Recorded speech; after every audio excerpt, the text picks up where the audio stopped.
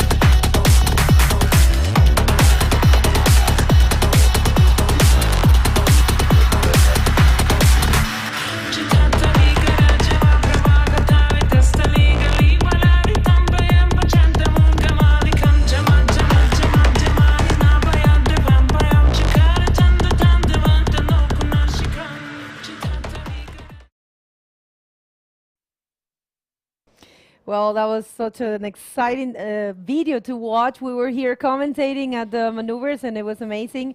And we are going to use this little time while we are sporting our event hats, which are very beautiful. Thank you very much. We are going to be using this one for today. Very proud and honored to be having these beautiful hats and the chance to be in the first edition of the Visit Maldives Pro. And I would like to ask you a little bit about the MBBA. Yeah, thank you. MBBA stands for Maldives Bodyboarding Association, which was founded in 2013. Actually, Ali Hushwan Kudaya is one of the co-founder, along with Mifu, we call him. So, like same like Minds, they started to put this sport into the next level. So myself, Fuku, and some other team members started working in the local events. We started the first event in we call Burunu Shikar. So it was in May 2013. A lot of like the vibes with the bodyboarding community over here in Varunula Ralugando. Then after like 2 years, we brought an international event called Maldives Open with the help of ASC, which is based in Indonesia, Asian Surfing Championship. So with the shortboard division, along with bodyboarding, we hosted this event in North Malay Atoll. It's called Lohis Surf Break in Huduramfushi.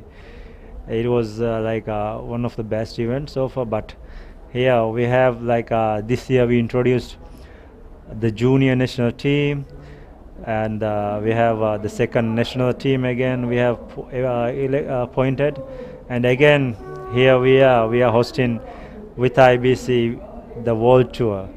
It's been 9 years working here, hard work of everyone in the team and the local community with the sponsors and partners, but here everyone witnessing the history. First time in the Asian continent, first time in Maldives, a world tour of IBC happening now.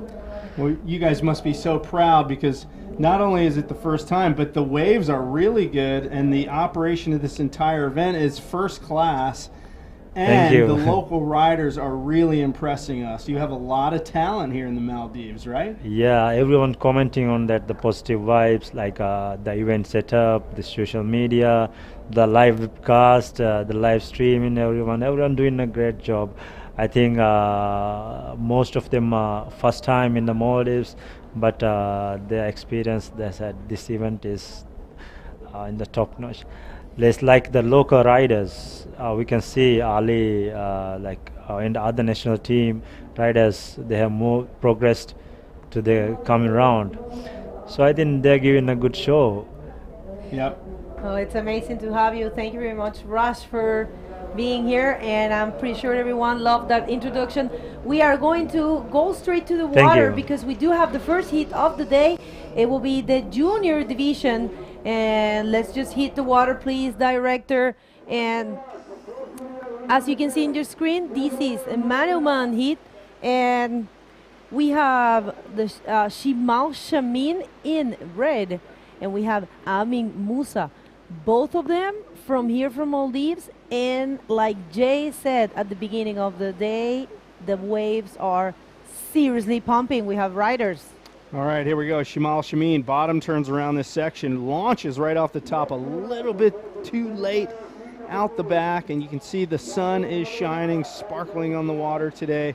It is a day for heavy bodyboarding action. Amin Musa now answers back with a roll of his own, and he pulls that one off. Can he find another? He does indeed. Gets the double lip move and goes for a third and fights to get back in front of that, but a solid opening battle from these two competitors. That's right. And how great can it be to be only two people in the water with those conditions? It's just a gift, I have to say. Some serious gems in the water right now. And Varunula Ralugando delivering once again. So for today, what it's planned, we actually started, wait a second, we have a replay of that first wave of yellow, beautiful beautiful wave. Oh, look at that. Nice pocket roll for Amin Musa. And he goes for a second one. Actually, very intense. And the third maneuver, unfortunately, not completed. And local rider Amin Musa means business out there. So, you know, I checked the surf at dawn. It was looking pretty decent, but I came back a couple hours later and it was notably larger. So now you can't see to the right, but waves are breaking on the other side of that bridge, pushing through.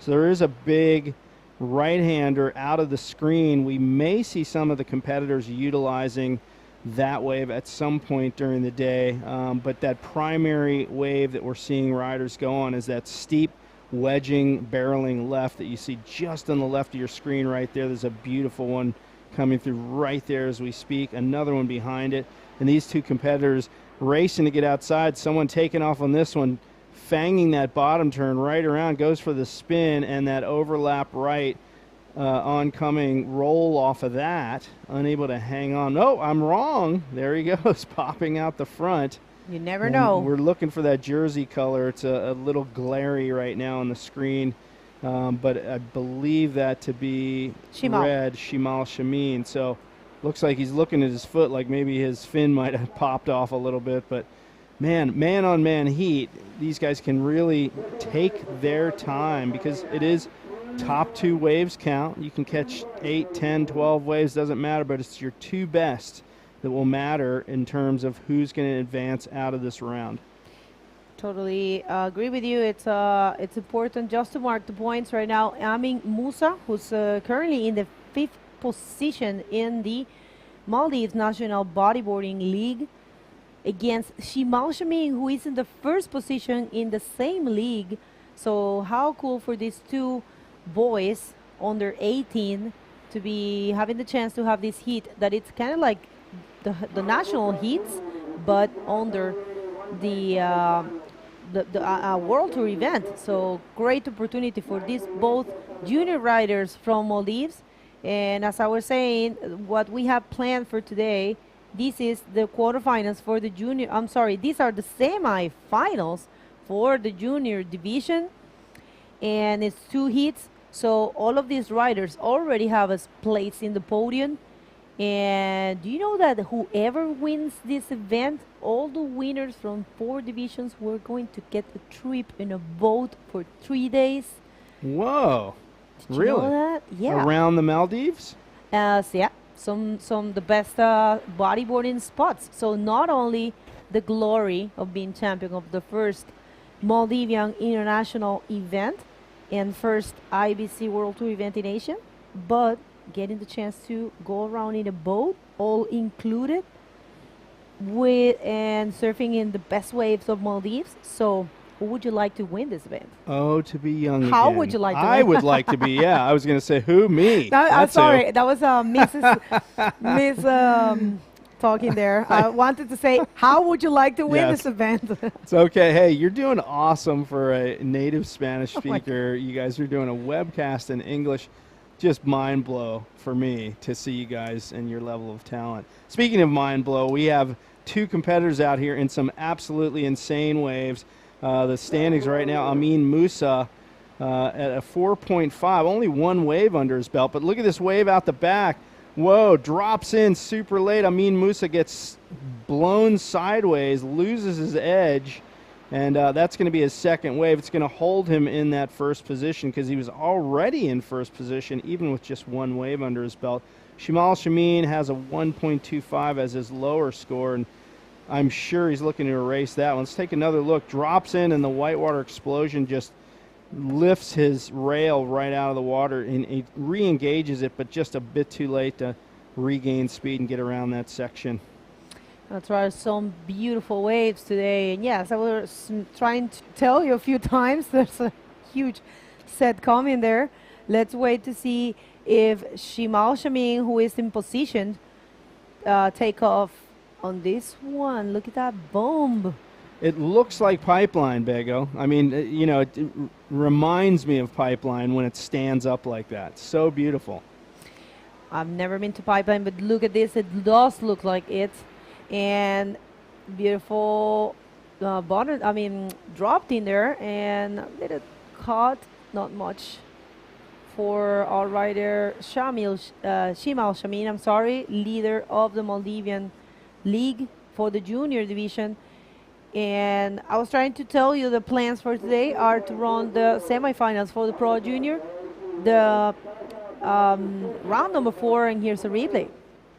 So late drop here, bottom turns around the bowl, trying to find something, throws a little snap to get back in the energy pocket there, but that wave just cascades down all around him and really no more scoring potential for him, so he's going to choose to duck out and make his way back out for more. So a few unridden waves there. You know, you have a man-on-man heat, there's going to be unridden waves out there, but the good thing is it's a big playing field and you know, ample time. 16 minutes remain in this heat. It's a 25-minute heat, as are all the heats today.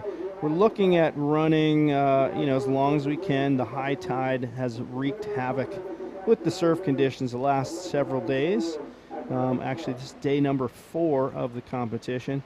So, you know, slowly we're chipping away at the event and whittling down to the, you know, the final rounds here. And we do have some Maldivians tuning in. We have Siman Manik, good luck, Shimali. And we also have Shahid Amin. Good luck to both surfers. Thank you, guys. We have Victor from Peru. We have Thomas. Thomas, who liked a lot the edit, the highlight. Thank you, Thomas. We have Ulises from Finland. Thank you. Wow. Sam Moretino. I believe is Sammy Moretino's dad. Thank you for tuning in. We have Pirpo from Peru. Oh, well, Pirpo, te extrañamos, amigo. Uno de los riders de junior más fuertes. One of the strongest junior rider. I will check right now the rankings, but if I'm not, I think if I'm not wrong, Pirpo is first right now in the rankings.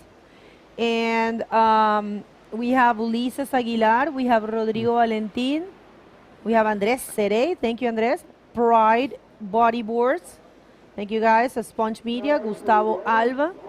Grant Jarrett. Thank you very much, everyone, for being present with us. And make sure to subscribe to the YouTube channel for the IBC World Tour. It's right underneath this live feed. Subscribe so you can get all the information from first hand every time we go live or we post any videos. You guys are going to be the first to know. YouTube notifies you, so it's a pretty useful tool. And also you will get the chance to commentate here because the comments are only for people that it's subscribed. And if you want to check more information about the tour or you want to see pictures and videos, it's all together at the IBC World Tour website, and which is ibcworldtour.com. So, you know, you look out here, you see that bridge and planes and boats flying in and out. And, you know, I was thinking about what we talked about earlier, these guys competing up and down the Maldivian archipelago. And unlike most places where you just hop in your car and drive to the next town to compete, these guys have to sail on boats or get on planes to go compete against other people from their country. And man, what a beautiful opportunity that is, because the waves here are just phenomenal. It's not just here at Varunula Ralogandu, it's all up and down this place. You know, Visit Maldives, the presenting sponsor here, that's not just the name of the sponsor, it's a suggestion. We suggest you visit this place because it is chock full of epic surf. There's resorts up and down, north to south. And right here, I mean, spend a couple days here riding this place and get to know the locals because, man, they run deep here, the talent level at least, and the hospitality has just been amazing. We've been loving it. That's right. I agree totally with you 100%. And I will use this opportunity to thank all of our sponsors and partners for this event. Remember, we have a destination partner and title sponsor, which is Visit Maldives, which Jay was referring to. You guys have to go and check out their website. It's pretty complete. We have this event is made in association with the Ministry of Youth, Sports and Community Empowerment. we have an accommodation partner, which is the Marucat Plaza, and there's a wave here. Okay, here we go. Shimal Shameen, nice glistening glassy wave. Bottom turns up and punches through the roof. Can't really get the speed or the angle to get that move off, so cuts his losses, heads back out for more. And at the moment, he is, looking for that bigger, better wave. You want to get into the first position and make sure that you stay there, really. So, as you get into the latter part of the heat, holding priority, super, super important. And, the thing is, you can use it to your advantage. If you have priority, the heat's winding down, and you're in the lead, you make sure your fellow competitor doesn't get a good one. That's right, and I will continue with the partners and the sponsors. We have official events as event partner. We have Diragu as digital partner, Print Lab as printing partner, Muchas Gracias as catering partner, Adadu as online media partner, Mula Maldives, Sun Care partner, and our supporting partners are Maldives National Defense Forces, Maldives Police Services. We have also Estelco, Mali City Council, Stream Fitness, Musicians Association of Maldives, Mafushi Water Sports, and the MBAM. Thank you very much, everyone, and thank you all of you for tuning in. Gaston from Argentina, Nasi Ahmed, come on, Amin, I'm sorry. And look at this good comment about Shahid Amin. He says, there are 3 waves at Barunula Realugandu. The left wave working today mostly is Padang, and we go right, we call it backdoor. So yeah, backdoor of Padang. That's true, thank you for that. I think there's also a name for the 2 waves that forms in the middle of the break. I don't know, I think Ali told me that in the interview we did before coming here. And if one can tell us that would be great. But yeah, we know the left are called after Bali's wave, Padang Padang, and the right backdoor. And we have been surfing both of them throughout the event. Yeah, for sure. Backdoor, I guess, is where I've been favoring, because most of the crowd hangs at that Padang peak. So I'm always trying to get away from the crowd. But this morning, there were some really solid waves over there at that backdoor peak. That's the one that comes off the bridge. Look at this little bowler and late takeoff. Bottom turns around the section. Amin Musa, and he gets sideways again. So he's having problems with that lip hitting his feet. And your feet and legs are an extension of the rail of your board. So as soon as the feet get blown out of the water, you lose a lot of that edge control, and we saw that happen right there. So tough times for Amin Musa. However, he does hold down the first spot, and that is so even with a 1.0 as his second scoring ride. So this is a tight heat, really. It really is just going to take one halfway decent wave to vault either one of these two into the lead or further into the lead, as is the case with Amin Musa. And there's a ton of opportunities out there. Let's take a look at this right-hander. This is a pretty nice looking one. Let's see if he can perform. That's a reverse spin. He keeps going, might find a section. He did, and rolled all the way to the flats, and you can tell the excitement. He's actually looking to change one of those scores. Very small score he needs, a 2.51. You know who's tuning in right now? Who? Vicky Real. Really? Well, hi, darling. I miss you. I love you. I don't want to get too mushy here on screen, You but can. it's almost 10 o'clock at night. Look at that roll right there. Vicky, did you see that? That was cool. So yeah, Vicky holding it down back in California. Thank you for letting me come down here and be a part of this great event. There's always a great woman behind a great man. I'll So agree. you are the reason, Vicky. I know that. Right. Thank you very much for supporting Jay and let us have him for a few days. It's been a great add to the tour. We are very happy, and feedbacks from all over the world are that they are loving you. So thank you very much, Vicky. You are one of the main reasons he's here. I know that for a fact. Yep. There we go. Look at Amin Musa. Let's see if he can pull this one off. Goes up to the lip just a little early and flips over the back. So he's having a little bit of struggle here in the middle of the heat. Gets thrown sideways a little bit, and timing is a little bit off. I think I mean, these are young guys. They're very excited. They're in a World Tour event. Just one more look at this one. Looks good at the beginning. Everything's on par here, but he just goes up too early, and I think he just hoped he would get a little pitching lip there, and pops right over the back on that one. So, you know, plenty of time left in this heat, 6:20 to get one more bomb set wave. That's right, and I've been trying to let you know the schedule for today. It's been a little hard. We have a lot of action. So yeah, what it's planned is the semifinals for the juniors, 2 heats, and 25 minutes each. We're gonna keep going with the men division for 8 heats. That will be round number 4. And we have round number 3 for DROPKNEE, which is 4 heats. That will be the quarterfinals for the DROPKNEE division.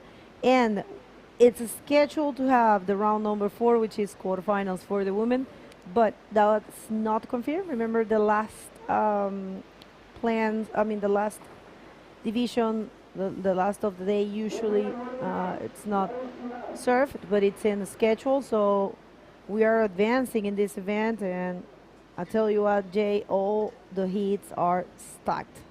Yeah, I'm really looking forward to see what happens out there. This morning, before the event, a lot of the competitors paddled out and just had a quick free surf, and the level of riding was mind-blowing. So wait till these guys get a hold of these waves, and you can see what is done on a top level of bodyboarding out here. These guys and girls know how to ride these waves, folks. Believe me.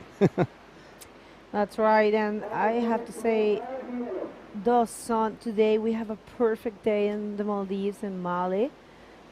Look at that, shiny, completely clear skies, beautiful waves, pretty decent size actually, and I can't wait to see all the rest of the riders surfing. But right now, our 2 Maldivians right there is Shimal Shamin in the first position. Shimal Shamin, who's also in the first position in the Maldivian National Tour or League.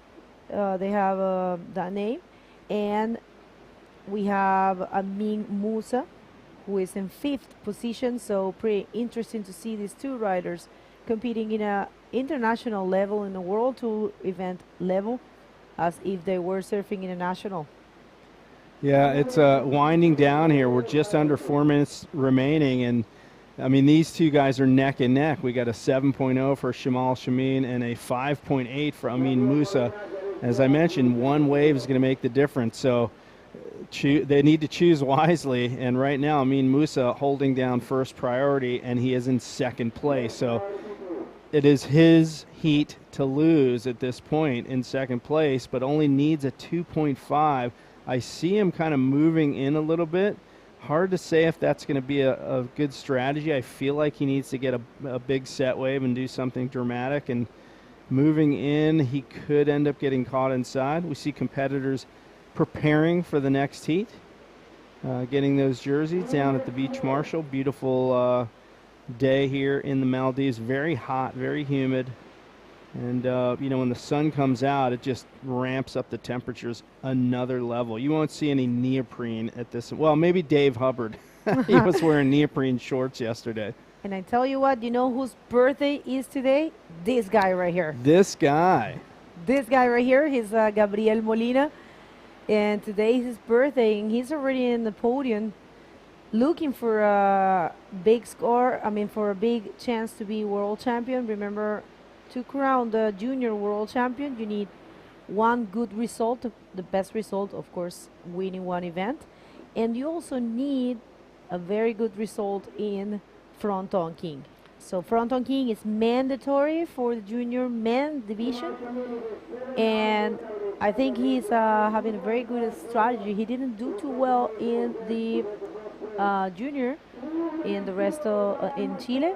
And right now, if he wins this event here, he has a big chance to be world champion because the next event, mandatory one, is in his own wave, El Frontón. Well, that's a good advantage to have, you know, the final event right in your home island. And feliz cumpleaños to Gabriel as he prepares to paddle out. And look at this. This is the big time here. This is all the money right here for Amin Musa. Gets a roll around the bowl, as they say, and ducks out. He only needs a 2.5. Was that 2.5 worthy? But look out the back. Shimal Shamin on a bouncy right, trying to find something, and that wave just dies out on him. So Amin Musa pulling out the big wave out of the bag there at the end of this heat. We will see with 1 minute to go if either of these guys can get back out. Let's take one more look. Bottom turn around the bowl. He needs to hit this lip. He does, right in the crease, rolls it around. Bottom turns back in front of the wave and ducks out. And it sounds like we do have a lead change right here at the end of the heat. So that was a clutch wave for him. Well, you know, when you have two locals that know each other very well and know the wave very well, you can expect anything. It's anyone's ball game, I will say. These two guys are pretty capable. So Amin Musa, right now in the first position with 30 seconds in the clock. That's our beautiful and comfortable athletes area. We have Benji there with Pierre, Ruth, Mayla, Venturin, and Maida Viana. We have Tristan, the Portuguese girls, the two MVs, Maida Viana and Mayla Venturin, MVs. Oh, wow. Shimal Shamin getting a last-minute wave here with just 3 seconds left. We missed the beginning of that wave. He needed a 3.51. I don't know if those right-handers are offering those kind of scoring opportunities. So what an absolute barn burner of a finish for that heat with a lead change there in the final minutes of the heat to determine who goes on to the final there. We're going to hit the heat recap and the commercial break. I'm going to be back with the second semifinal for the junior division. Don't go anywhere, please.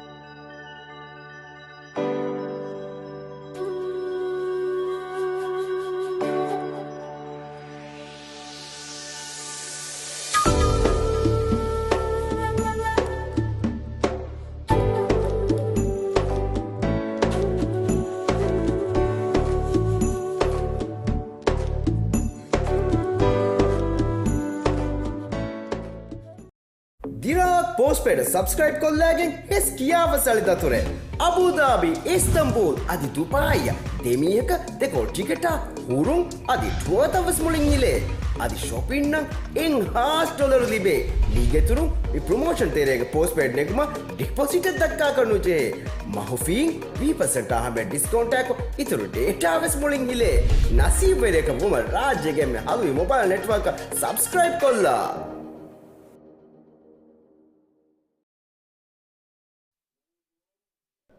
Well, good morning, good afternoon, or good evening for you back home. We are in the fourth day of competition in the 2022 Visit Maldives Pro. And good morning here in Maldives, Juliana Lara. Good morning, Bego. Thanks for having me here. We are at the fourth day of competition at the Visit Maldives Pro. And let's go straight to the water because we have a semi-final going on. That's it. This is Gabriel Molina in red and Jahesh Jihad in yellow, actually. This is the second heat of the semi-final. Jarish Jihad in yellow, thank you. And upper riding, we have a rider on the right-hander. I just couldn't see who was that, but definitely this one is Gabriel Molina. Just a quick in and out for him, right, Bego? Yeah, he probably could have rolled on that one, but he is the one that knows when you are out there. Definitely the view is different. Here's the first wave of the rider in yellow, and he actually tried, I think he probably thought about going for the through the leap roll, but no. So no, not much yet in this heat. Remember, these are 25-minute heats where the two best waves counts, and you have a maximum of 12 waves to take. That it's important if you're tuning in and you are not really familiarized with the structure of the competition, bodyboarding competition. It's two waves that you can catch. I mean, it's 12 waves stops that you can catch. And actually, if you catch those 12 waves, you have to leave the competition area, which is, so there's a lot of a strategy involved in competing. You have to know how to use the time, the waves, and how to use the priority as well, which is a very important tool. So priority, wait a second, here comes Gabriel Molina. Vamos a ver el marrajo que está de cumpleaños hoy con un bonito rolo para empezar este hit. Sería la primera maniobra completada en este hit. Y esta es la repetición. Y ahí está the replay, el roll del marrajo, a nice roll from the red one. Actually, the wave counting for pros, men and women division, you may ride as much as waves as you want. There's no limit. But for the amateurs, I mean, the non-professionals, I can say you have a 12 wave limit. So if you ride it, the 12 waves you can ride, you have to leave the heat. So this is how it says in the rule book. And if you want to have access to the rule book, you may check it on IBC website. Look at that beautiful looking wave right there, man. This wave is amazing. Vanura Rarugandu, it's pumping at today, and we have Alex ready on the interview right now. Thank you, guys, and we're here with a really stoked local boy, Amin Musa. You made it into the final. How do you feel? I'm really excited for the finals. In a competition like this is my first time probably competing in a tournament like this. I'm really excited for it. We can imagine you're really excited. Really good job there. Competing against, I guess, a friend of yours, a fellow local. How does it feel to compete against friends of yours in this kind of competitions? It's really exciting because I've never beat him before, and I was really excited to compete with him again in a competition like this. So it's a really good feeling to win against him. Well, enjoy this feeling. Good luck in the final, and back to you guys. Yeah, nice. You can see how happy Amin is. The smile just stuck it in his face. That was so nice to see these guys, the local Maldivian crew, advancing to the final. And it seems we have a wave that came through during the interview. Here we go in the replay. This is the yellow jersey just going. Oh no, that was a quick little one for him, so it's gonna be a throwout score. You're gonna get a better than this one. Jaresh Shihad from Maldives, and Gabriel Molina looks cool and solid in first position with a 5 points. Jahesh has a double 1 point ride, so he needs now a 4.51 to get first. Meanwhile, we have 18 minutes and 40 seconds. Here we go, live action. Oh no, just no takers on this one. He just paddled and it was a closeout. There's another wave coming. No. So this is a 25-minute heat. Top 2 waves to score. The best rider will advance to the final up against the Maldivian guy Amin Musa, qualified on the first semi-final. And we have Gabriel Molina in first and Jaresh Jihad in second, Begonia Martinez. That's right, and how cool for Amin Musa, who is in 5th position in the Maldivian League, to win Shimal Shamin, who is actually in the 1st position. So for him, it was a big win, because even though Shimal it's in the 1st position in their local contest, I mean, to have the chance to, both of them, it was their first times competing in World Tour events. So how cool for him, such a big highlight for his career, to be winning him is his first World Tour in his wave. So definitely a highlight for him. So congratulations to Amin Musa for being the first rider to be established in the great final for the junior division. Let's see who's going to join him. And here comes Gabri Molina, who's holding a 5 at the moment, and this is his backup scorer. Since he has a long hair, you can see the power of the maneuver. It definitely shows you when a maneuver is powerful. If you have long hair and the hair goes straight while you're rolling, it means it's very powerful. Yeah, I have mentioned it with J Real on the last few days. Here we go. This is the replay. Nice bottom turn, goes for the roll. Flying hair, as Begonia mentioned. There was a nice wave from Gabriel Molina, who actually has his birthday today. He's turning to 18 right now. And look, man, the waves are very good. There is a swell arising and building through the day. Actually, this swell was expected some days ago. It seems that the direction is kind of south, so it's not the best direction here for Varnula Ralugandu.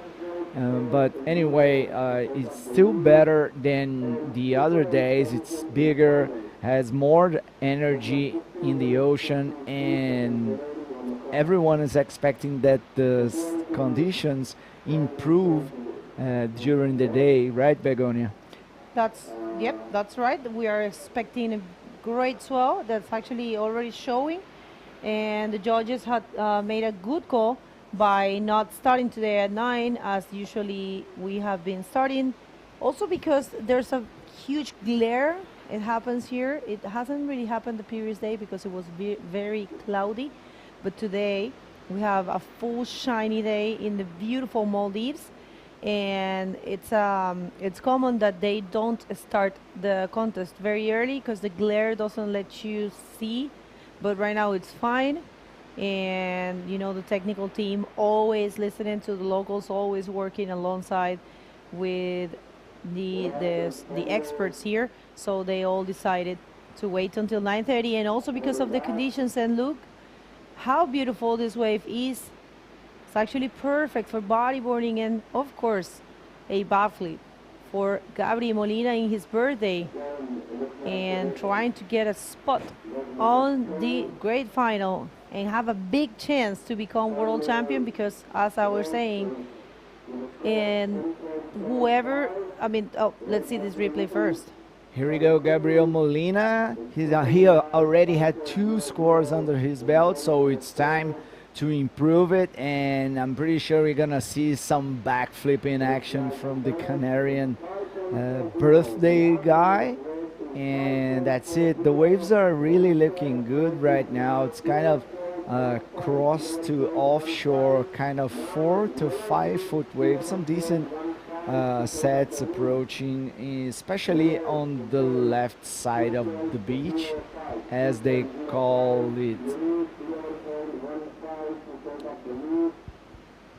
as they call it, the I'm sorry, Padang.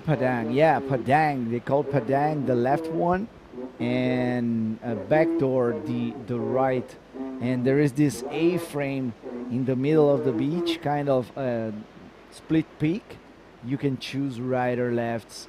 I love it, man. The place is very nice. It's looks like a beach break, but there's a reef on the bottom, and I had some snorkeling right there some days ago, and there's some big parrotfishes right there, some amazing nature under this beautiful waves that coming through, and the setup is amazing. I love the bridge on the background. It's a totally different view as usual from the beaches where you normally see the horizon and islands. But here you have this beautiful bridge, and well, man, we have the whole pack here: waves, nature, good local riders, great promoters that are doing this perfect job here, very sharp on the details, security, all the setup, judges tower, priority panel, commentary booth, amazing, very comfortable here. And you know, this is such an epic event. The first time we are here, and I'm really looking forward to be here the next couple years, as I've heard that these guys are still working to improve prize money for the following years, Begonia. I don't doubt that for any minute. These guys are working really hard for the sport, and of course, they would like to raise the prize money. You know, how is it? Bigger prize money, maybe you get another different riders that probably are motivated by that. But definitely, I know there is I will have to say more of half of the bodyboarding community, the world bodyboarding community, that want to come to this event. Been chatting with a lot of great bodyboarders all over the world, and they say they're very happy that we did this event here, and they're definitely booking the date for next year. So that's going to be a bigger motivation for them if we got a bigger prize money, for sure. Although the event as it's been right now, it's been great. So definitely bigger motivation. Yeah, for sure. And actually, we had already a bunch of events on South America, and now we are coming down to the Orient side of the world, as we are now in the Indian Ocean in Maldives Island, one of the most beautiful places in the world. Actually, Maldives is a reunion of atolls, 26 atolls actually composed by 1,192 islands. This is the heaven on earth, as they call it. Yeah, definitely one of the key places, the most beautiful places, relaxing in the world. I think you actually said that the other day in the water. You said the warm water relaxes you so much. So imagine being floating in a beautiful, clean water in one of those islands, floating there, warm breeze. Oh no, this is definitely a paradise. Definitely, you guys have to come and check it out. And I tell you what, I'm very impressed. There are not bugs or too many mosquitoes or too many. Some of the tropical weather areas are kind of like very full of different bugs. I lived in a few islands in the past in my life. Oh, you said bugs. Yeah. I thought you were saying dogs. Bugs. Okay. Bugs. Okay. B-U-G. I haven't seen many dogs as well. I have seen a lot of cats. Yeah. Yeah, I've seen a lot of cats in the street, but I haven't seen many dogs around as we usually see in Brazil. And yeah, we have now 9 minutes and 50 seconds to go. This is Gabriel Molina in first with a 5.75 and a 5.4. And Jaresh Jihad in second with a 1.05 and a 1 point. He needs 11.15 in combination. Tough times for the local guy, but actually already in third place if we finish the heat like this. And as you can see, next hit is coming. We have Amaury Leverne from France et Irving Cloirec, 100% French heat coming up next, Begonia. That's right, a French, well, a Reunion Island rider and a French from the continent. But yeah, Amaury actually was born in France but raised in Reunion Island, which is right here in the same Indian Ocean. So as Fabian was saying, Fabian is also from Reunion Island. Fabian was saying the conditions, the weather, everything, it's the same as home. So they feel really comfortable right now. Amaury, of course, living in Canary Islands at the moment, but he's feeling like home here. And if you're tuning in right now, let us know where you at. And please help us spread the word that we are here in the beautiful Male, in the capital city of Maldives. And let us know where you at. You can share this live feed. You can go to the IBC World Tour website and check all the information all together if you want to see the videos, the highlights, the pictures of this event, also from the previous events.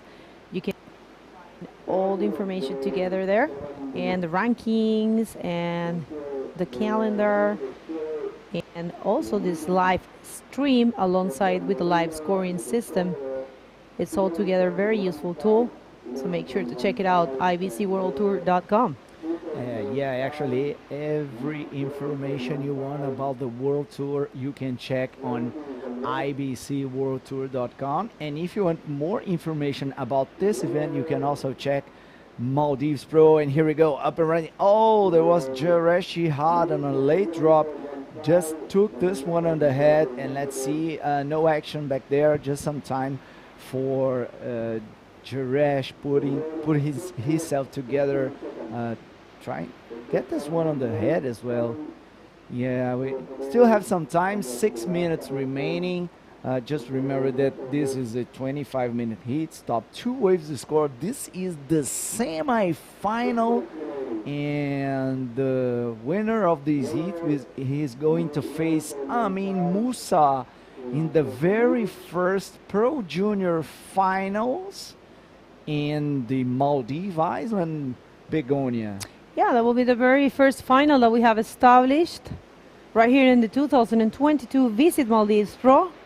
And Amin Musa waiting patiently there to see who is going to join him. I think so far with 5 minutes and a half in the clock, it looks like it's Gabriel Molina, but you never know.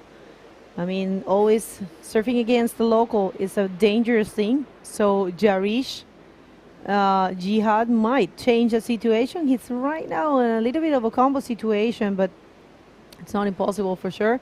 5 minutes in the clock right now, and we are so happy to be in the 4th day. We have all divisions very advanced. We're going to see round number 4 after this one. It's 8 heat for the men division. We're going to see the quarterfinals for the DROPKNEE, and we might see the quarterfinals for the women division.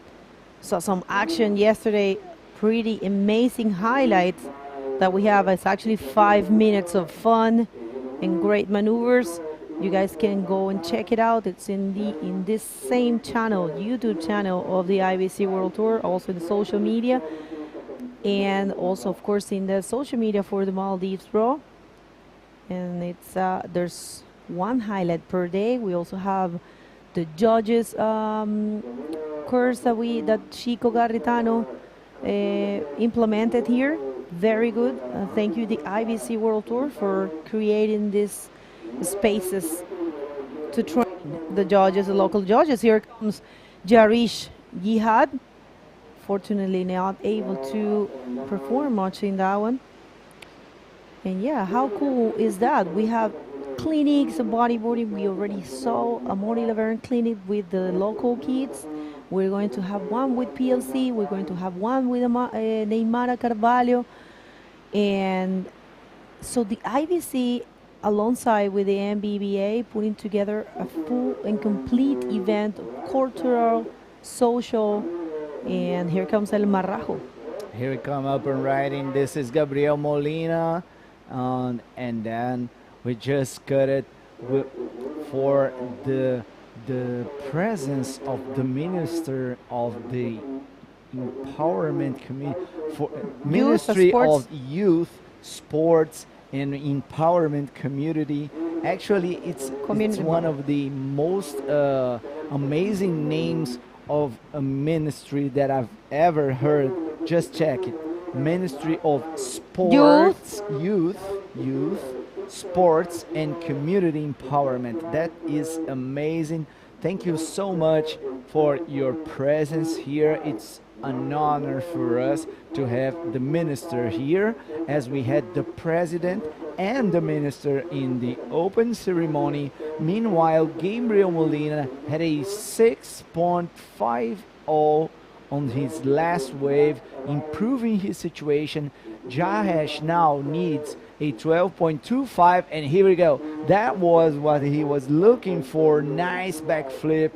Just waiting patiently to find a better one, as he already has two solid scores under his belt. And this is Gabriel Molina looking forward for the final. That's right, Gabriel Molina looking solid in this heat. And this is almost over. And situation a little bit more difficult for Jarish Jihad, although he already have a place in the podium with this. Remember the riders that end in this part of the competition. Wait, we have some action there. Here comes actually Jarish Jihad. Unfortunately not able to complete that maneuver. So yeah, whoever and doesn't advance here, end up in third position. Those are good points and also good money, and a good, very good highlight in your career as a junior to have a third place in a World Tour event. So it's only winning here for these boys.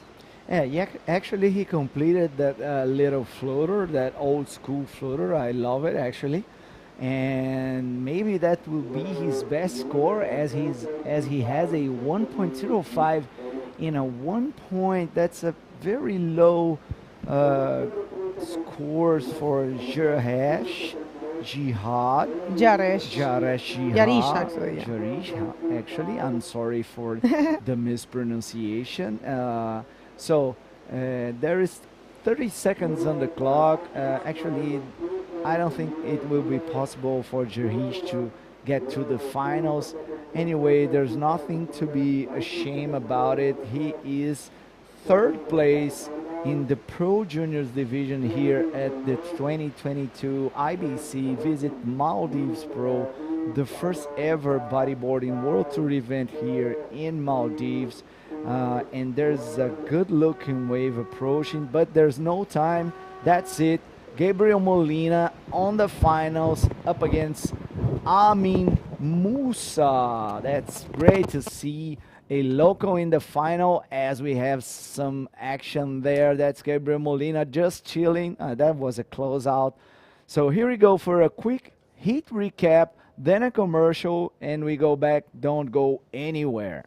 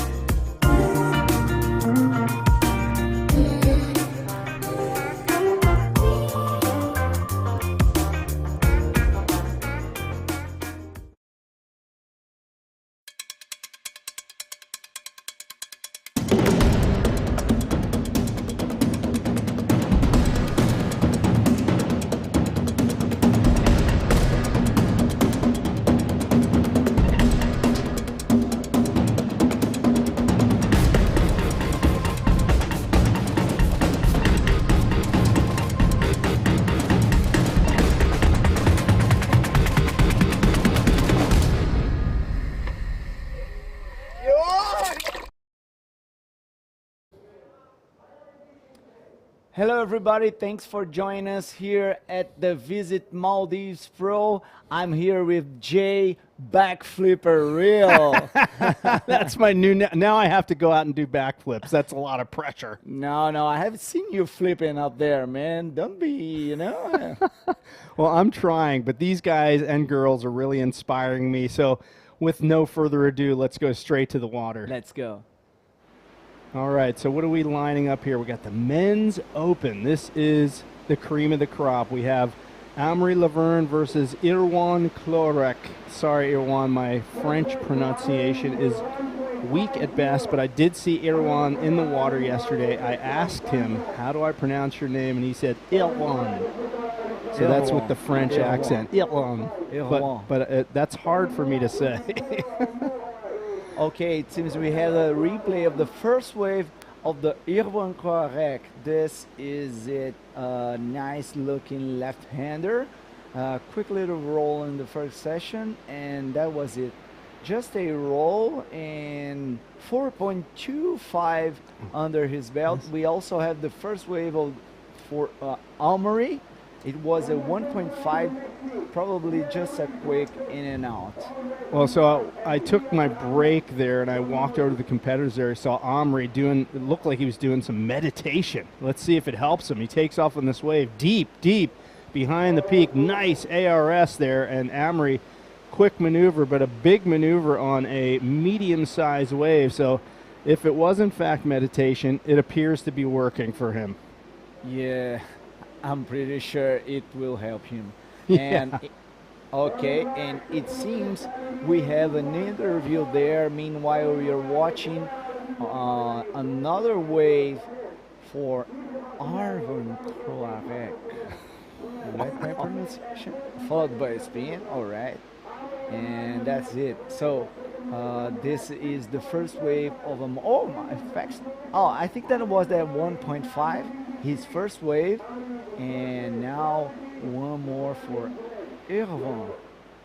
All right, so he fangs it off the bottom up into the lip, rolls it a little crumbly on that lip there. He's looking down the line, trying to get back up there to the open face, which he does, but the wave's done. And you know what? We have Alex Rinder back today. Her voice is back.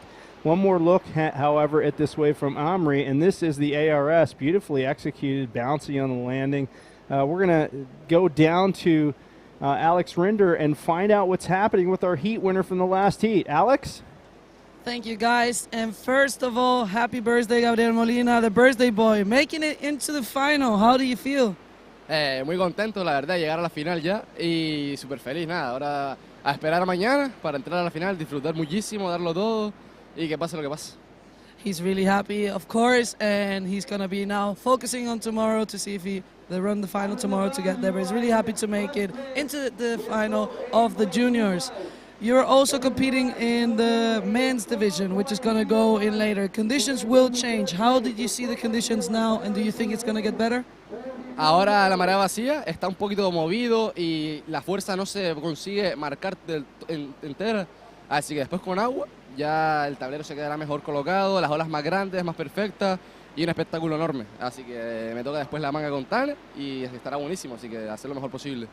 Well, as he said that with the low tide right now, it's a little bit shifty. It's moving a lot of current, but he's looking forward to his men division heat against Tanner McDaniel with a little bit more water, and he is definitely positive that it's going to be better condition and it's going to be a big spectacular moment there. So we know that you're going to make your best. Good luck for the next round and good luck in the final. Back to you guys.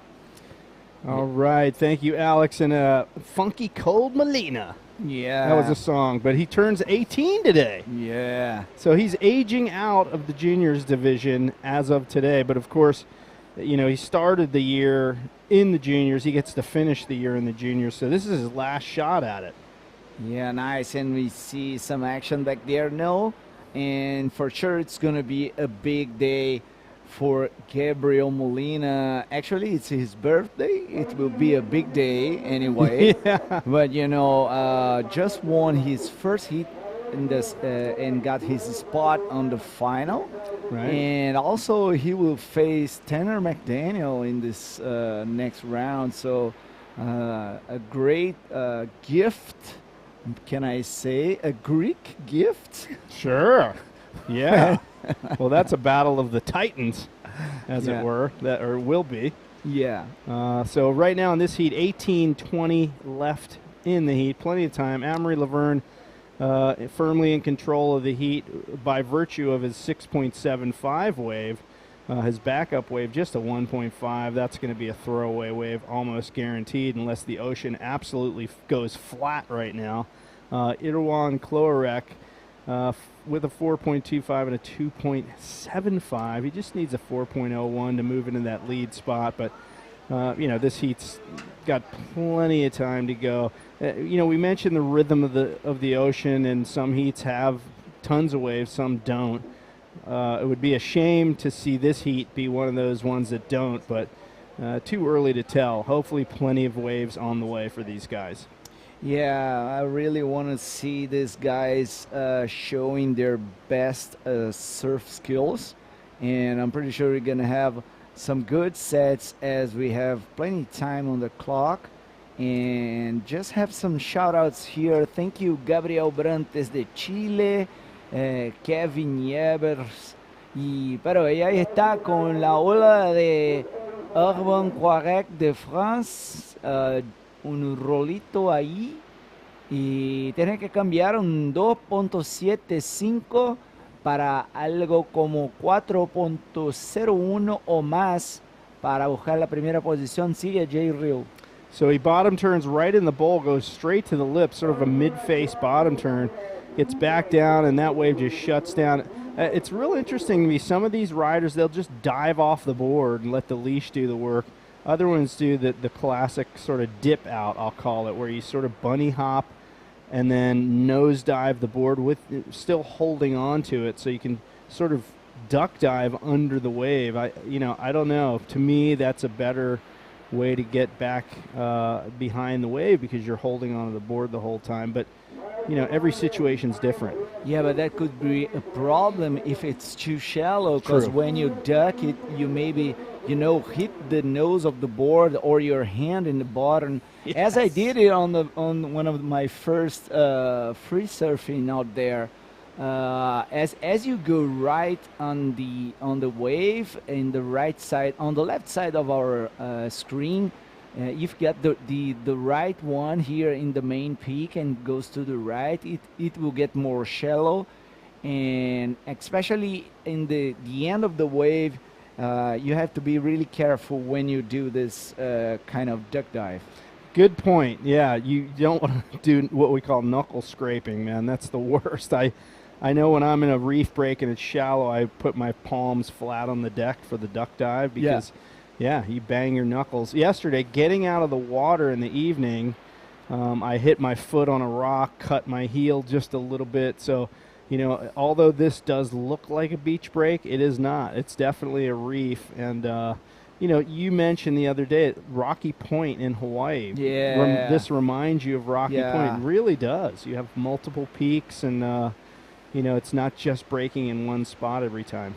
Yeah, and as we see a couple more waves today, there is that gas chamber spot on the left side of Rockies, and you also have this pipe-looking wave right there. So it's getting more similar, very easy to compare one place with the other. Yeah, the bigger it gets, the more it looks like that. Even the way the sun hits it and the wind hits it. Yeah.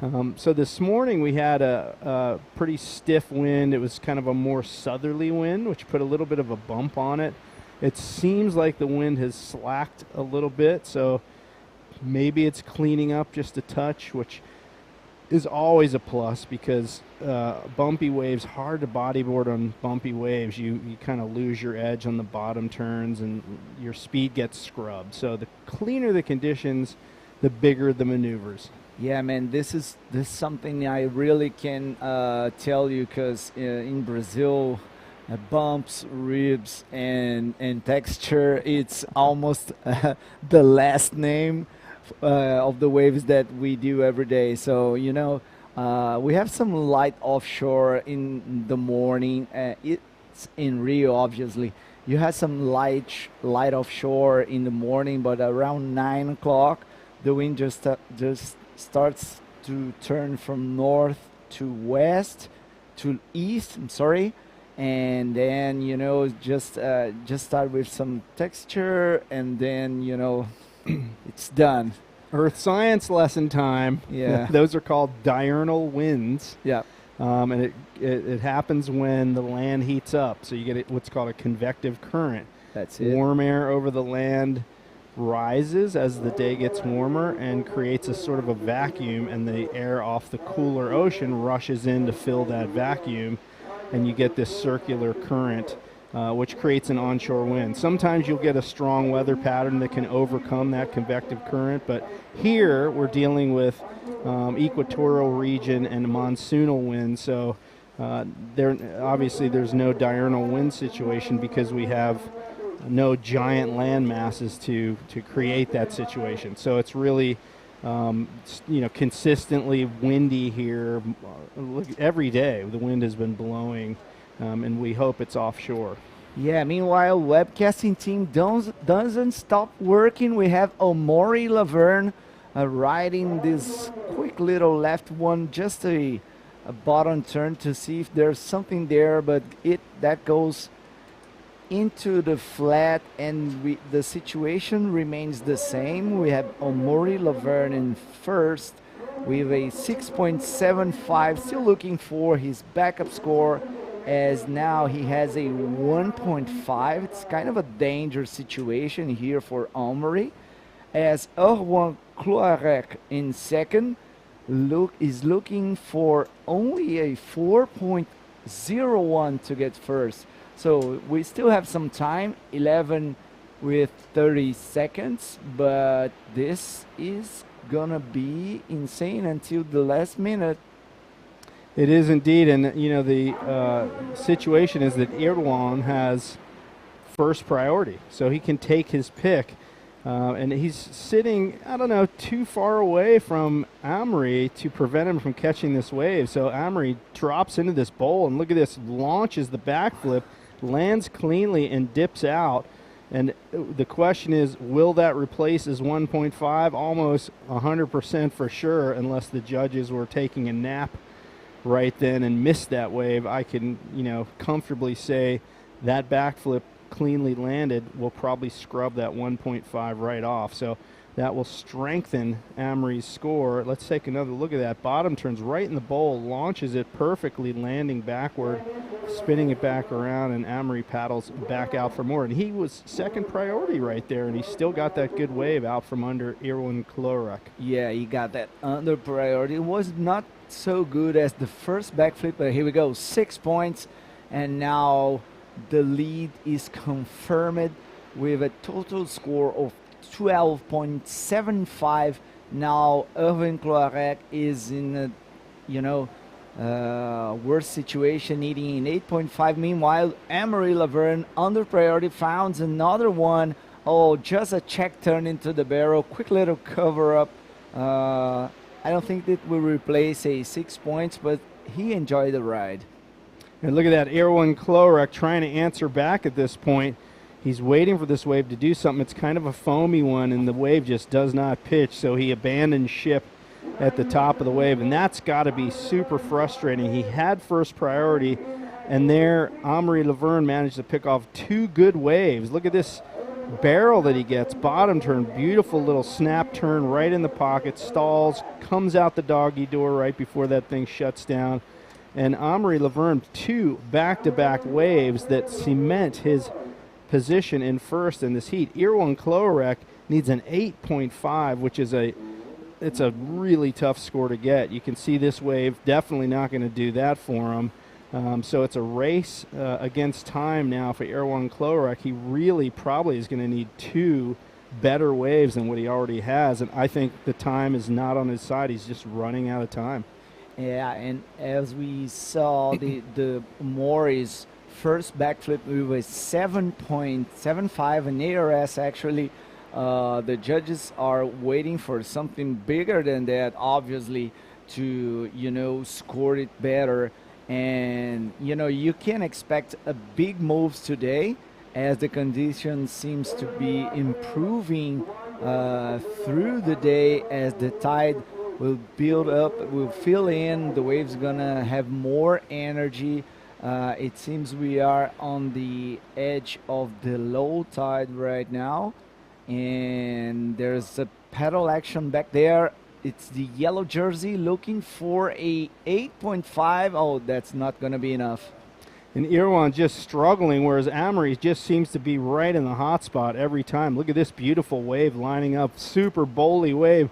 Ramps it up. ARS. And beautifully executed ARS from the former world champ, Amory Laverne. And, you just got to give it to him. He's been in the right spot consistently time and time again in this heat. Irwan Klorek, on the other hand, struggling. Talk us through this. Yeah, man, look, that bowly one, just nice bottom turn, flips perfectly.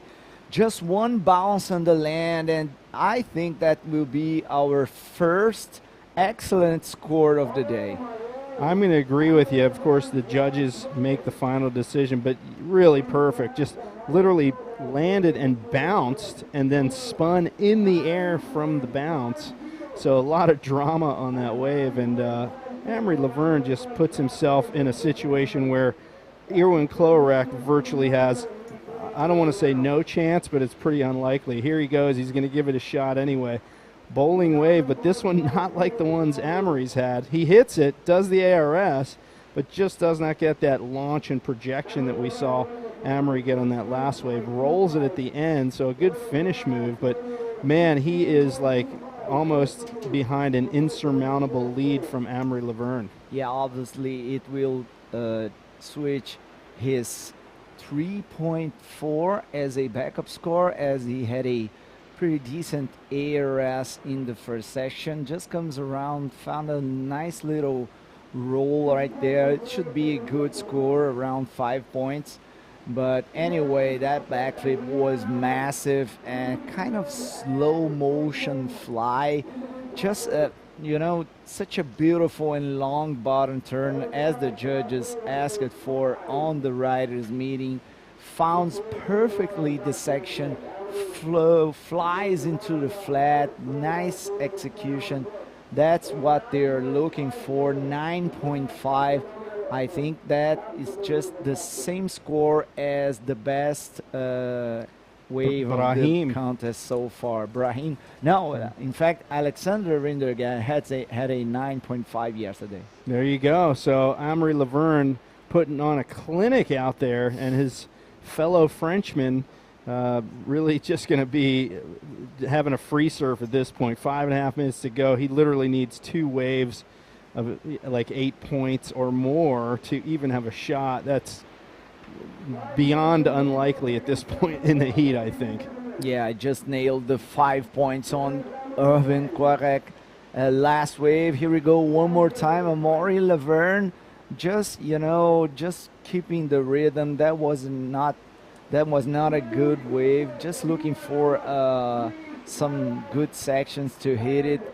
Now we can tell that the yoga and meditation, they did work. It's apparently working. Of course, Amory Laverne, one of the fittest riders on the tour and a tour veteran. He's been at it for a long time. He knows what works. When you're a world champ and you've been at it for this long, you kind of have your routines and you've figured out what you need to do to prepare for a heat, and clearly it's working for him, because, man, he has been in the right spot every time. Irwan Klorek with sort of a last-ditch effort to, at least chip away at that combo situation, and another frustrating wave for him. Yeah, not a good one for Irvin. Actually, I was at the same hotel in Arica with Maury, and I could, just see when the way his routine in the morning, and the stretching, and then the meditation, and the exercises, always concentrated, and man, his performance at Arica was something that I've never seen in my life, especially on those conditions when was really big, like 8 to 10 foot. He was looking so comfortable out there, just barreling like a 3 to 4 foot hitting lips. It's something that really inspiring to see Maury in Arica, and he's showing us that he can ride small fun waves as well. Well, he's riding a big fun wave right here. Bottom turns, kicks out. And yeah, you mentioned his preparation. That's what separates the bros from the pros. That's it. Because the bros are going to go get donuts in the morning before their surf, and Amory's going to be stretching and meditating and doing yoga. So that's why he's been at the top of the game for so many years, and clearly ripping today. And yesterday, he had some of the best style, cleanest maneuvers of anyone out there. And he's just carrying that through this event here with just 240 remaining. Irwan Kloarek, pretty much a done deal here. I don't think there's any question about that. Maybe these two are just chatting about what they're going to do next month or something, because what else can they do at this point? It's got to be frustrating for Irwan. He never really got the right kind of wave to do what he wants to do, and Amory, the exact opposite, right place at right time throughout this entire heat. Yeah, that was it. Maury nailed every little good-looking wave in this heat since from the start. Started with some quick little rolls, then flip it out the first one, and then got that 9.5 that puts him comfortably in the first position. As the time goes by, now we have 1 minute and 45 seconds remaining. This is the Heat 1 round number 4, and we're gonna be followed by Heat number 2. And now waiting for the next scores, maybe. I don't know if he has any wave written. Yeah, I mean, it's a massive difference in scores. 16.25 for Amory Laverne on the strength of that 9.5 wave that he had earlier. Looking forward to seeing the highlights of this heat after it's over. You're going to see the total domination that Amory displayed throughout this heat. Irwan Kloarek just never really got the momentum going, just couldn't find those gem waves that Amory picked off. And you see two peaks, right? There's that one that's breaking right on your screen, and there's sort of another one down to the left that's more bowly, and that one is where Amory has camped out for the entire heat. We saw local Ali camp out on that peak as well, so that definitely seems to be the call today. And you can see that bowly peak on the left of your screen, and then you got this bigger peak right here. That was a pretty good one, but those are rare. Yeah, we have some texture on the second one. The first one kind of double ups, and here we go with Erwin Kloarek looking solid on this one. Oh, I think he misses the first section, goes for a little roll on this one, and that's it, just pointing his board. Leaving the ocean. We have just some seconds to go, and that's 3, 2, 1, and there it is. Amory Laverne qualified to this quarterfinals of the 2022 IBC Maldives Pro. We go for a quick heat recap, then the commercials. Don't go anywhere. We're right back.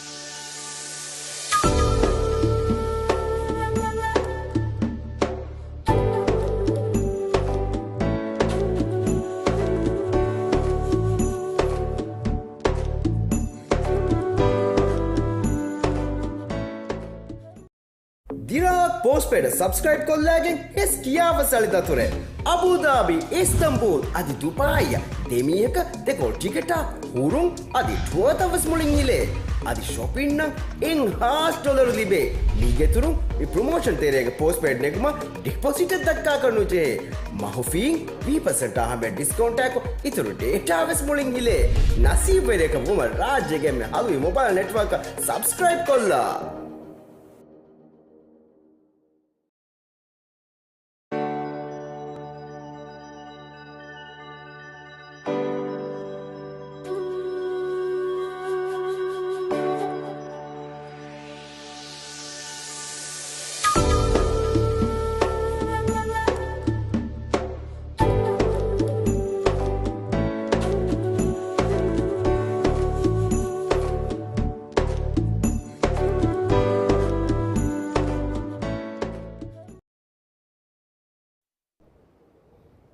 Welcome back, everybody. We are just so honored and so happy to have the presence of Minister Mahlouf. Thank you so much. Thank you very much for joining us. Yeah, He's from the Minister of Youth, Sports and Community Empowerment from here, from Maldives. And for us, it's a pleasure to have you here. Thank you very much for... Thank you for having me. It's a great pleasure for me also to be here. Unfortunately, I was in the Commonwealth Games with our contingent, and I just got back yesterday, and I'm very happy to see the event today. Well, have you been taking around the areas of the event? Yeah. What do you think? It looks amazing. Our team, the Bodyboarding Association's team, they've done a great job, but I think mostly the main comments that I've heard from the participants and the organizers from IBC is very good to hear. So this is our first time we are hosting the Bodyboarding Pro competition here in Maldives, and I'm told it's the first time in Asia as well. So yeah, it's very good to hear all these positive comments.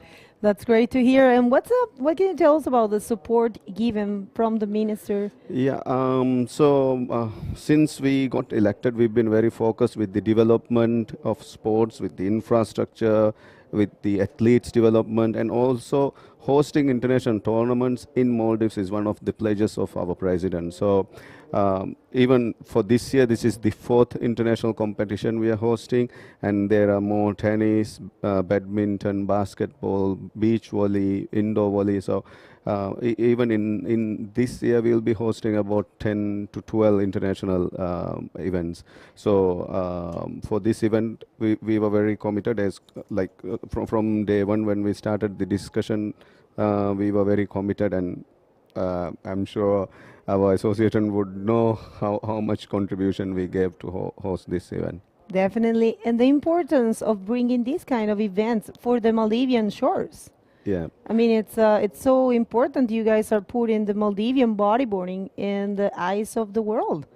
Yeah, so in our president's presidential address in the parliament this year, he specifically mentioned that bringing international water sports events would be a priority of the government. So I was really looking forward to host this. So one of the main reason is that we would be able to promote our tourism through water sports, and also I'm sure this would help us to develop our national athletes. And I'm very happy to see the achievements so far. Like our top athletes have already won against world ranking athletes. So I think because we are taking the home advantage here, right? I think our athletes are more used to these waves than the visitors. So it's good.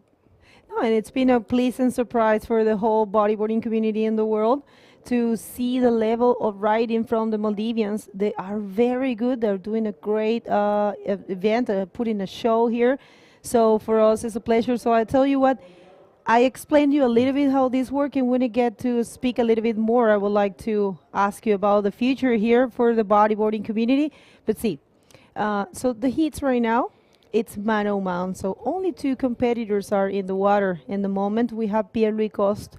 It's one of the biggest names in the sport. He's 2 times world champion, and he's coming from France. Okay. And we have Ian Ahmed. Ian, yeah, the Maldivian, right? Yeah. I'm told he's only 13 years. He is the youngest competitor, and I think this is a chance that it's a huge chance for Ian and for the rest of the community, because if it wasn't for this event, he wouldn't have probably the chance to be surfing with this 2 times world champion. So it's so important to bring this event to these coastlines. And that you see is a replay, which means they put again one of the waves surf. That's Pierre Ricost. And I tell you how it works. In 25 minutes, you have the chance to get only 12 waves. That's a maximum. But from those 12 waves, only your 2 best counts. So the judges will be giving points to only 2 waves, for the best 2 waves. They give points to all the waves, but the best 2 are the ones that are going to take you to win or not, you know? So that's how it works. So as you can see, there's always 2 scores show in the screen. That's why those are the main ones. And right now, the scores are very low. The scores are up to 10.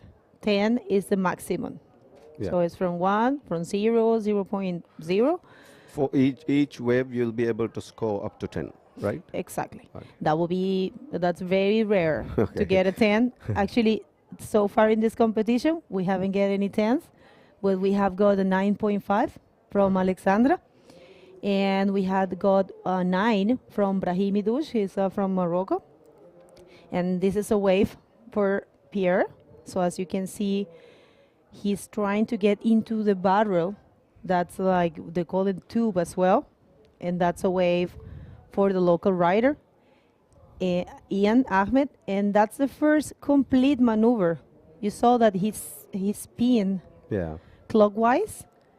I think, or we're going to get to see the replays, but that will be the first wave score so far. This is very strange to see. They have, look at that, that's a Pierre. Oh, well, that's actually a complete maneuver as well. He gets into the barrel, but he actually fell there. Because he wasn't able to get out of the tube, right? That's right. There, you see, very easy. The minister was a little bit concerned because he said, like, I don't know if I can commentate. I think the first week I was appointed, I came to experience bodyboarding with our bodyboarder. It was fun, but very challenging. Oh, you actually surf? No, just once. Oh. Yeah, I just tried with our bodyboarders. So.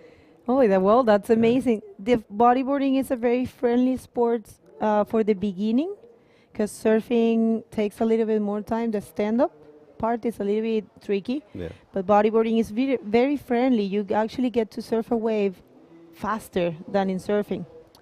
So right now that we have a little bit of a break in the waves, right now you see there's no many waves coming. I would like to ask you, what are the future plans for the Maldivian bodyboarding community? Definitely we'll be working more closely with the National Association here. So during the discussions I had with Glenn, I've raised our interest to host to have the Asian bodyboarding office in Maldives, and that we would want to be a good partner in promoting this sport. So I believe before he departs, we would be able to come to an agreement on a way forward. So I'm sure with that, we'll be able to contribute more in the development of these sports. That's an amazing news that we have in. And while Pierre Ricost is flipping there, that's what it's called a backflip. It's one of his signature maneuvers. It's a little bit difficult to perform. As you can see, he dropped in that wave and find the crest of the wave, the pocket we call it, and he performed a backflip.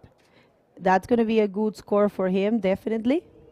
So going back to where we're talking, those are big news to have the Asian office for the World Tour here. Yeah. We would want to be a good partner for IBC in the promotion of these sports. So I'm sure having the Asian bodyboarding office in Maldives, we would be able to play a key role in promoting and developing these sports in the region as well, with through our contacts, right? So we just want to like play a key role now.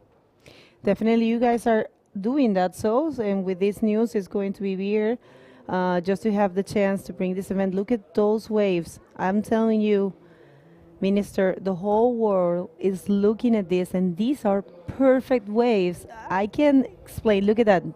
Ian taking on that one. That's a big wave, huh? Yeah. No, not everyone can do that. I'm telling you, you have a lot of future in this kid. Definitely one kid to watch in a man-on-man hit right here in the round number 4 with no one else than Pierre. Look at that. He's taking off in this huge wave. You know that place? They call it Padang, that part of the wave. You have wave that breaks from the left and breaks to the right as well. So that one's called Padang, and the right is called backdoor.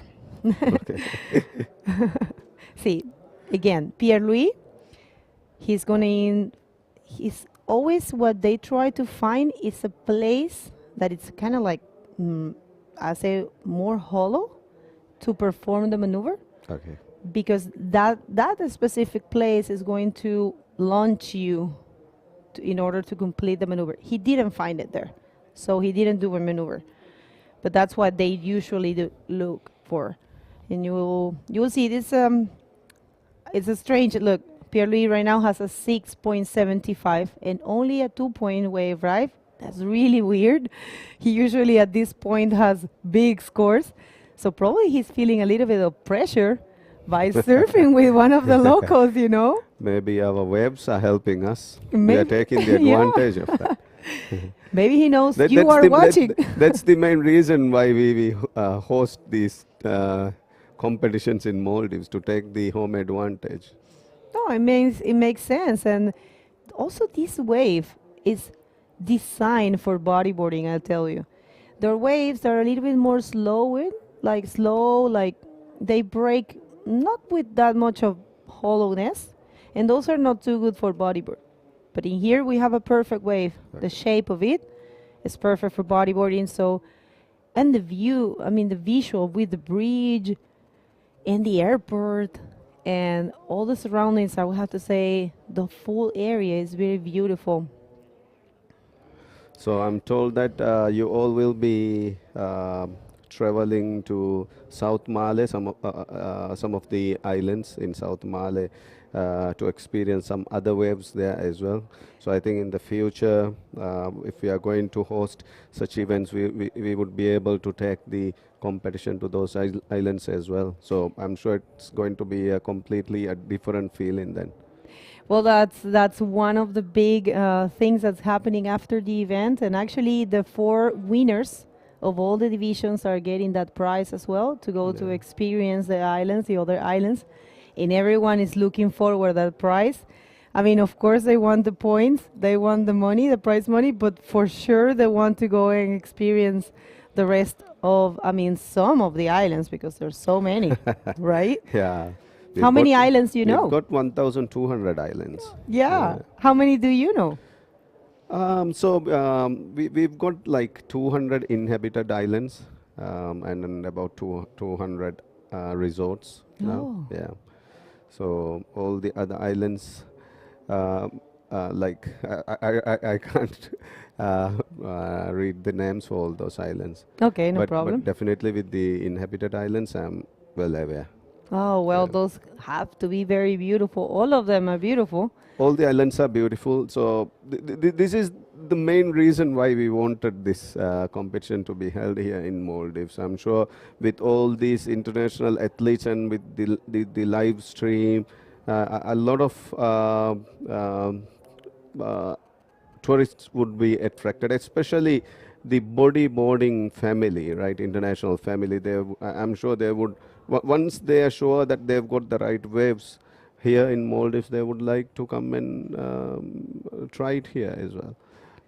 For now, we get a quite number of surfers come into Maldives because they are aware that we've got some surfing points. So I think one of the main interest of our bodyboarding association was also that to prove that we've got the right waves here. And the Bodyboarding Association is massive. They have 283 members. It's amazing. It's one of the biggest that I've seen in my life. So really congratulations to the Maldivian Bodyboarding Association. It's amazing. It's definitely worth to put an eye on their work. And I'm sure with this we would be able to take this sport, spread it to other islands as well. With surfing also, with the surf league, we've now started hosting it in other islands. So we've started noticing more athletes, young athletes, being part of this. So I'm sure it would apply to bodyboarding as well now. So this is going to be a huge start in the development of bodyboarding. For sure, for sure. We are so honored to be the first to come here. I have to say this is one for the books. No one is going to forget this. I'm very happy to hear all these positive comments from the organizers and the athletes, and I welcome you all to Maldives and look forward to having you here all here in Maldives in the next tournament as well. Well, shukriya for that. Marhaba, marhaba.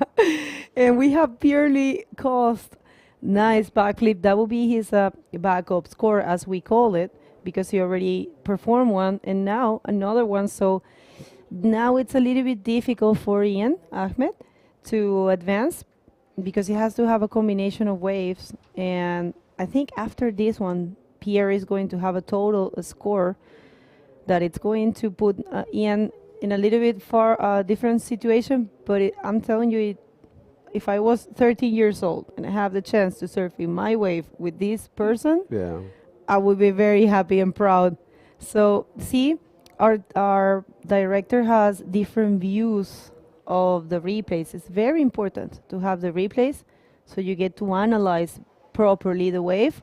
So during the judging, they'll be checking the replays as well? They check the replays as well. That's very useful. Sometimes it's so fast that you probably missed a detail. So if you have the replay, you can check properly, and then it's a very useful tool for them. And like you mentioned, for an athlete of 13 years, I think this is going to be a huge experience for them. I'm sure they will learn a lot, and for the next tournament, we'll be able to see a huge improvement in these athletes. It's a big motivation for them. So I've been told you have to catch a plane. Yeah. It's been a true pleasure to have you, Minister Makhlouf. For us, very, very honored, very grateful. Look at that local crowd watching of their very own. Yeah. Thank you so much. I'll be back on 6th, and I look forward to meeting you all again. Whatever you want, you're welcome to come here, and that's a good way for Pierre. Unfortunately, not able to perform or anything.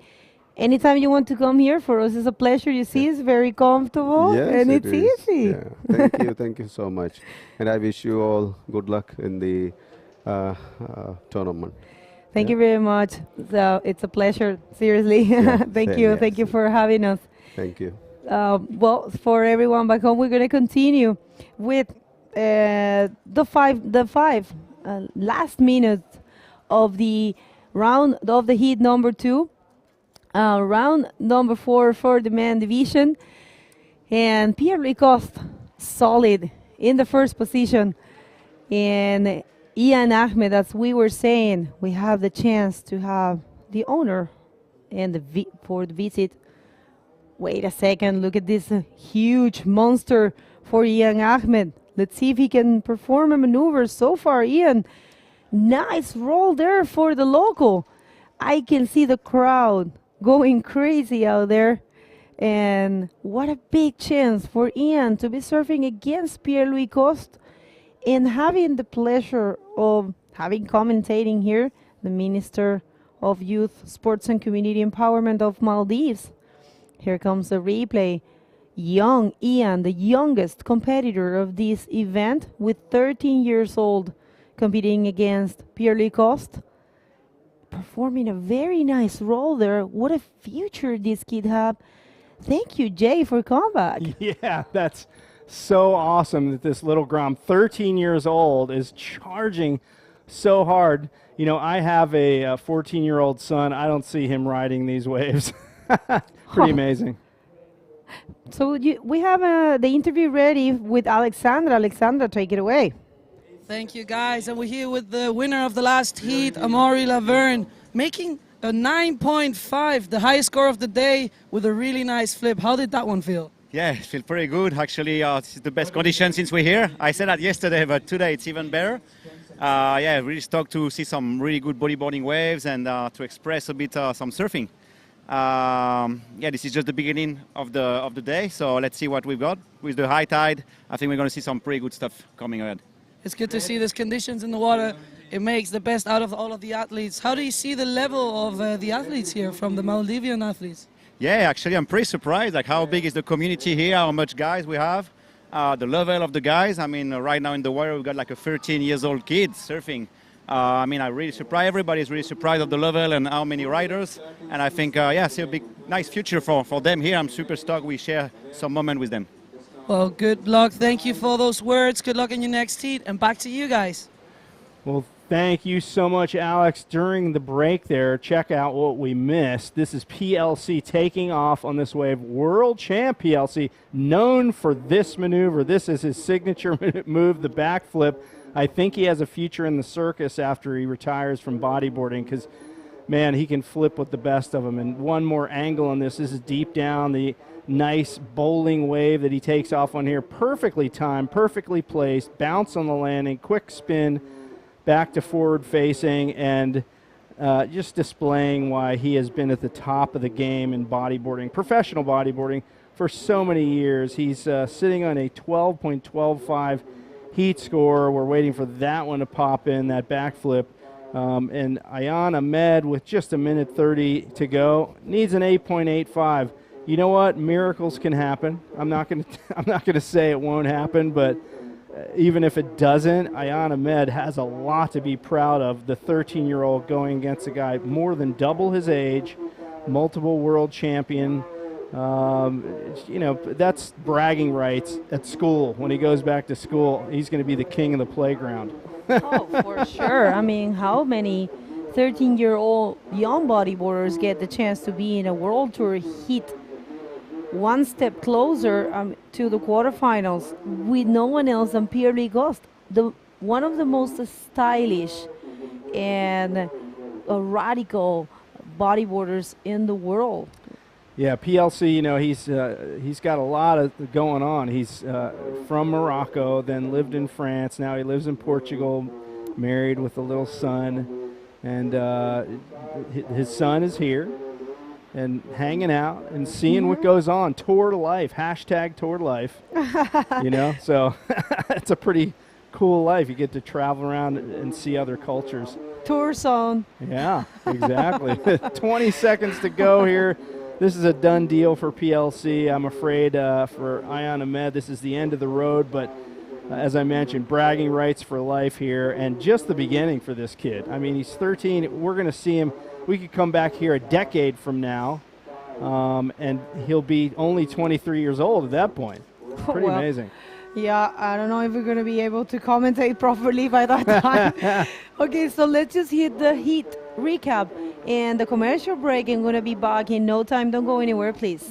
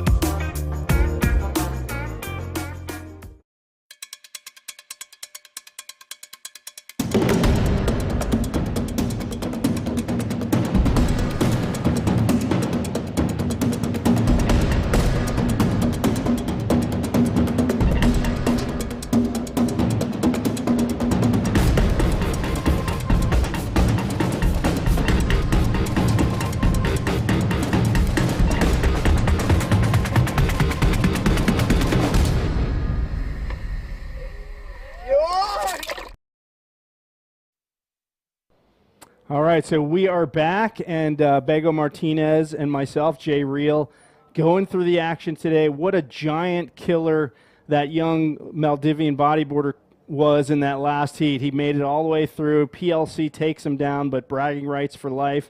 More action in the water, right? That's right. Let's just go to see who is surfing at this point. It's the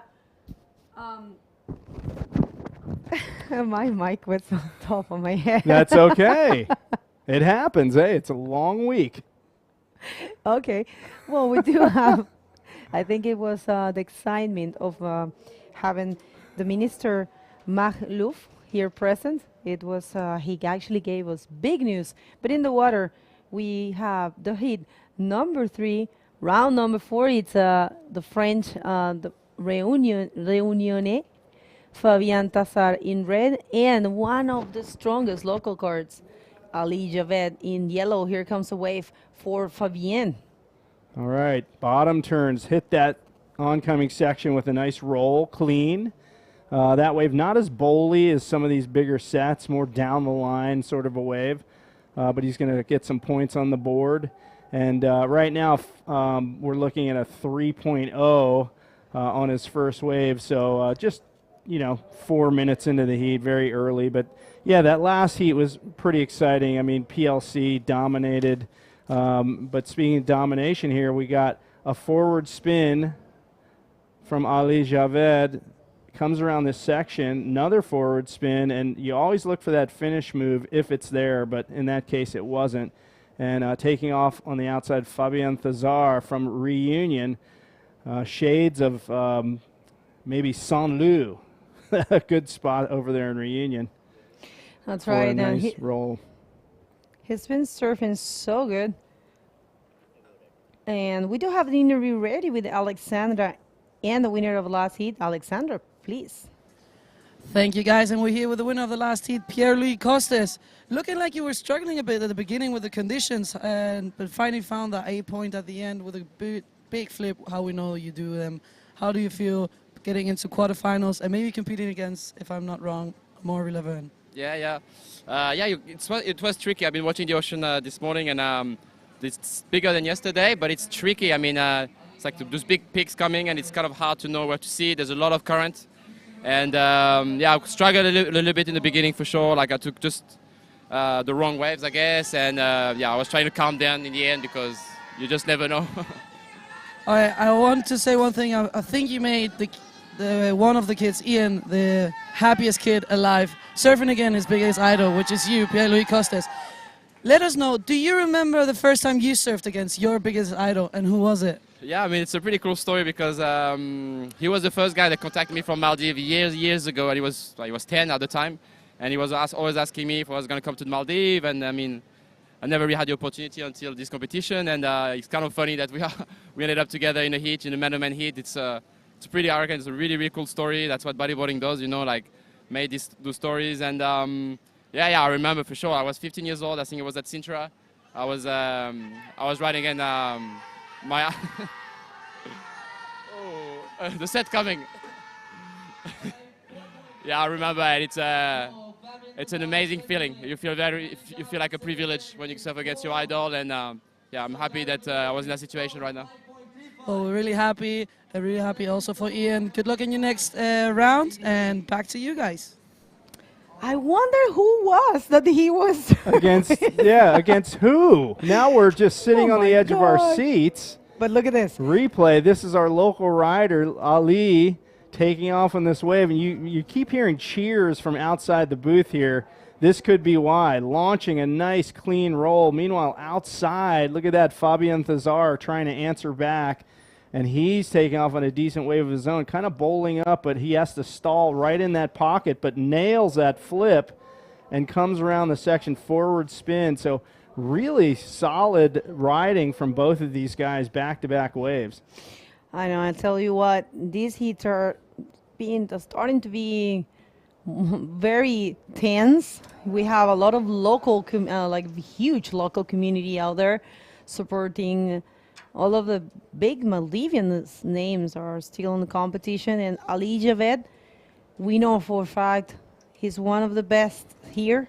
He's actually second in the Maldivian League, and right now surfing against a very solid Fabien Tassar, who has been having a great run in both divisions, both DROPKNEE and Prawn.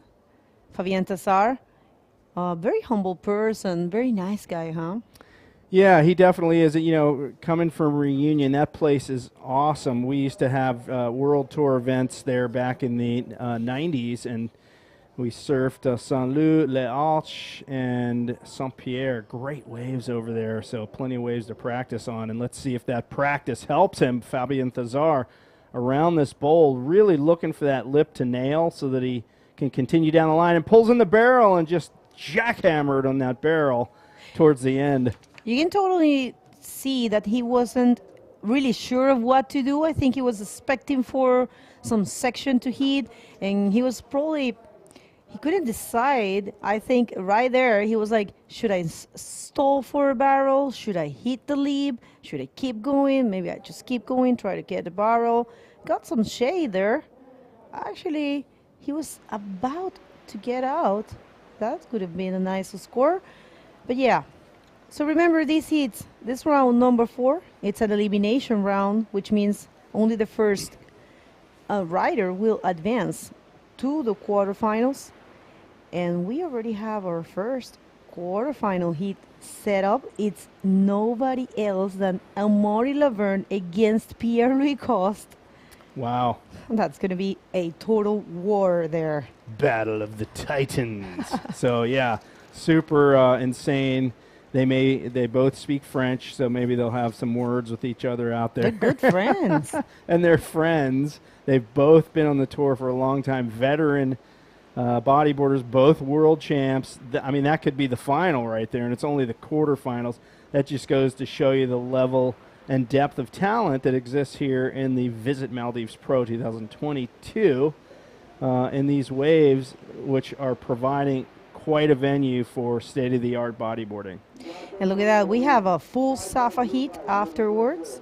The heat number 4 will be Tristan Roberts, reigning world champ and current 2022 IBC World Tour leader, against Robert Berman, fellow countryman.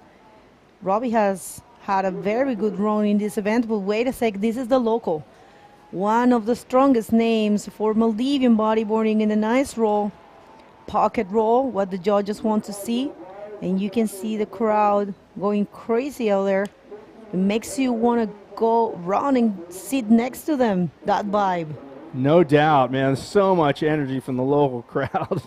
We've been hearing it heat after heat. Every time there's one of the local Maldivians out there, the support is super strong. And look at this bomb on the outside. Fabien Tassar in position. He's going to fang it around this bowl. Thinks about hitting the lip, does the forward spin off the lip, and he's got a split in the wave there. So he decides to kick out. He could have taken that lower section, maybe gotten one more spin out of it. But yeah, sometimes the wave just kind of separates. There's a little seam in the middle of the face there, and it just dies out, and other ones just barrel right across. And we have some time now while the riders are paddling. Let's just see this replay. Look at that thing, looks like pipe, as you had said.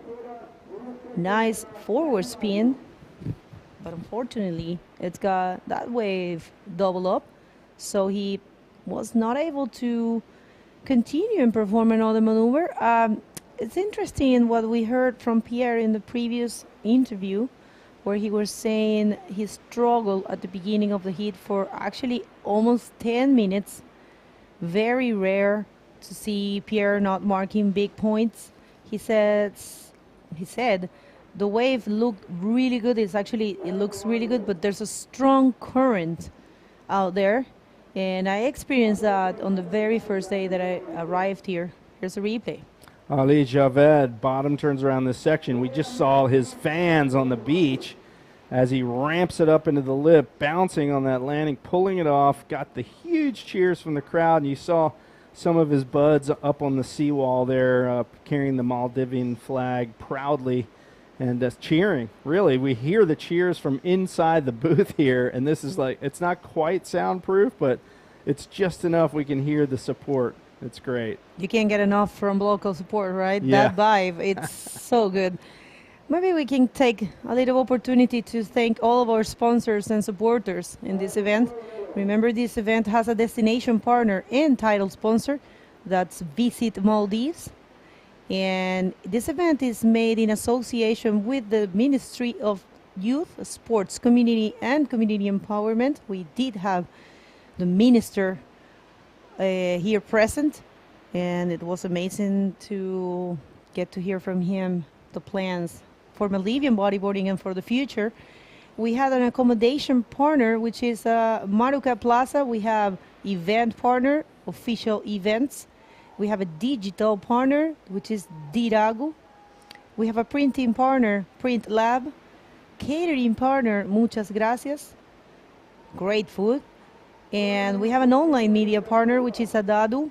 Sound care partner, which is Mula Maldives. Maldives National Defense Forces, Maldives Police Services, Estelco, Malik City Council, Extreme Fitness, Musicians Association of Maldives, and we have Mafushi Water Sports and MBAM as supporting partners, and the screens out there.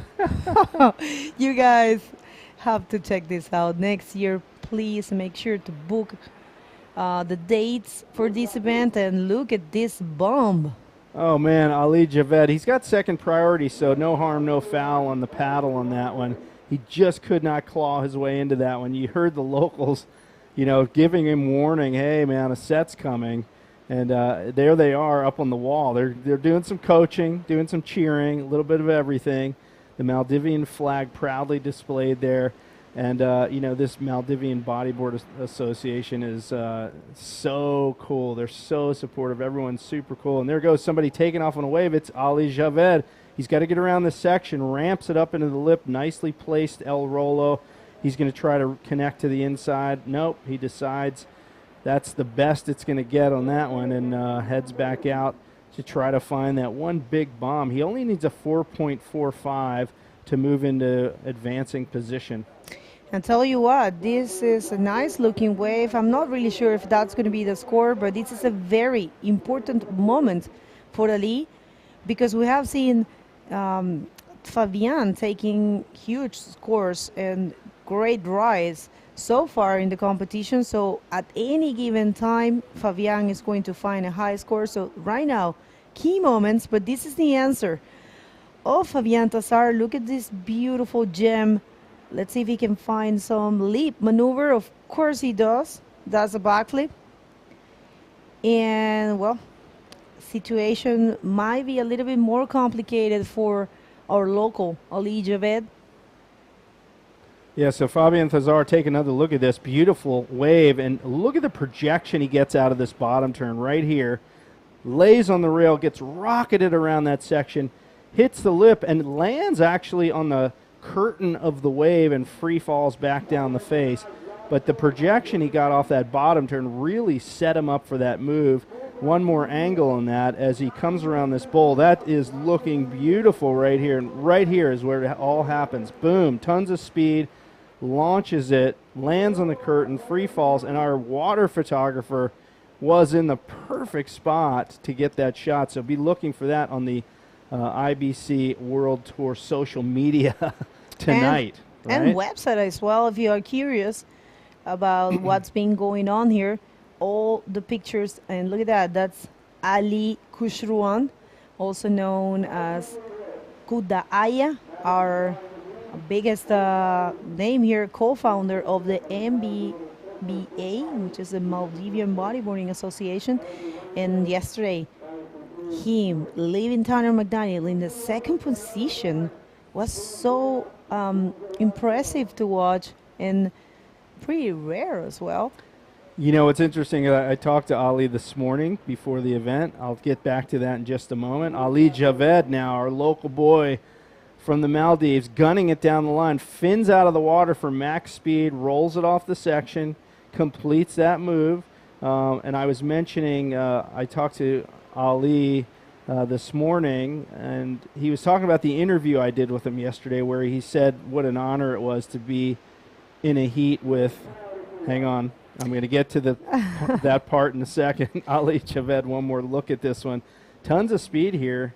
Goes up to the lip, not really a super pitching lip, but he pulls it off nicely. And anyway, to complete that story, Ali paid tribute to Tristan Roberts by accident. He was so excited he picked the wrong guy. It was actually Tanner McDaniel. Right, yeah, I remember that. Look at this, Jim.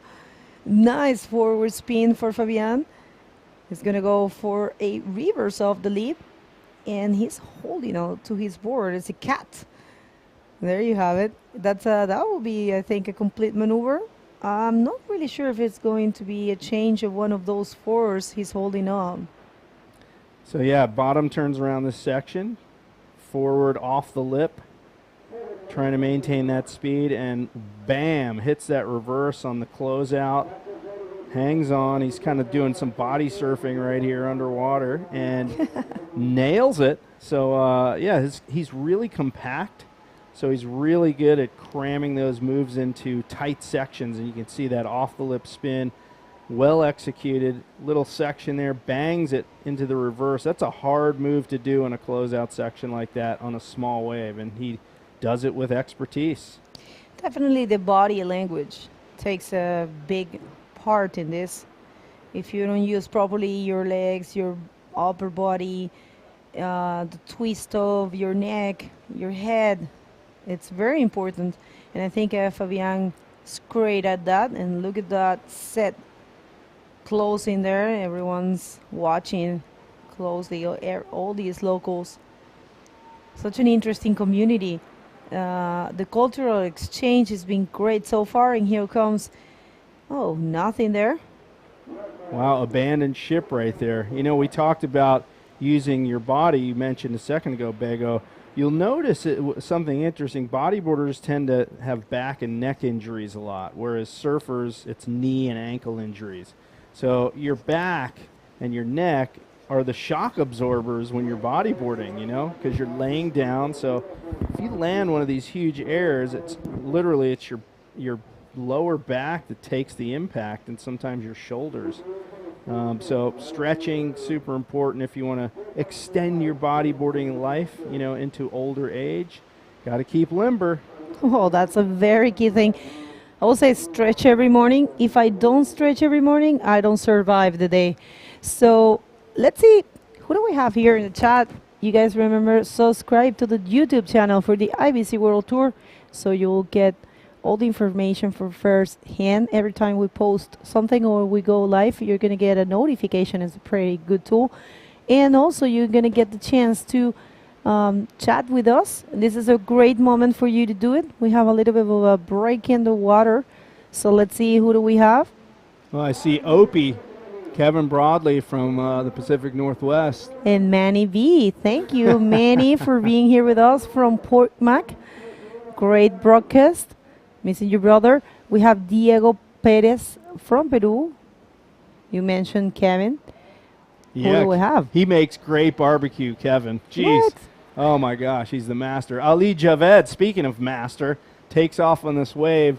Bottom turn through the roof roll. Oh, can he hang on? No, he gets behind the explosion on the landing, and he's upended and sweeps his board in for more. 424 remains in this heat. So still a chance for him to move into first. He only needs a 4.45.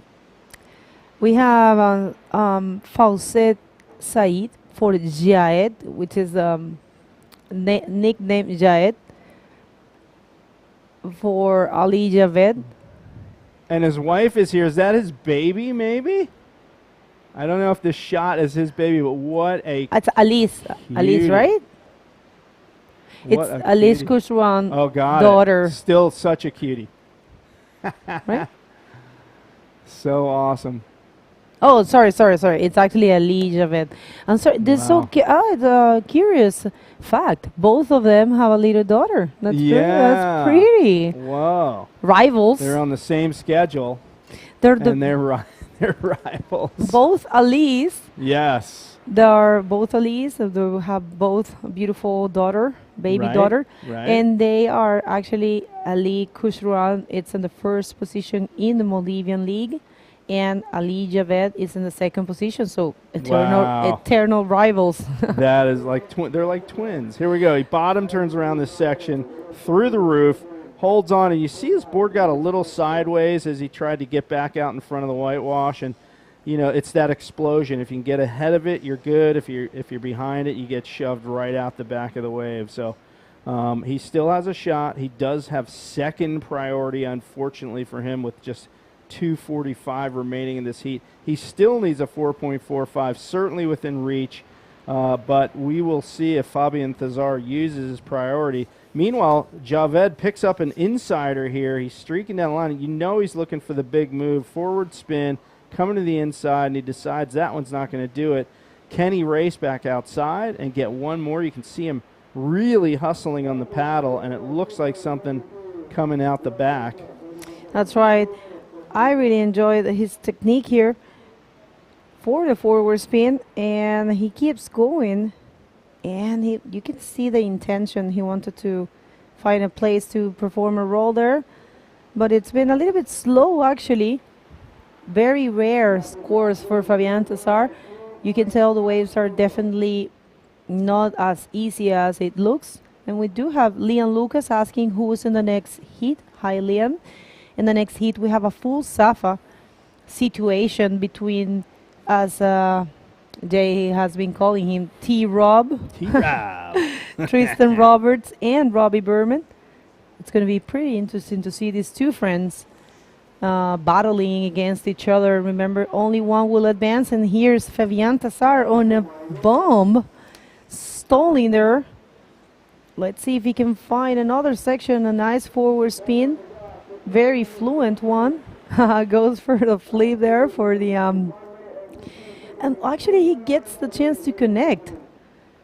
What? That was pretty cool to watch. Wow, that was shades of Dave Hubbard right there, man. He threw in some epic bodyboarding mixed with a fun maneuver. Watch this. Pulls up just in the shade, camping in the pit, pack in the pocket, spin out of the barrel, and watch this move. He's got this oncoming backwash. He's going to hit it. Watch this. Boom, board flip. That's a pizza flip right there. And he's like, oh, there's a little side wave. I'm going to hop onto this little cider and see if I can get one more move in. Yes, indeed, I can, and just ramps it off the oncoming whitewash. And Fabian Thazar, fun and games out there for him as he continues to dominate this heat. And at this point, Ali Javed, with just 20 seconds remaining, now needs a 6.21.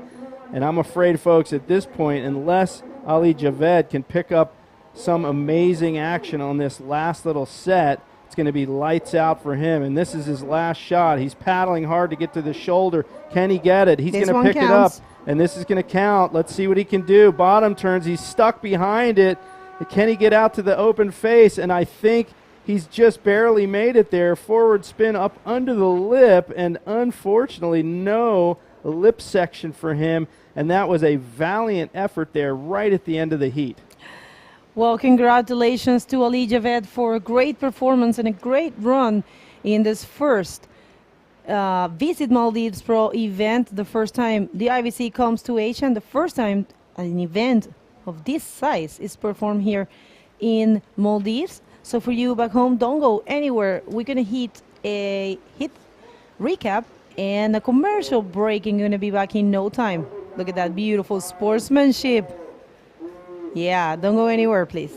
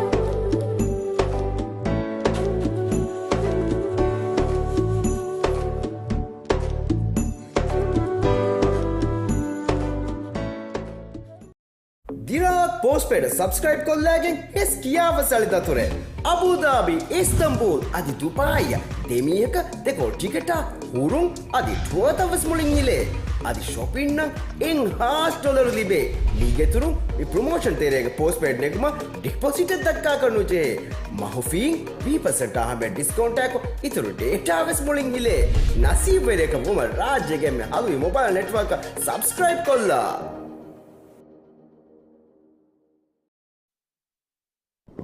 And we're back in the studio. Rejoining me, Gil Beefcake Lara from Brazil, the director of the Taquachara Pro. But this is the Visit Maldives Pro 2022. Welcome back. Yeah, that's it. I'm just adjusting here the microphone and the water, but let's go straight to the water.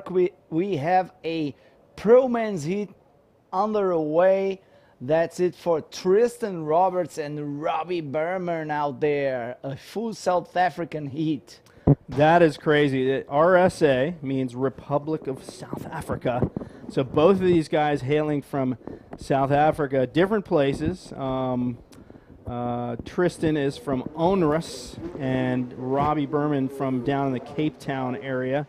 Cold water down there. Man, I've been there, and it gets cold on the Atlantic Ocean side and warmer on the Indian Ocean side of the Cape. So pretty interesting currents down there. So does it sound like we have Alex ready? Is that what I'm hearing from our director? Gilles, did you hear that as well? Yeah, it seems we have Alex ready for another interview. Meanwhile, Tristan got that one, but here we go. Are you ready, Alex? Thank you, guys. We're here with the winner of the last heat, Fabian Tassar, making it into the quarterfinals. How do you feel? I feel good, and it's so hot how long this heat, but yes, I keep positive, and I pass my heat. Yes, I'm happy. That's good to hear. We are happy that you make this heat, and you're also competing in DROPKNEE. So you're doing 2 categories, so it means double effort. How do you manage to keep the energy up for both categories? Yes, I'm focused on plan, and after break and after focus on DROPKNEE, and yes, I feel good. I'm very happy to be here to the contest. Yes. Well, we wish you the best of luck for the next rounds in both divisions, and back to you guys. All right, so Fabian Thazar just on a tear this entire event. I can't wait to see him in the DROPKNEE. He was doing some DROPKNEE airs a couple days ago on some waves, so he's equally as good DROPKNEE and prone. Yeah, great effort from Fabio. Meanwhile, we have a replay for some wave that came through during the interview. Thank you, Fasil, our director. Here we go. That's Tristan Robert, late drop, kind of a cover-up, but no, that was a poor score.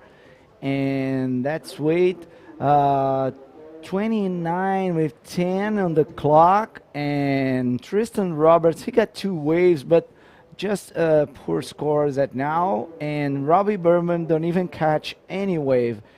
Somehow, Tristan is in priority 1. That's kind of awkward.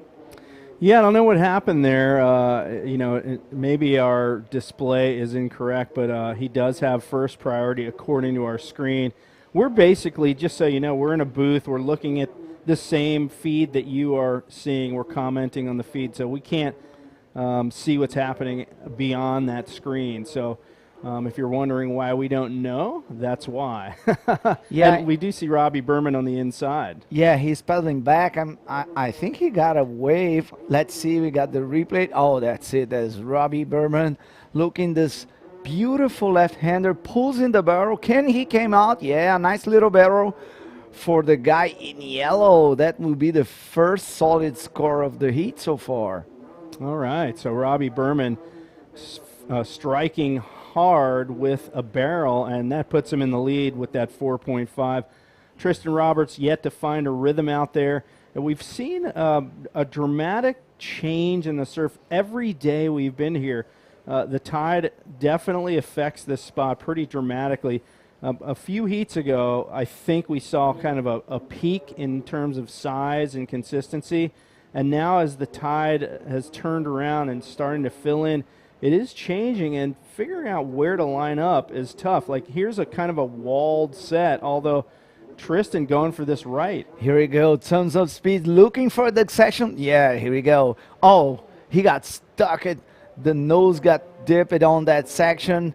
But yeah, out the back, here we go with Robbie Berman also flipping out through the lip. I think it was a roll, but well, that was a second solid score for Robbie, as Tristan got an incomplete maneuver there. So Tristan, you see him take off. He's got a ton of speed, sees that ramp, eyeballs it, launches the backflip, but he can't quite slide back on the board quickly enough to avoid the digger on the nose. And, you know, I'm sure that's not how he wanted that wave to end. Yeah, poor score for Tristan, just 1 point and 0.5. And we're going to have another kind of good wave for Robbie that will give him some cushion in the lead, some space. Anyway, we have 16 minutes remaining with 20 seconds, lot of time remaining on the clock. Here we go. 5.25 and 4.5, total score 9.75.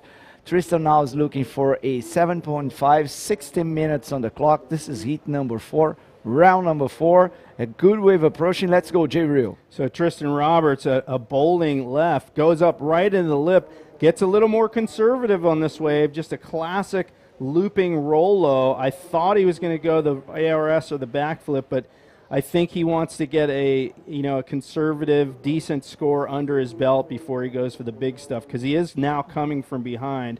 And we'll see this right around the bowl, well placed, perfectly timed. Rolo cannot get another move out of that wave, but yeah, I think he was a little gun shy after failing on that last backflip. So this time he just decides, I'm just going to be conservative. I need to get more points on the board, and he goes for the roll. Yeah, I agree with you, as he missed it. The first backflip, we all know that Tristan is known by his backflip skills.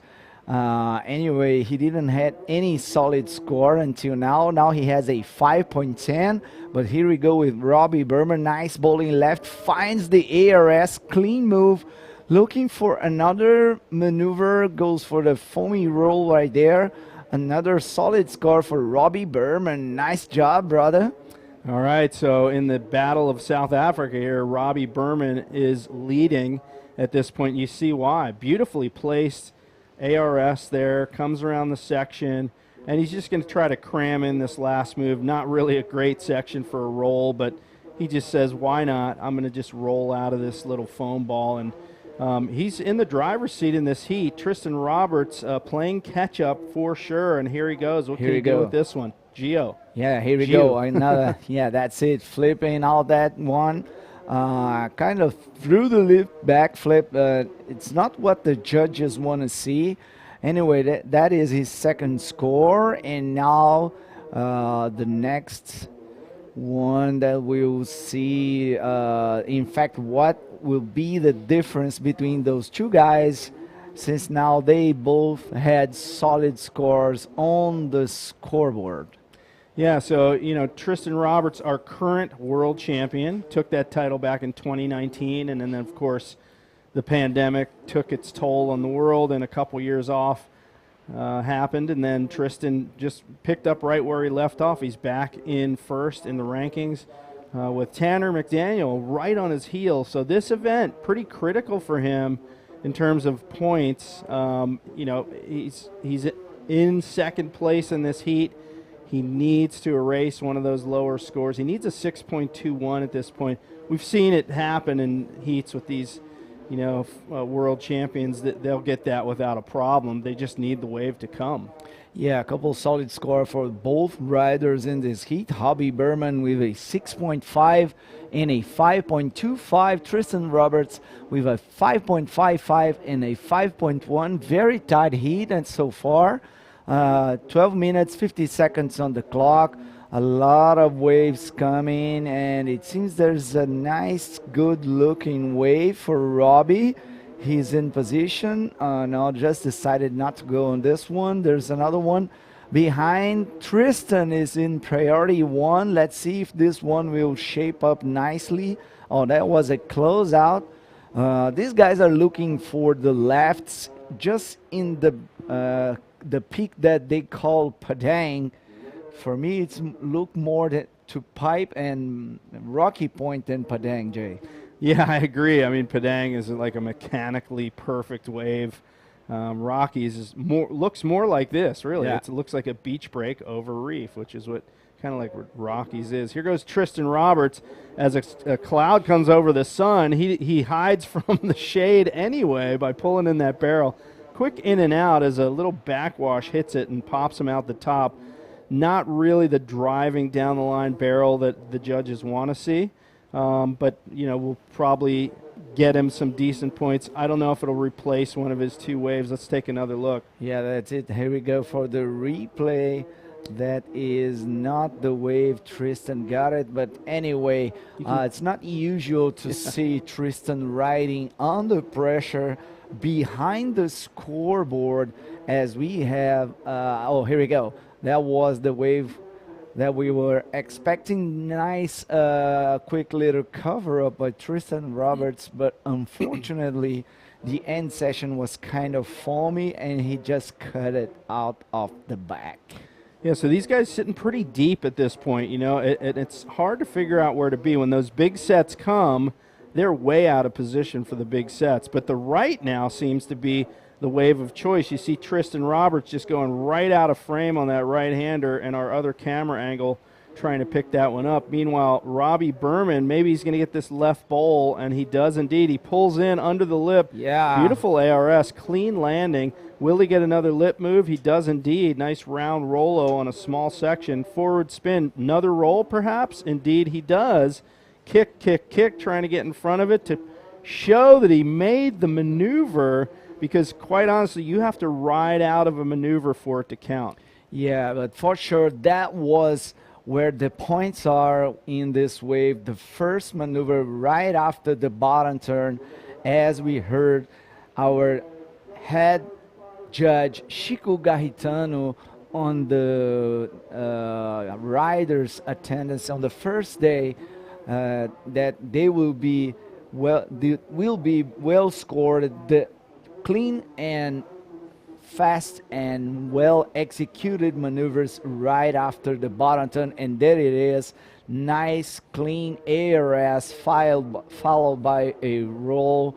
Good combination. This maneuver is actually in the end of the heat. It's not what the judges want to see, because all the potentials are actually on the first maneuver. I was at an event in Newcastle, Australia, many years ago, I think 1994, when EPO did the first ever documented ARS in competition. And I had just lost, and I picked up the mic. I was doing beach announcing with Terry McKenna, who used to announce and help with the World Tour, and no one knew what it was. We all looked at each other and went, what was that? Yeah. And that was kind of the beginning. There's a debate over who invented the ARS, who did it first, but I think as far as documented maneuvers, that was the first contest at Redhead Beach that I ever saw or anyone saw that maneuver pulled. So now it's just a cornerstone of the sport. If you don't do it, you're not going to win heats. I agree with you. Even though you see when we're talking about judgment, that's all about speed, energy, and good execution. Maybe a nice, clean looking roll could be better than an ARS. Obviously, it will always depend about how it was executed. But in this particular heat, we are seeing Robbie Berman executing nice and clean ARS. It's not on the big waves, just kind of a middle waves, bowly sections, but looking solid on the lead. Here we go with the winner, with the world champion Tristan Roberts. Nice clean barrel, comes around the section looking for something down the line, finds a roll. He's looking for an 8.45. I think that's not gonna be enough to change the heat situation, but maybe he's going to improve it because he has a two middle range scores on his scoreboard, and this one was a nice looking wave, J. Real. Definitely was. You saw super clean barrel with a clean exit, rolls it off that section. I think he's going to need to replace both of those scores for sure. That one, no doubt, will replace one of his scores, but he's going to need another wave. 7:14 remaining in this heat. He's sitting on a 10.65 total heat score. We're going to see that score drop in from the wave he just had. No doubt will improve his lot in this heat. But let's take one more look at it. From behind the peak, sort of really covered up, and a super clean exit. Not foamy, not rainy, not chandelier-y, if that's even a word. And comes up to the lip and bangs it off of that. Chandelier-y. No, that's awful. But anyway, I just coined a new phrase. But no doubt it's going to help his cause. We're still waiting to see if that score is going to drop in. But Robbie Berman still hanging on to the lead in this heat, and he does have first priority. Yeah, actually not much on the left, just a 5.9, and still looking for an excellent wave. In fact, a 8.10. Totally doable, as we are talking about Tristan Robert, current World Tour champion and IBC leader on the rankings on this year, but this is heat by heat. And talking about this specifically heat, we have Robbie Berman on the driver's seat with a 7.5 and a 6.5 total score, 14 points, and Tristan Roberts looking for an 8.10 to get first. 5 minutes 40 seconds on the clock. This is going to be intense. Well, it definitely has the potential to be an upset, to be honest with you. Tristan Roberts, the odds-on favorite to win this heat without question as the current world champ, current world tour leader. And here comes Robbie Berman out of his home country and says, yeah, I'm gonna take some of the limelight away from you, Mr. Tristan Roberts. he dominates this heat, at least at this point, with just 5 minutes to go, as we see our local Ali, who just obliterated his heat yesterday, getting ready to paddle out and do battle once again and keep that momentum going. But speaking of momentum, Robbie Berman is on a roll and has first priority. Meanwhile, we have Tristan Roberts paddling on this one nice looking middle wave. Bowley session flies into the backflip. Oh, that's what he's looking for. Nice backflip followed by a roll. Still 4 minutes and 30 seconds. This one will certainly be one of his two top scores. And now, he's back to the game. All right, so let's see him. He claws into this one, barely gets into it. You see him eyeballing that lip. Boom, nails the backflip, lands backwards, spins it around, and then he's looking for the foam flop here, which he gets, and yet another foam flop up ahead in his future, which he gets right there in a little 1 foot section. But hey, man, cram it in where you can. And Tristan Roberts playing catch up in this heat. Will that be enough? Yeah, nice bottom turn where that's where the point is, the backflip. He couldn't just just quit it. He actually doesn't need to get those barrels, and it seems it is a 7-point ride. One of the best heats one of the best waves of the heat so far. Actually, the best one was a 7.5 from Robbie, and Tristan got a 7 on this one. Tristan now needs a 7.01, 3 minutes and 20 seconds on the clock. It's going to be a crazy end of this heat as we are reaching the 3-minute marks. Well, it's really a nail biter here for T-Rob. He's behind. A 7.01 is a tough score to get. We have seen that. Obviously, there's 2 scores in that range in this heat already. But the problem is he does not have priority. So if you're Robbie Berman and you have first priority, you're going to sit right over there and prevent Tristan Roberts from getting that potential 7.01. So that's his move here. And here comes a set. So if I'm him, I'm going to watch Tristan Roberts and just sit maybe just inside of him. You know, I'm giving up strategies, but I don't compete anymore on the World Tour, so I don't care. Yeah, these guys actually are friends. They ride for the same board company. And here we go, under priority, up and riding, Tristan Roberts in red jersey, tons of speed, looking for the section. Whoa, one more nice backflip. Is it gonna be a 7.01 J Real? Oh, he threw out the peace sign on that one. He's like, that's about as good as I can do right here, folks. Judges, what do you say? So he needed a 7.01. Let's take another look at this.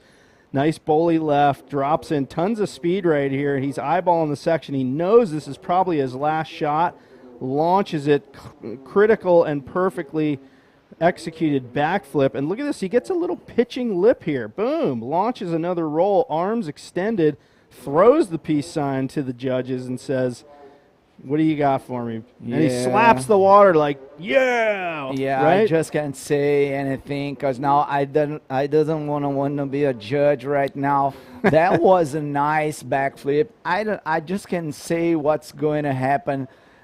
Is that going to be enough for Tristan Roberts to beat Robbie Berman? Actually, he was looking for a 7.01 and waiting for the score. Oh, yeah, he made it, man. It was a 7.3 on the last one of the final of the heat. That's not enough. We still have 1 minute left.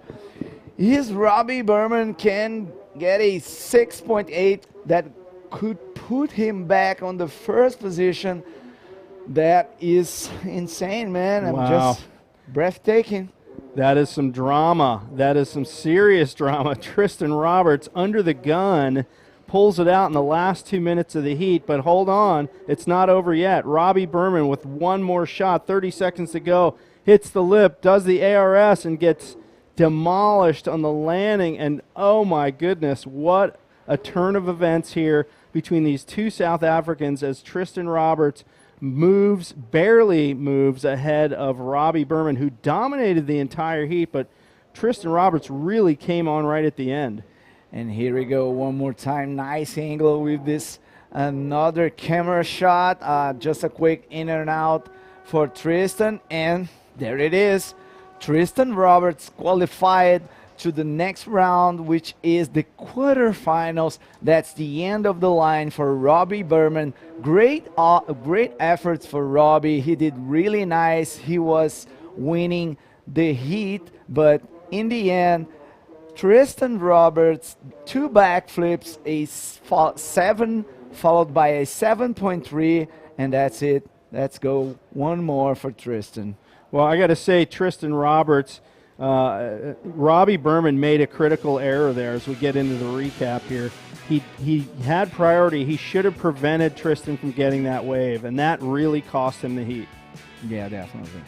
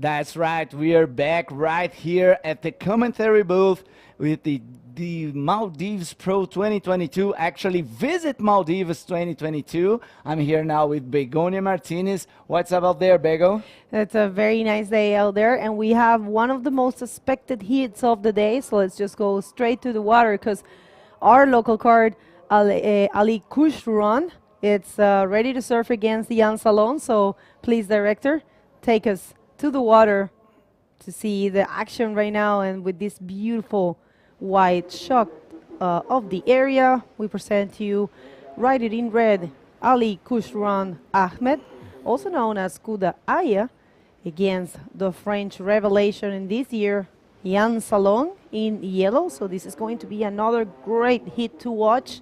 Lots of people cheering for Ali right there.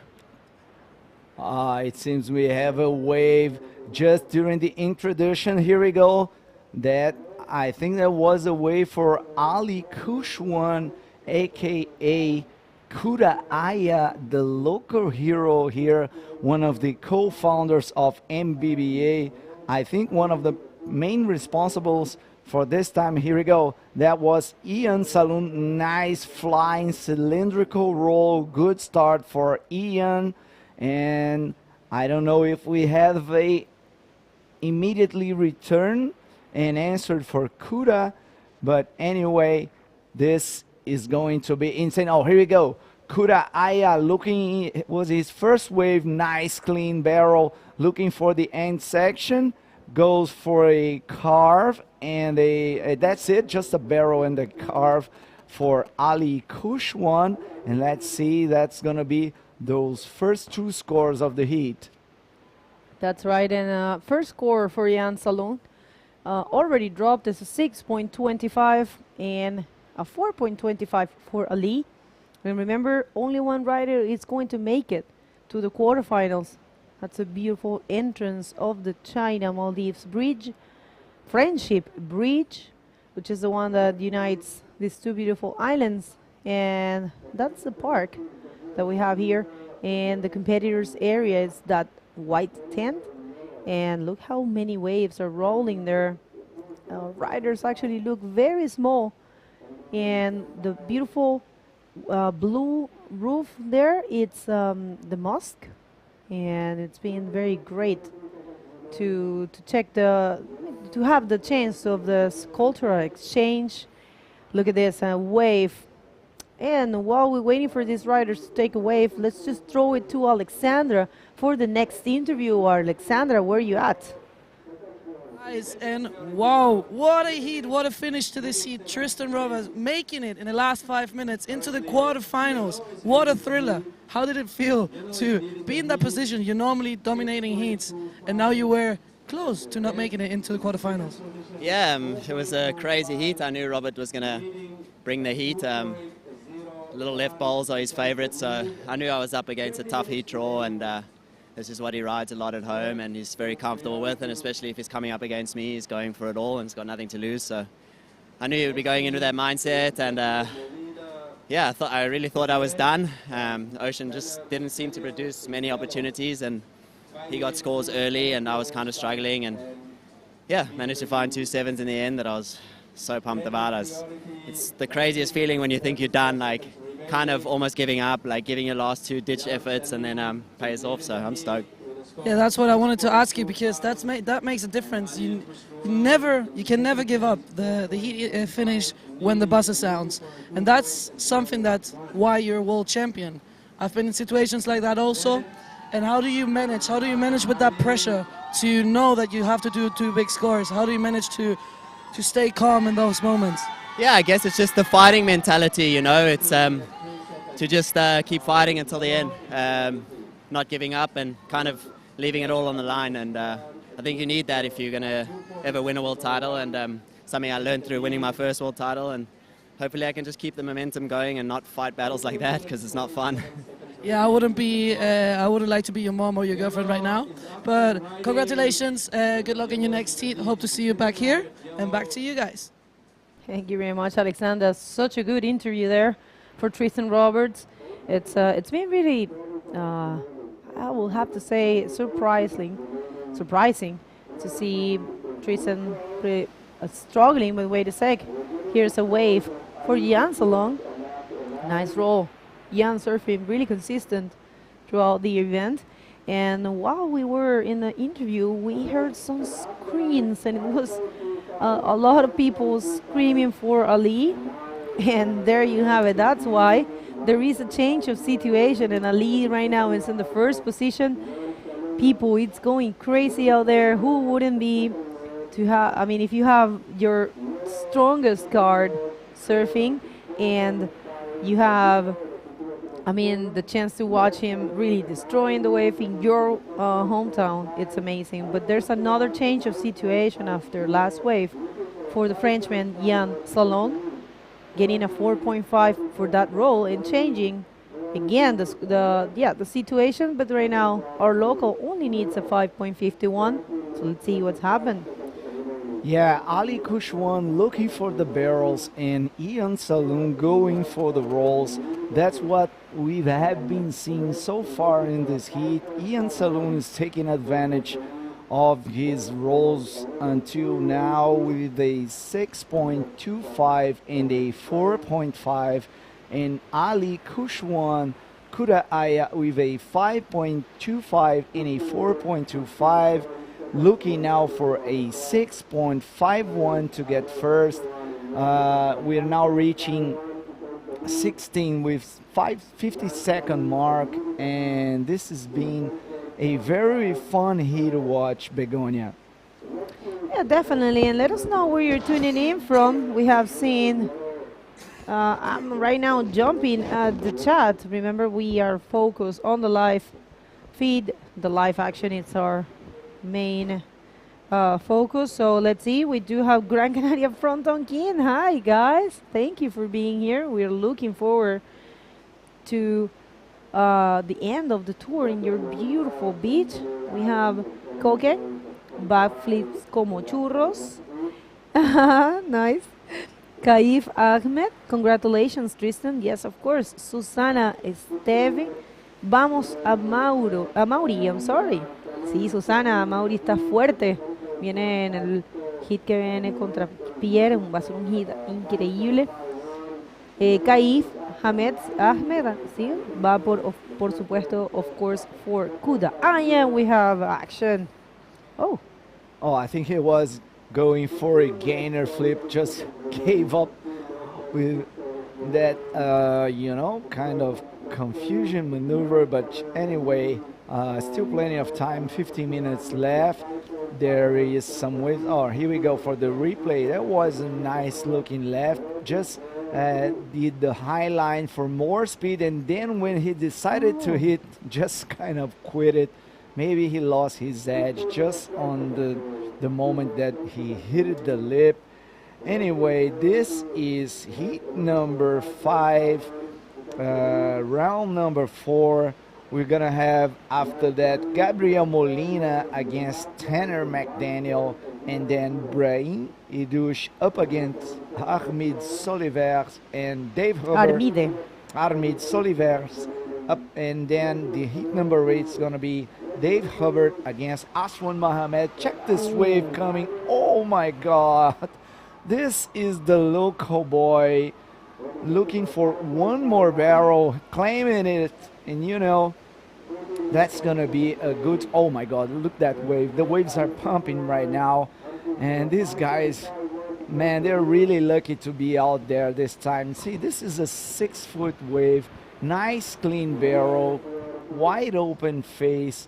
Unfortunately, there was no section to hit it after that, so the score's not going to be too huge, but look at the wave, Bego. No, it is so beautiful, and Ali has a thing for finding these perfect tubes.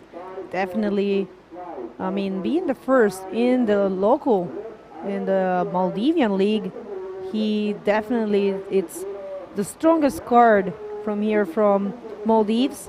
And there is a lot of people tuning in for him. So let's see. Of course, he changed the situation, the local Ali Kushwan, also known as Kudaaya. And let's see what happened here. But I'm telling you, every time he gets one of those barrels, I get electricity from my all the way till my head, and here comes the answer from the Frenchman. No stranger to these great conditions. Oh, well, the fact of Jan not landing 2 maneuvers in a row makes me think he might be a little bit nervous by surfing against the strongest card of here of Maldives. Yeah, here we go on this kind of middle section wave. Ian Saloon looking solid on the heat, but now just trying to launch an ARS on this section, not energy enough to pull that off. And now Ali sitting with first priority and in first place. As I said, it was not a crazy score, just a 5.65 on that big barrel. He's supposed to find a maneuver after that, and for sure the number is going to be higher than that. But now with 12 minutes and 20 seconds remaining, Ali Kushwan in first place. Jan Saloon only needs a 4.65 to get first, but it seems that here we go, that's Jan Saloon on this wave. Just rolling mid-face carve and rolls out, and another roll. Oh, that second one was the best maneuver of this wave, and I think that's going to improve his score, Begonia.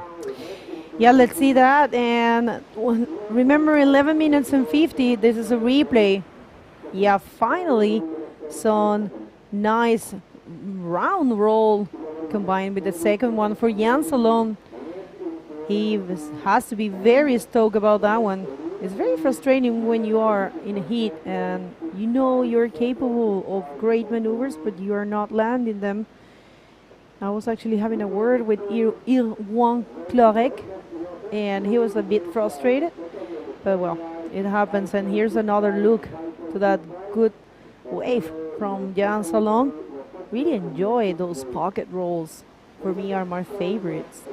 Yeah, the second roll definitely was the best maneuver of that wave. The first one is just had that kind of mid-face bottom turn, but here we go. That was enough for him to get first place in the heat, and now Ali is looking for a 5.51, as I can see a huge set approaching, and the crowd just going mad out there. Look that wave, man. That's a kind of 6-footer rolling in Varunula Ralugandu. That one doesn't shape so nice.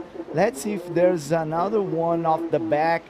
And here we go. That is Ali Kushwan dropping in a kind of late drop.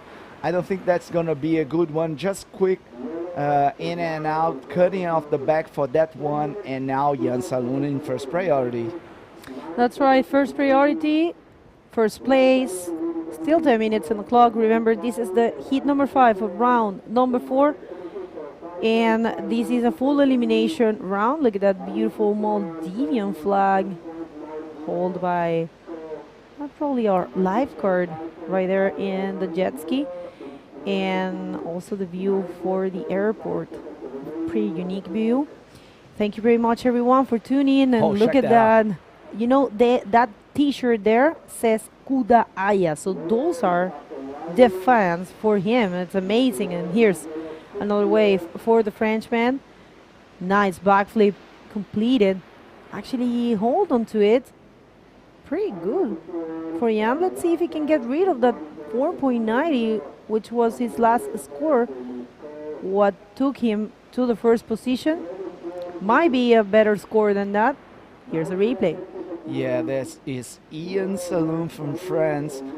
Just checking turn on the session, looking for the maneuver, finds a nice backflip, just kind of crumble landing, and then goes to the end section to find another quick little roll right there. He has a 4.9 as his backup score. He will improve that maybe, but it's not going to be a crazy score, and the heat will be still tied.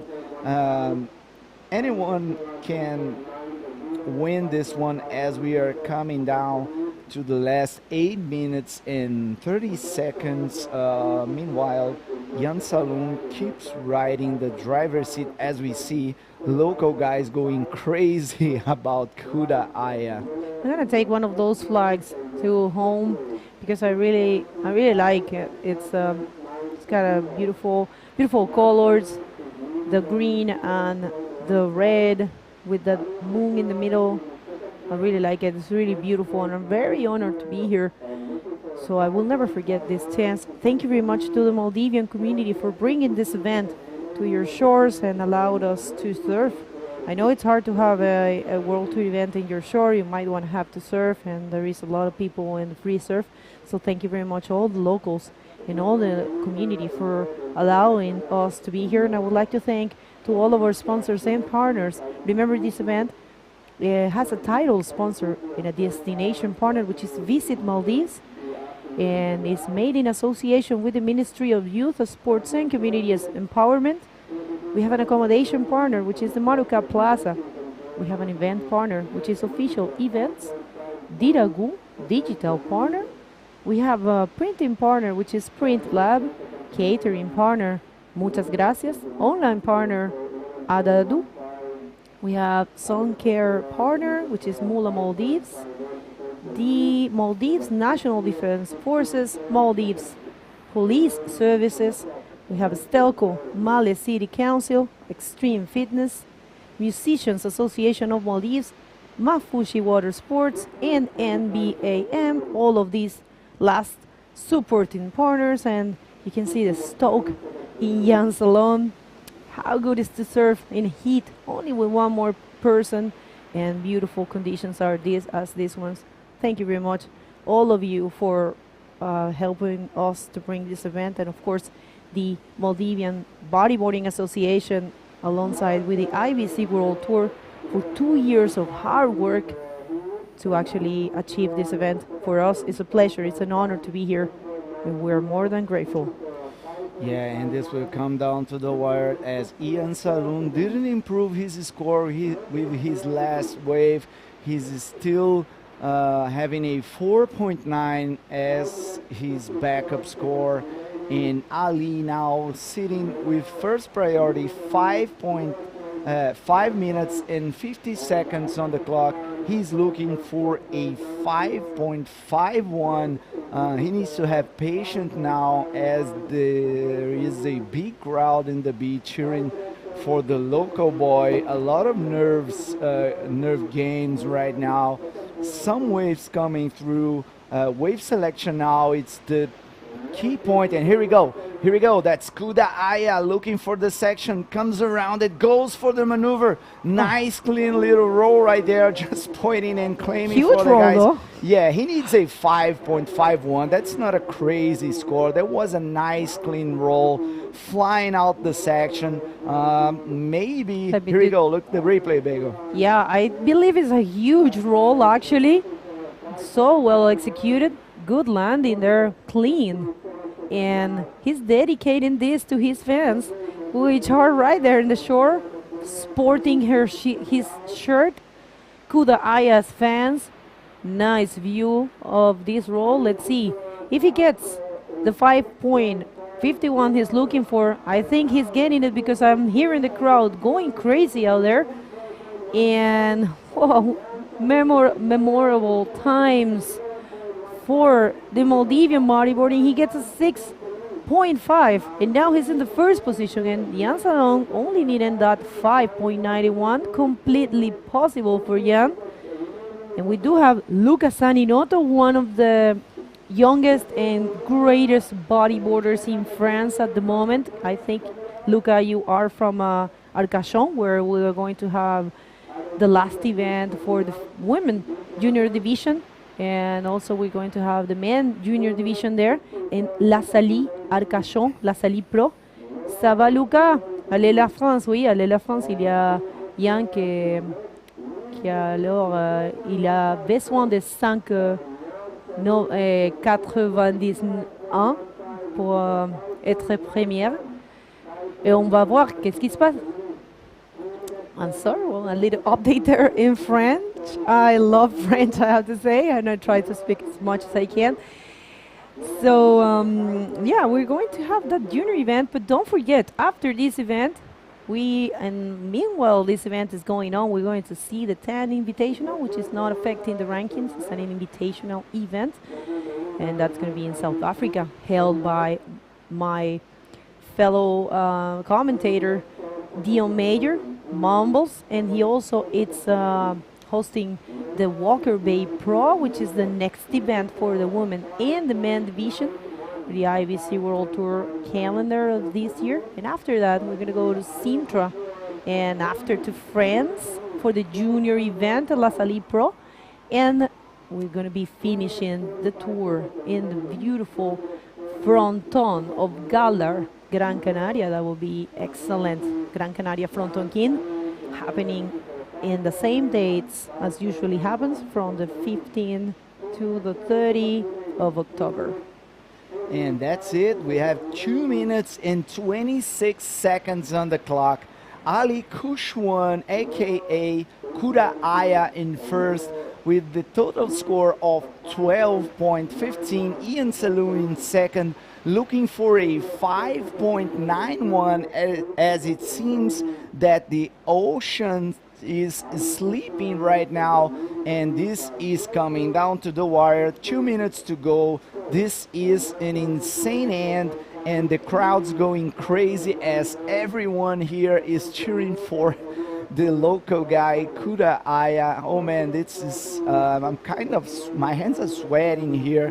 I don't know, I really like Ian Saloon, but it's how good is to see Kuda Aya possibly advancing to the quarterfinals, and it seems that the ocean is helping Kuda Aya, as this is a very tight heat. We are coming down to the last minute. Oh my God, Begonia Martinez, what's going on out there? I mean, it's a possibility, a huge possibility, to have someone that's Ali Kushwan, who serves so good and knows this place so perfectly, to advance in this event. It's totally in control of this wave. I mean, in this last minute, I'm telling you this, Jan Salon can get easily the score. It's 5.91. So Jan is with the first priority. So situation, it's very stressful, I think, for Ali in this point and for all the crowd. Let's see what the future has planned for these two riders with 35 minutes in the clock. I don't see many waves rolling there. Let's see if that little set that you can see might be enough for Jan Salom. He's in the first priority. I don't want to be Ali in this moment. He probably very stressed out. At this point, you just want the time to fly. You don't even want to watch the clock. We are coming down to the last 10 seconds, and look at him, he's praying right there. Oh my God, he's totally connected with the ocean, and it seems he was blessed by the Maldivian gods, and there it is. Look at the crowd, that's amazing. That's Ali Kushwan Ahmed going to the quarterfinals on this very first IBC Visit Maldives Pro. Oh my God, that is epic. I'm very happy here. Bummer for Ian Saloon, which is a great guy, did a really good surf in the heat, but let's go for the heat.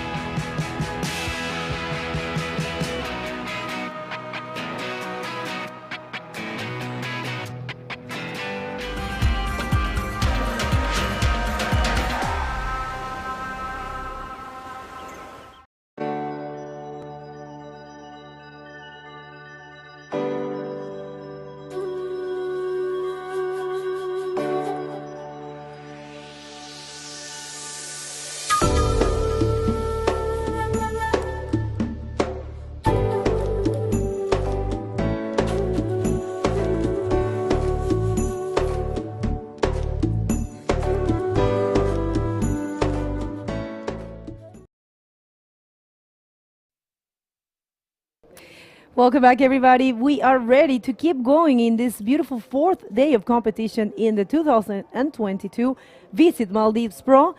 What a great moment we just experienced with Ali Kushwan taking that heat against Jan Salon. Congratulations to Jan as well. So let's just go straight to the water because we have the next heat, and this is another crazy one. As you can see on your screen, in red is Gabriel Molina from Canary Islands, and in yellow, Tanner McDaniel from Hawaii. This is going to be a very stacked heat as well, and I'm willing to see that interview with Alexandra. And look at this. Look at Seth there, our community manager, recording all that's happening. Ali with the beautiful image of that rider taking that wave, I believe is Tanner. And Ali celebrating every victory as if it was as if it was taking the event. That was Tanner. No doubt. I mean, that's the Cinderella story of this event. Ali, he's on a tear. He's absolutely in sync with the conditions here. But let's check out Tanner's wave. We missed that one earlier. Wow. Huge backflip, bounced on the landing and pulls it off and gets another roll in on this inside section. I'll tell you what, that last heat was a tough act to follow, but we're going to regain focus and focus on these two insane bodyboarders in Tanner McDaniel and Gabriel Molina. So Gabriel Molina is from the Canary Islands. Tanner hailing from Kauai, now living in Southern California. But, we mentioned the dynasty of bodyboarders that's come out of Kauai, a long line of which features Dave Hubbard, who's also in this event. So the two Hawaiians out here to represent the 50th state of the United States. And conditions, really nice, beautiful, sunny. The wind isn't too bad. But when those sets come, man, it is so much drama. It's super exciting to watch. That's right, and the scores are dropping, and there you have it. It's an 8.75 for Tanner McDaniel. Definitely a great wave. Tanner reading this place perfectly. Of course he will. Looks like pipe. Well, I'd say what I've seen is that the barrels get a decent score, but the judges really want to see the high-flying aerial lip maneuvers. That's what gets the biggest scores, right? So you can get barrels all day long, but you need to combine it with some lip moves. So the ARS, the backflip, obviously big looping, clean rollos, and even inverts. We haven't seen too many inverts in this event, but there's Tanner McDaniel, bam, slammer, jammer, and the rib cage taking a beating. And man, Tanner McDaniel milking that wave for everything it's worth. That's right. Beautiful performance there. And we have, guys, get ready because we have this interview. This is going to be a very explosive interview for sure. So Alexandra, please take it away. Thank you, guys. And yeah, we're here with the first local making it into the quarterfinals, Ali Kushwan. How do you feel, man? How do you feel to make it into the quarterfinals? I feel so stoked to win, in this heat. I was a little bit, going up, going down, going up. So it's kind of a very much, competing, So, but still, I just feel that, no, I can win this, because everybody's here, everybody's cheering up. It was really good, I feel like, top of the world right now because of these people, everybody's supporting me really good. I'm so happy right now, Everything's going pretty good, yeah. Yeah, it feels like it. You definitely have the biggest crowd going for you, and I know how it feels. You feel it in your heart in the water. It was a thriller watching your heat because you were first, then Jan, then you. How did you manage to stay calm? Because you know this wave, so you knew. If I stay calm, I wait for a good wave, I can make this. How was it? How was the feeling in the water? I feel like, same thing happened to last hit, like with Tanner. I just feel like, no, there will be my wave. There will be my wave, like this is my spot. I knew there will be, like a good hollow section will be there. So don't worry, just keep calm, So I just feel the same thing. And then, like my supporters and my family and my babies, like everybody's here, so I'm so, so waiting for this moment, you know, like so happy right now. Like, Well, more than deserved. Congratulations. Good luck in the next round. Do you want to say some words to your family, to your friends? You can also say it in your own language.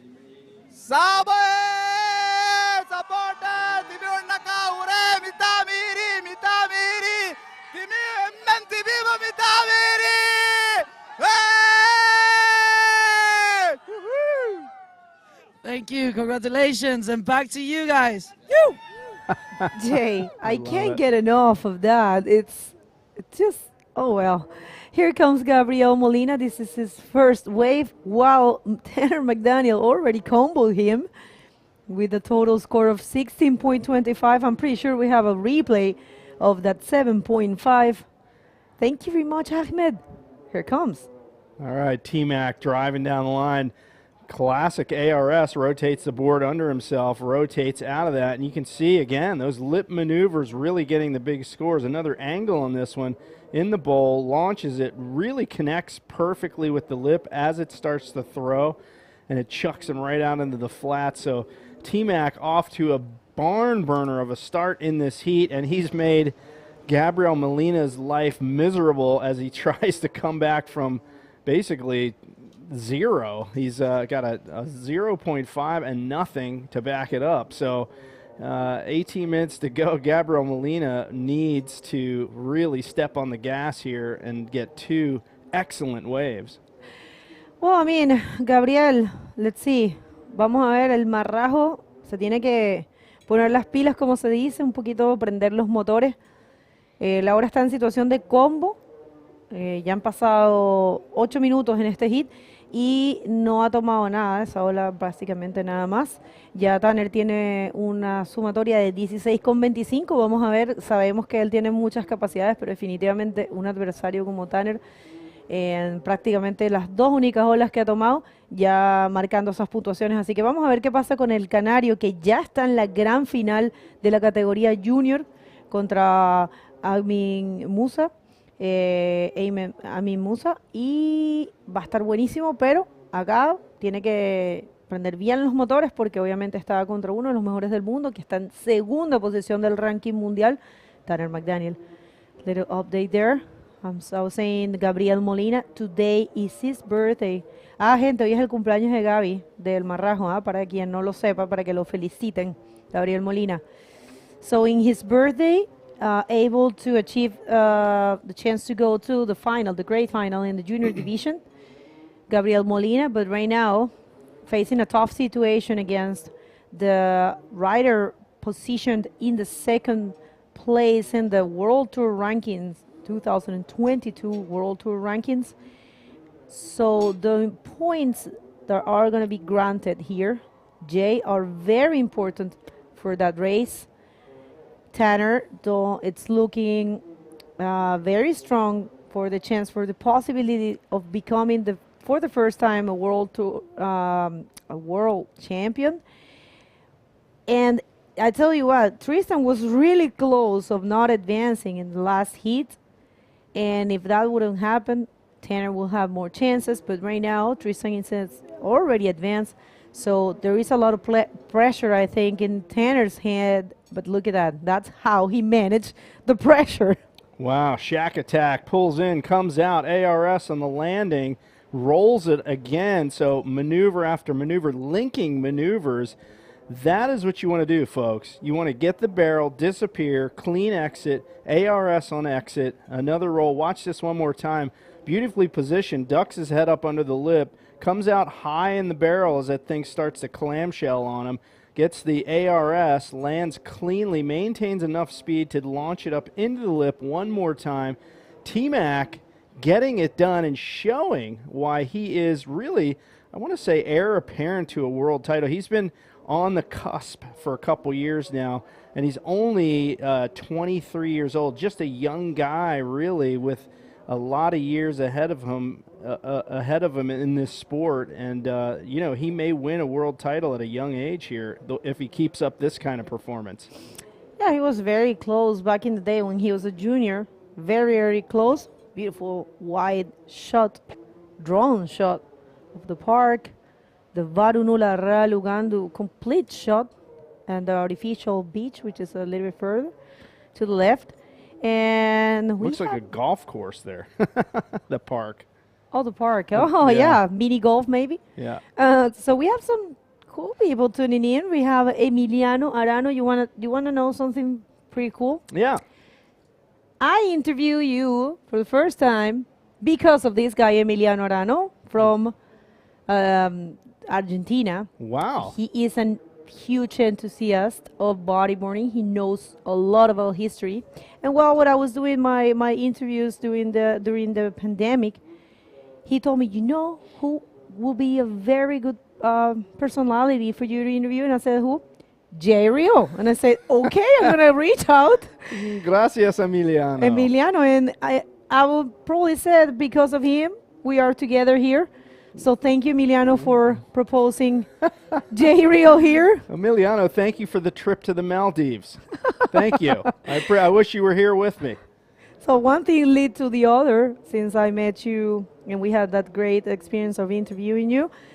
I got the idea of inviting you here, and it's been great. I'm very grateful, Emiliano, for that, and I'm very grateful also to the IBC team for allowing me to choose. And look at this guy. He's just so loose out there. Oh, well, this is, look at that. He already has a 9.75, 18.50. This is the higher total score of the competition.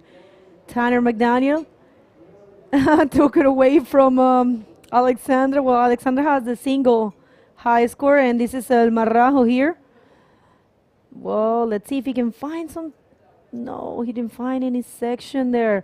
So yeah, I think the 9.75 is the highest single wave score, and the 18.5 is the highest total score of the competition so far. So great hit here for Tanner McDaniel.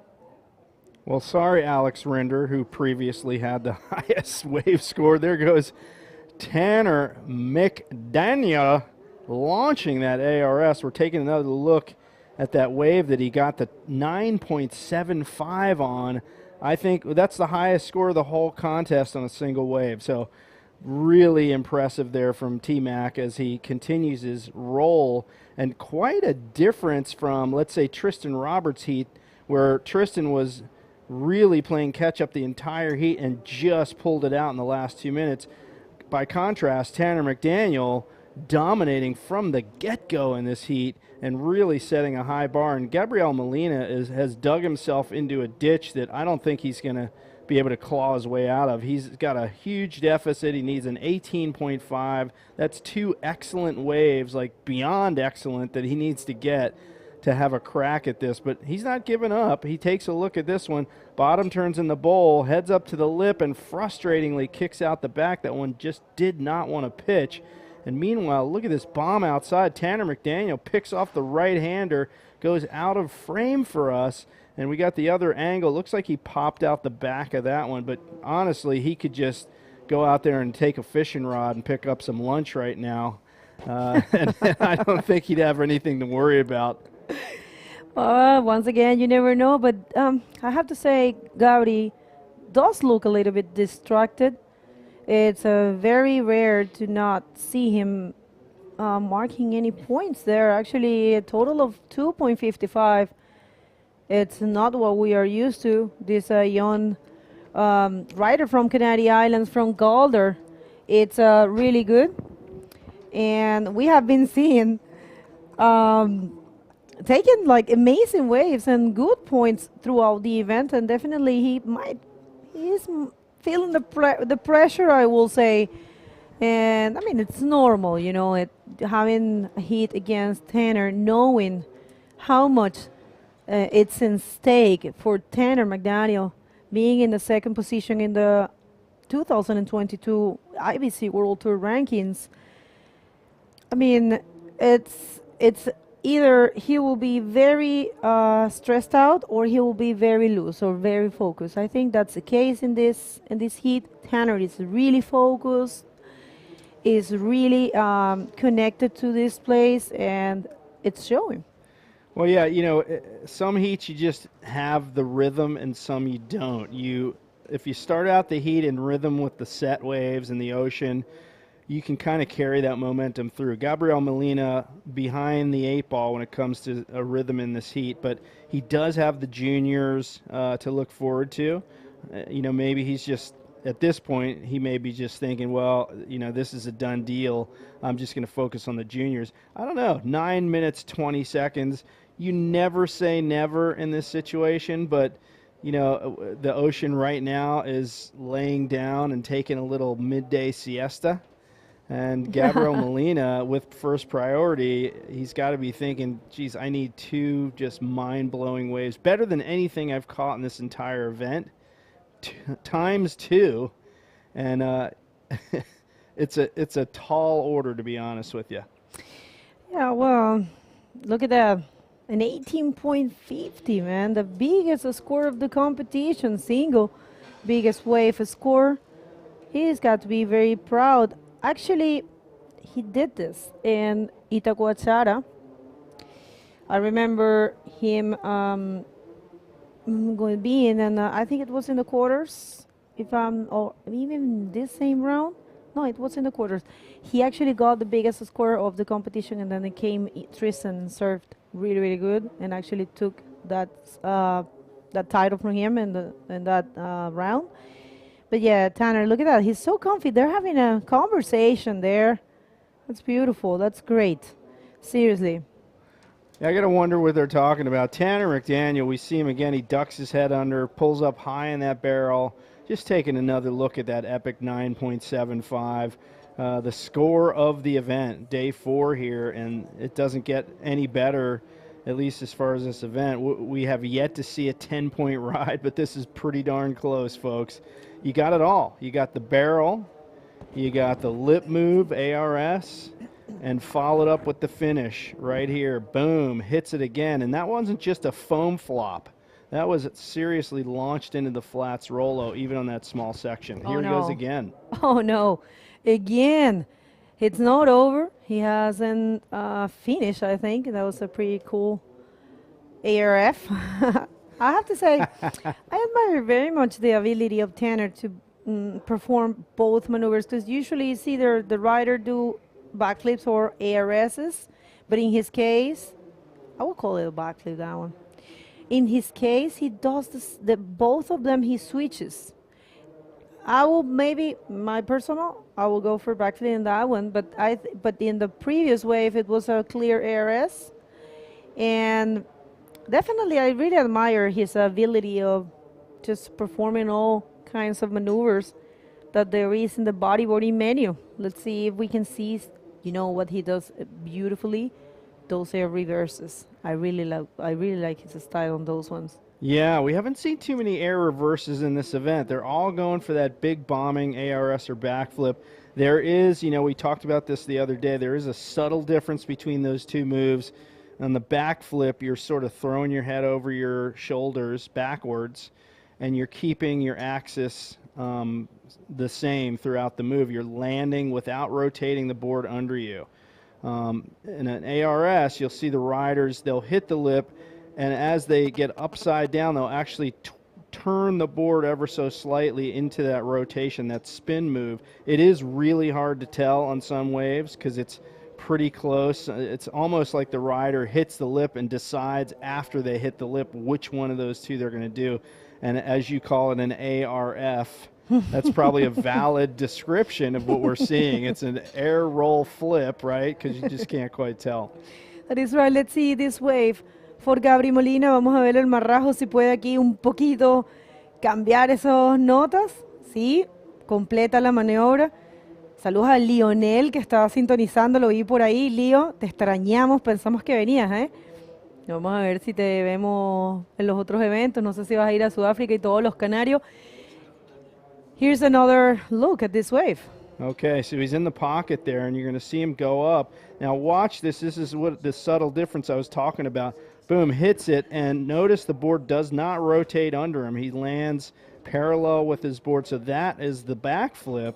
And to do it on a small section like that, not easy. You got to have some serious gymnastic abilities. And Tanner McDaniel, he wanted that one desperately, just a little bit behind it. And I think that could have been a real good one. I doubt enough to erase one of those 2 scores, but we'll see what he's got on this one. This is the peak that Ali has scored with on his last 2 heats. Tanner McDaniel trying to gun it past that section. That one doesn't work out for him. But it's going to be hard for him really to better what he's already done in this heat. As we get down to the 4-minute mark, Gabriel Molina just sitting really in a deep hole at this point with an 18.5 combo situation. You know, you got to wonder, does he just keep going for it? I would say, yeah, okay, I may have no chance here, but I'm just going to try to wow the crowd at least. Ego comes into play, I think, save with some the people. honor. Yeah, it's right. Exactly. You want to save the honor and just say, look, I'm just going to launch something crazy here. Yep. It's not over until the fat lady sings. Fat lady sings. Wow, that's an American idiom that I didn't know you would have heard of, but that's the opera reference, right? That's Operas right. used to finish off with the fat lady going towards the end. For those that you don't know, Jay has a voice, and here comes Gabriel Molina. Let's see, stalling there. Let's see, nice. Oh wow. That was very explosive, very difficult to land, but in the back, Tanner McDaniel just playing. Oh, wow. Just playing. Tanner, he's feeling home here, I'm telling you. He's feeling very comfortable, beautiful. Off the lip, rivers, throwing buckets of water. I just want to see those replays. This is the first replay of last wave of Marajo. Stunning wave here. This is obviously going to be his best wave of the heat. You see him stick the knees in the stall for this bowl, back flips it right out of the bowl. Can he spin it back around and pull that off? We lose sight of him because on the wave behind, guess what? Tanner McDaniel just came from out of nowhere, deep in that pit, spins out of the barrel, throws a little snap turn up on the lip, and he's looking for one more on the inside, drives down the line and bangs it off that little foam ball, and can't quite get in front of the wave. But geez, what an exchange here near the end of the heat. That was phenomenal. And just 2 minutes to go, Gabriel Molina picks up a good score, you know, way too little, way too late, of course, but that's what we talked about, the honor, gaining back his honor. I think he did it on that wave. Well, we have a comment here from Danny. He says, this heat ended 20 minutes ago. Yeah. Oh, well. We did mention that, yep, for sure. You're right. Tenemos a Bola 8 sintonizando, Carlitos Sanz. Gracias, amigo, por estar presente. Carlos Sanz, another great rider from Gran Canaria. Great rider, and we're going to get to see him in the Gran Canaria Fronton Keen very soon this year. And waves are firing progression sessions, totally right. And well, so far these guys are having a blast out there. Tanner with a pristine, another pristine performance. 1 minute left in the clock, and I think Marajo is just chilling. He's completely, I mean, he knows getting out of that combo line right now, it's really difficult. I won't say impossible, but because nothing is impossible in this life, but definitely given our experience, it's very hard. Well, Tanner should have paddled out with a mask and snorkel and just, you know, enjoyed looking at the fish on the bottom for the last 20 minutes in this heat. I don't mean to disrespect Gabriel Molina. No disrespect meant at all. It's just the domination of Tanner started in the first 5 minutes of this heat, and that was pretty much lights out for Gabriel Molina unless a miracle occurred, and we can see 20 seconds left. There is one more set here, so here's a chance to get back that honor, although Tanner has first priority. And look at this bomb set coming through, barreling across the reef here at the spot here in front of our scaffolding, this left-hander they call Padang. And here's Tanner McDaniel with one more wave right at the buzzer. Here we go. I would say a buzzer beater, but he didn't really need that. He got the air forward and lands over the back, and that's going to do it for that heat. Let's check out the replays. Actually, this is a replay of that last wave. And we see him spins right off the lip, air forward, but over the back. And, you know, that's pretty much a one-sided heat, about as one-sided as it can get. And we will take a look at that heat recap while the next heat lines up. Let's check it out.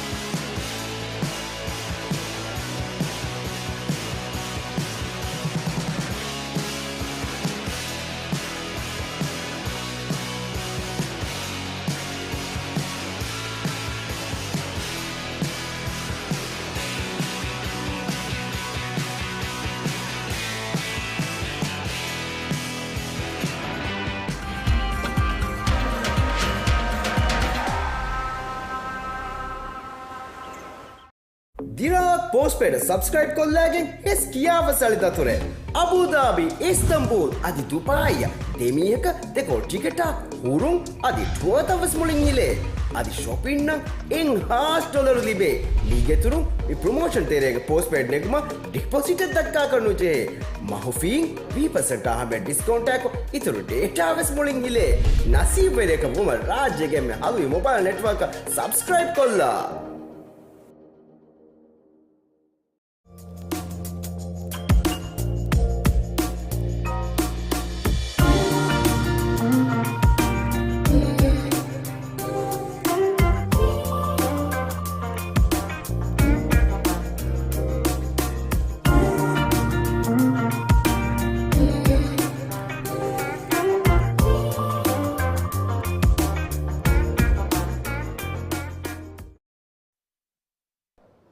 And we continue on with the IBC World Tour 2022 Visit Maldives Pro.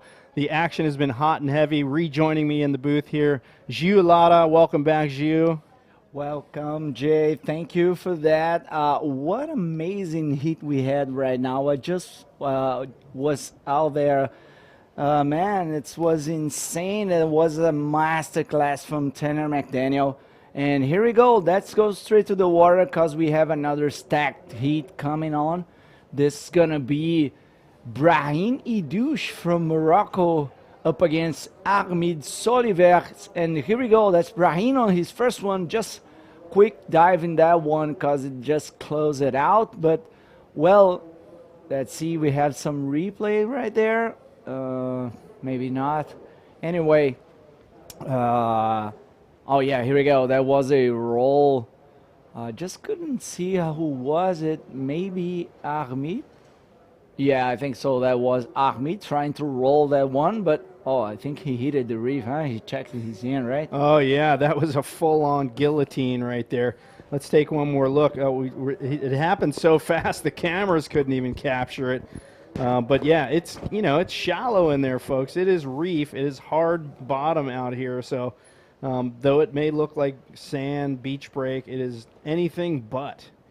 Yeah, and you just remember we were talking about the duck dive issue because it's so shallow. Yep. I was talking with Robbie Berman right there, and he cutted his hands doing exactly the same thing as we talk. Should have listened to you. Speaking of listening, we have our interview with our last heat winner down there with our super cool Alex Rinder. Take it away, Alex. Yeah. Thank you very much, boys. And we're here with Tanner McDaniel, just chilling out there, just making really good waves, making the total high score of the contest, single wave score plus combination, best combination score. How do you feel? Yeah, I feel good. Yeah, it's kind of firing out there right now. Yeah, it felt good to get in a good rhythm, and I kind of went into that with the same mindset I had the last few heats, and it felt good that it paid off. But yeah, I mean, the waves are really sick. Kind of felt good to be in rhythm when the waves are like that. So I'm stoked. I'm really happy with that. It looks like it's working out for you with that strategy. So you just we were talking a little bit before the interview. You told me it's a bit crazy because doing the when you get the wave, it looks a little bit doing the bottom turn like pipeline. Yeah, I've heard people saying that it's like pipe, and I was kind of like calling BS a little bit. And yeah, I had a couple of waves where I was scooping into it, and it had like a West Bowl kind of like hook on it where I was like, whoa, okay, like it's a sick wave. After that heat, I'm like pretty blown away. I knew it could get fun, but I didn't know it could get that sick. Well, thank you for the show. Congratulations. Good luck in the next round. Do you want to say hi to someone back home? Yeah, my mom and dad, they're always watching no matter what time it is. My girlfriend Harper is up late at night watching, and yeah, I just want to say thanks to them, and of course my sponsors, Science, Viper, and Gyral. Yeah, just having a good time. Well, thank you, and back to you guys. And that was it. Well done. Tanner McDaniel shouting out for his family and sponsors. Man, that was mental. That was sick. And yeah, he really think as us that this place looks like Hawaii. That's amazing. Yeah, for sure. You know, to hear him, a guy who really surfs well at pipe, see that comparison, I mean, that says a lot about the quality of the waves today. And he's set the bar at the top here for the rest of the competitors throughout this event. Everyone has the capability to have scores like that. Obviously, it's the waves that you get, the rhythm that you're in. So it's, you know, obviously anybody's contest. We've seen Amaury ripping. We've seen, you know, Tristan ripping. It's who knows who it's going to be. But Brahim Idouche had a super high score a couple days ago. Can he match that level of ripping in this heat? Not on that wave, but we got more out the back. Yeah, all of these guys can. This one is Ahmed Soliver looking for the section. Nice backflip. Clean execution. That will be his first solid score and the first solid score of the heat. This one will set the bar for the judges, J. Real. Definitely is. You know, you want to start out with a rhythm, and here Brahim Idouche not really getting a good one, so he kicks out of that one quickly. It's going to be a low score for him, but Armid picks this one off and maximizes the scoring potential by hitting it right on the crease. Beautiful ARS there. Lands it, bounces, and he'll duck out. So that's going to be a good score. We've seen those lip maneuvers consistently get those higher scores, and we're waiting for that to pop through. I'm sure that's going to vault him into the lead. Yeah, this place is surprehending the world, and if you had any doubt about the potential, yeah, see, let's check the replay. Look this bowl and how explosive this section offers, a faint, incredible energy to throw those backflips. And if anyone has any doubt about the potential of Varunula Ralugandu, well, here's the answer. Here's the answer. You know, we saw over a week ago when the first competitors started arriving, it was kind of looking like it is right now.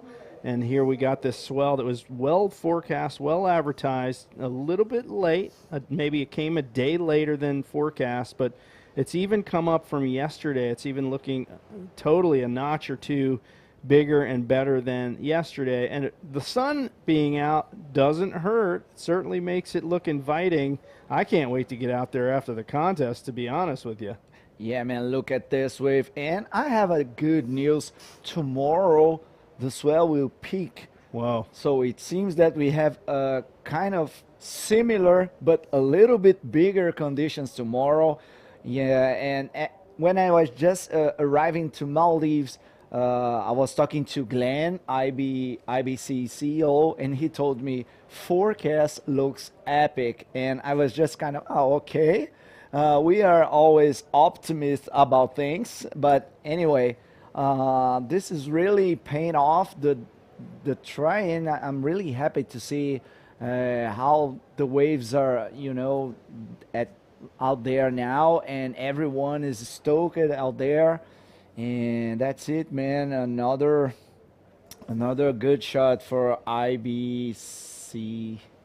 For sure. Well, the best thing here is that, you know, the Maldives picks up tons of swell this time of year. It's peak season for swell here in the Indian Ocean. Storms moving under South Africa in the Antarctic Sea send swell up this way towards the equator where we are. So the timing's great. The other element here is we have a 10-day window for this event. So we had the luxury of sitting it out and waiting for the best waves and even the best tides. We've seen, obviously, a couple days already. We cut the contest off early when the tide swamped it out and just said, hey, we want to give these riders the best conditions, bar none, and that 10-day window has really allowed us to do that. Yeah, that's it. That's the minimum requirements. You must have a 10-day window if you want to run one of these high points events. It's time for some shout-outs as we have some low on the action. Lorenzo Soliver, vamos Armide, for sure it's going to be, it's supposed to be from his family. Ayub Makut, where's the flag from Morocco? Yeah, if we're missing a flag from Morocco, our director team, our broadcasting team for sure will fix it right away. These guys are doing a great job. No complaints about this team. Perfect on every single detail. Yeah, the Junior DE is just asking, what is the name of the spot of the competition? Oh, this is Brahim Hedouche looking for the section. Just kind of frustrating. Oh, look at that one, J-Real. Wow, cranks it off the bottom. Armid Soliveres rolls it into the flats, and he's getting that second connection over there for another roll. So that's what you want, that double peak action. If you can connect those two peaks and get that second look. See, you see the second peak right there. Get the big move on the first one, connect with the second one. You can get that second roll off. And Armid Soliveres, the Canarian, look at this. Let's check it again. Hits the lip, rolls it, and now you're going to see him stay high and try to get some speed over that hump, little flat spot, and does so. Rollo again. And Armid Soliveres carrying on the long line of Canarian bodyboarders that are not only ripping this contest, but just in general. Yeah, I do agree. Armid looking solid Soliveres right there. Yeah, and definitely everyone in the live chat stoked with this wave. We have Lionel Medina, el flaco. ¿Qué tal, compadre? ¿Cómo está? Aquí estamos nosotros en Maldivas, buenísimas olas rompiendo en la playa de Varnula Ralugendu. Yeah, somebody asked how you say the name of the venue. That's it. That's you it. Just said it. Junior GE, I'll tell you again, it's Varnula Ralugendu. Varnula Ralugendu. I've kind of difficult on the first times you're trying to pronounce that, because you know that's a word in Diveti, which is the local language here in Maldives. But really name that you must learn. Cause look at this, man. This is a Hawaiian looking wave. Look, the roll goes for the roll. Strong section there for Brahim Hedouche. Not able to pull this one off. Wow, I'm going to call him the Rockin' Moroccan. He's the Rockin' Moroccan, man. And the solid Soliveres. That's right. We got the solid Soliveres and the Rockin' Moroccan. Check him out. Brahim Hedouche from Agadir, Morocco. Bottom turns on this section. There's the flat spot. He gets through it, and that second peak is hammering. And you see him like he's popping up. He's trying to body surf his way into the front of the wave, but just gets flayed out the back. So, Brahim still looking for that really epic wave. You can see him right there. It looks like he got another one and just took one on the head there. Actually, no, sorry, that was Armide. So the situation right now with just under 12 minutes remaining is Armide Soliveres leading the heat with a 6.0 and a 5.0. Brahim Hedouche, two kind of low scores. We're waiting for a score to drop through from his last wave. He does need a 9.0, which is indicative of the fact that he'll probably have to erase the two existing scores he has and replace them with two better waves. Yeah, not a good hit for Brahim Hedouche so far, but still some time on the clock, 11 minutes and 20 seconds, as you said. And we are still here in the live chat. Lorenzo Soliveres just saying, soy su tío. Entonces es uncle, is Soliveres' uncle here on right the on. live chat. Thank you Yep. for being tuning in with us, Lorenzo. Mohen Judy says, wish you can speak in Devehi maybe in a couple years as we are coming. We wish to come to Maldives. I'll swear I will try to speak some Devehi language next year, but here we go. This is the Moroccan rockin' finding the ARS. Oh yeah, and that will be the first solid score for Brahim Idouche with 10 minutes and 30 seconds remaining. Solid wave there. You know, he had such a roll the other day, and he's trying to get back that rhythm that he had a couple days ago. You can see him perfectly placed right in the crease. He had a little tiny section of lip that hit him, punched his board out in the flats for that ARS execution, and nicely done. One more view. Now watch the lip. Watch the lip right here. Little flare on the lip. Boom, right where he hits it. Throws him out in the flats. Bouncing landing. And that little flare is what tossed him out into the flats so well. So perfectly timed from the rockin' Moroccan. Yeah, nice. And how fit supposed to be these guys with those landings. You see when they hit the bottom, it's just the flags started to fly. Meanwhile, Ahmed, the guy in white jersey, goes for the backflip. Clean execution. Just a little claim right there. A roll off the top. Looking for one more section. Another good way for Ahmed Soliveres trying to improve his 11 points total score. I think this one is going to pay off. So here he goes again, that left bowl just working for these guys. It's all about the timing on the lip, and he does that perfectly. It's sort of the backflip / ARS. Throws the little hand up in a claim, or maybe maybe he's just repositioning his hand. I don't know, but that one worked for him for sure. Take us through the replay again. I love this angle. Nice and clean bottom turn. Finds the backflip straight into the flat, flying out. Oh, that was a quick claim.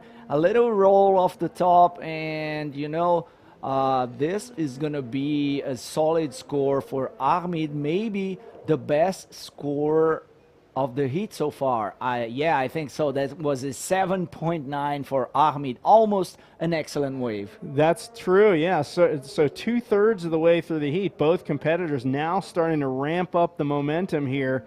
Kind of unusual. Some heats we've seen the very beginning, some the very end where all the action happens. This one, it's like 2/3 of the way through the heat. So there's a chance for either competitor to look at that paddle. That was insane. He paddled so hard, and I didn't think he was going to get that one, but absolutely did not work out for him. He drops his priority now, and Ahmed Soliveres is in position to hang on to the lead right now and stay out there and wait for a good one. 8 minutes, lots of time. Yeah, Brahim Idouche looking for a 6.91 as we have, as you said, 8 minutes now, 7 minutes and 50 seconds on the clock. We're going to be followed up on this heat by David Hubbard against Aswan Mohammed. That's Dooney, if I'm not wrong. A real nice guy. One more local boy representing Maldives here at the Visit Maldives 2022. Just saying that this is the first ever bodyboarding World Tour event here at Maldives, and first time that IBC is landed on the Maldives and the Asian continent. And what a great shot this one is, looking over the water towards the airport, Hulhule, the island over there where the airport exists. And as I read, I don't know if this is true, but they actually used landfill material to lay down the airport runway and then paved over it. So it's a good use of what otherwise would have just been a landfill. So here we go. Nice wave for Ahmed Soliveres. Bowling wave here. Once again, carves around that bowl, and it's a real tight area that you got to hit the lip. Oh. A beautiful roll followed by an insane backflip, and he goes for the ARS on the end section. Can he hang on? He's kicking. Can he get in front of it? Oh, just so close. And that was an absolutely amazing wave, full of pretty much everything you can cram into a wave. Yeah, actually that last flip was unnecessary, but look, This is a very looking wave, nice bottom turn, finds perfectly cylindrical roll, kind of a quick cover up right there, and then bangs a backflip perfectly. And now, I mean, this maneuver he couldn't just kick out right there because all the energy was on the first roll, and followed by that huge backflip. Another great wave from the Solid Soliver. Solid Soliver versus the Rockin' Moroccan, who now is in a deficit where he needs a 9.65. His low score is a 2.0, really a throwaway score for somebody the caliber of Brahim Idouche from Agadir, Morocco. So he's going to sit it out. I mean, he's at 5.5 minutes. There will be another set. I can almost guarantee it. Question is, will Brahim be in position to take full advantage of it? Let's see. Yeah, I'm really happy to see some solid 4 to 6 foot out there. Kind of Hawaiian look. As Tanner mentioned, that some people sometimes say that we have this pipeline view. Check this out. That's Brahim Idouche coming around the section, just diving on that one. Oh, and that's going to be dangerous, as I said. We have some injuries out there with Robbie Berman, who injured his hands diving on that one, especially on the right. Here it is. Yeah, Brahim just behind the snowball there, just couldn't get around it. So the momentum not on his side at the moment, and he does give up that priority as Armides Oliveras gets first priority.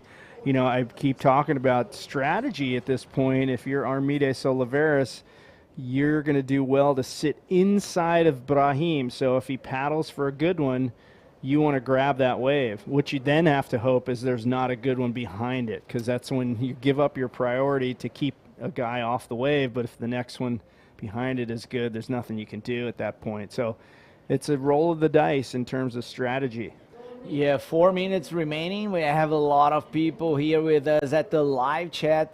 A lot of people cheering for this Soliver guy. Here it is. This time for the Rockin' Moroccan Brahim Idouche, looking for the section, finds a nice roll, trying a little quick cover up right there, and that's it. A good way for Brahim Idouche.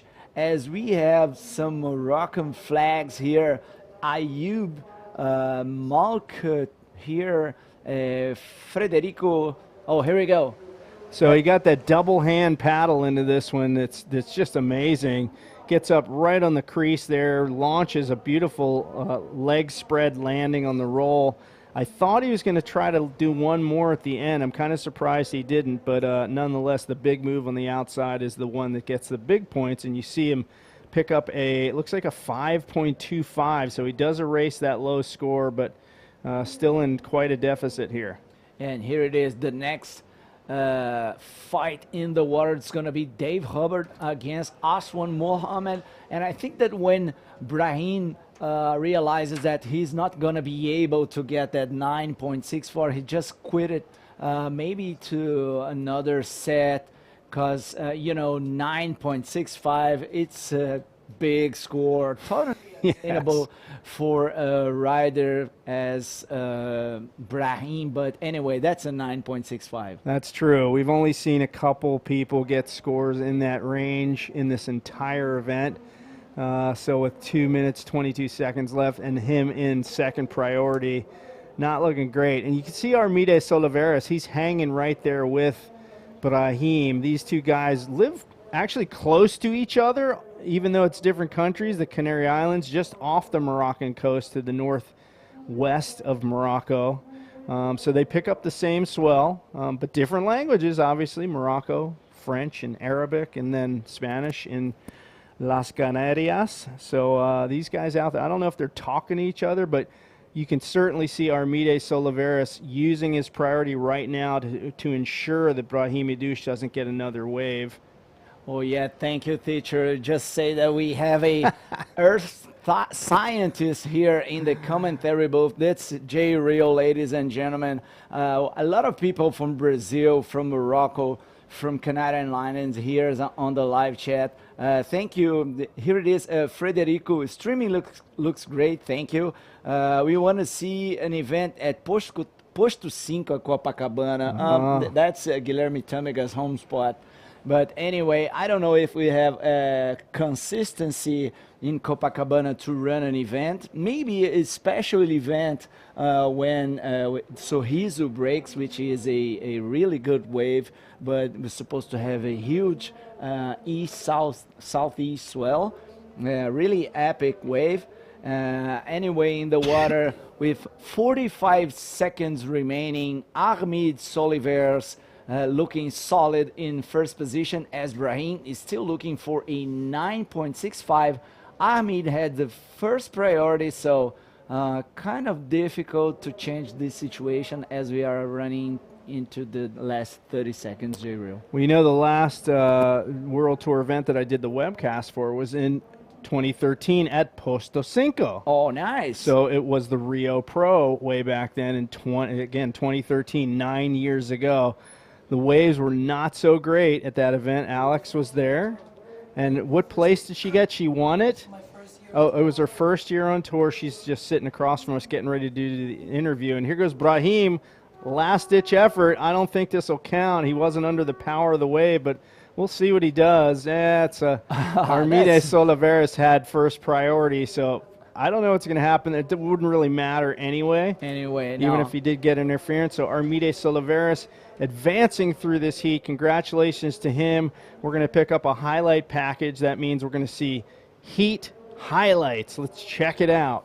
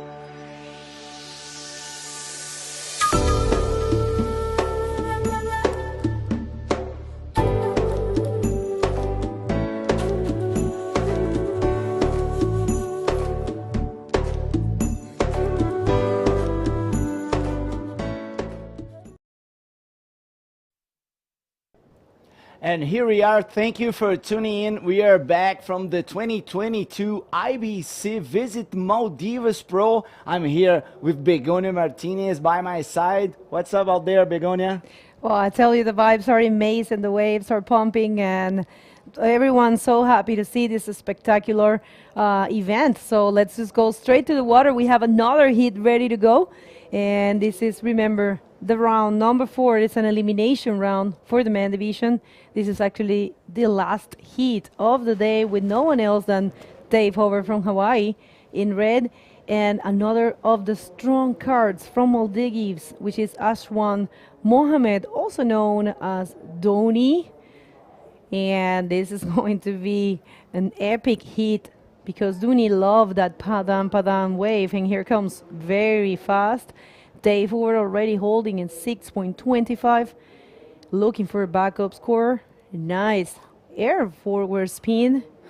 And let's see, probably we have those replays from those waves surfing during the commercial break. Here we are. Yeah, I think this is the first wave of Dave. Beautiful extended roll. Trademark for him, combined with the backflip. He's just making it look so easy. Yeah, this guy is in rhythm since the first day here. Check this out, kind of late drop, very patiently waiting for the section, and then throws a kind of forward there. Clean execution, not such a high fly. Anyway, very critical move for Dave Hubbard, one of the most exciting riders out there. And that's right. That's right.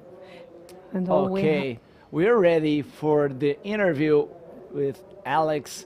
What's up, Alex? What's going on? Thank you, guys. And we're here with Armida, winning the last heat against Brahimi Dush in some really good conditions. Tell us, how is it out there? I have just finished my hit and I am really bit nervous, so can I speak in Spanish? Okay. Bueno, sobre todo hablo en español porque la mayoría de gente que me ve es de allí, de Canarias, y entonces gracias a todos por apoyarme. Las olas han sido tan buenas que no sabía bien qué hacer y encima con un competidor tan bueno como Brahim ha costado. Los nervios casi me pueden, pero lo he conseguido. So he asked if he can speak in Spanish, and of course I can translate this. Mostly of his fans are in Spain, so that's why he wants to speak Spanish. And also, he said the waves are so good that he was struggling to know what to do because he was just so shocked that the waves are so good out there. And of course, he said it's not easy because competing against Brahimi Dush is never easy. But well, you did a really good job. You're the only Canarian that's in the quarterfinals. How do you feel? How are you going to prepare for the next heat? Pues bueno, voy a intentarlo a tope como lo he estado haciendo. A ver contra cuál de estos dos competidores me toca. Entonces, intentaré hacerlo lo mejor que pueda como lo he estado haciendo. Así que muchas gracias a todos y sobre todo a ti, Alexander. Thank you very much.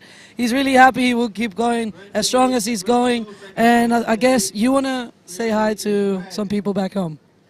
Gracias a mis amigos, mi familia, mis patrocinadores. Y bueno, espero que sigan ahí a tope. Así que vamos a por ello. ¡Woo!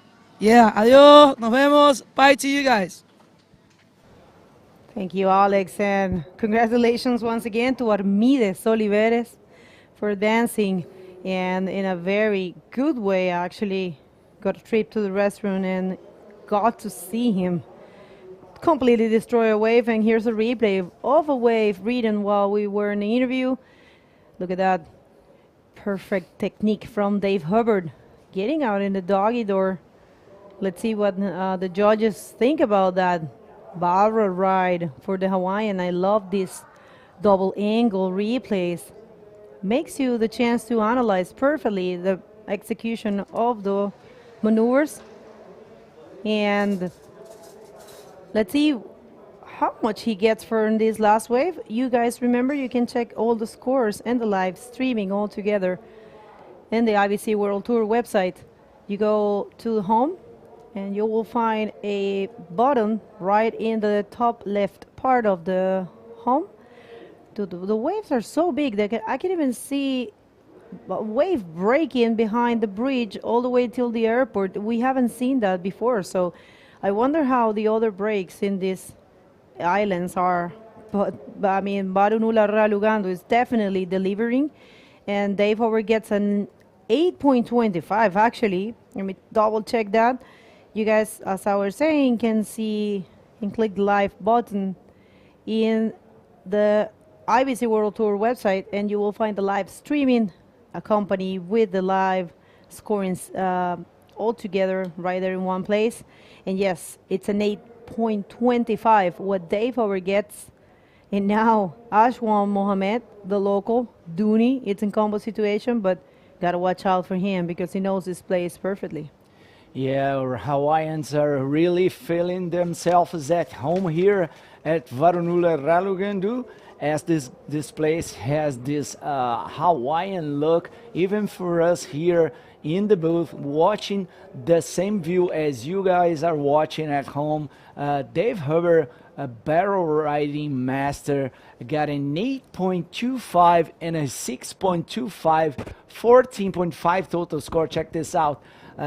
Clean barrel riding. I love the positioning, just finding a quick doggy door there. You see he's looking sharp. Dave Hubbard, very consistent during all the events since the round one. Just reminding that he is also looking for the DROPKNEE world title.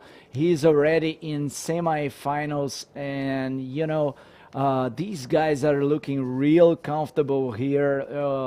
The Hawaiian crew now represented in this round by Tanner and Dave, looking really comfortable out there, as Dooney is in combination, but still plenty of time here. And here we go. That's a pedal for Dooney.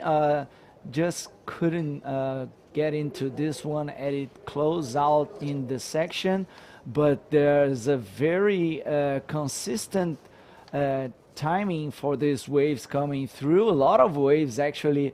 Very good conditions here at Varunula Ralugandu Begonia. That is right, and I love that floating little square there with the logos of the MBBA, which is the Maldives Bodyboarding Association, and the IBC logo, and of course the event logo on top for the drum shot. And the MBBA, I tell you, it's been co-founded by Ali Kushruan, and it's got already 283 members. And I have the honor of having here in the booth the Ministry of Youth, Sports, and Community Empowerment here. And we had a very cool chat about the future of the Maldivian bodyboarding, and he said it's so important and it's part of the president's look to bring these events here to push the local community. And for them it's very important to have a World Tour event, and of course give the chance to the local bodyboarders to be broadcast to the world and place the Maldivian bodyboarding in the, you know, in the palestra, I would say, bodyboarding. And also he said there are future plans. He wants to establish the Asian office for the World Tour event, for the World Tour here, the IBC World Tour. So let's see. He is very confident that they might close that with Glenn Cuevas, our CEO, who has been doing a great job so far. Thank you very much, Glenn, for all your dedication, hours of his personal life dedicating in this project. And he has been working alongside with Rash and Kufu and everyone here for 2 years now, along with some other IBC members. So thank you very much. There is a lot of passion and a lot of sacrifices, I might say, behind this great tour named the IBC. So we're hoping that you guys like it. And here comes Dave Hubbard in a nice wave, probably not as clean as the previous, but he's still stall and looks for some barrel time there, not too deep. And he doesn't really need that score. He's right now with a total of 14.5. Probably here his wife Evelyn is tuning in right now.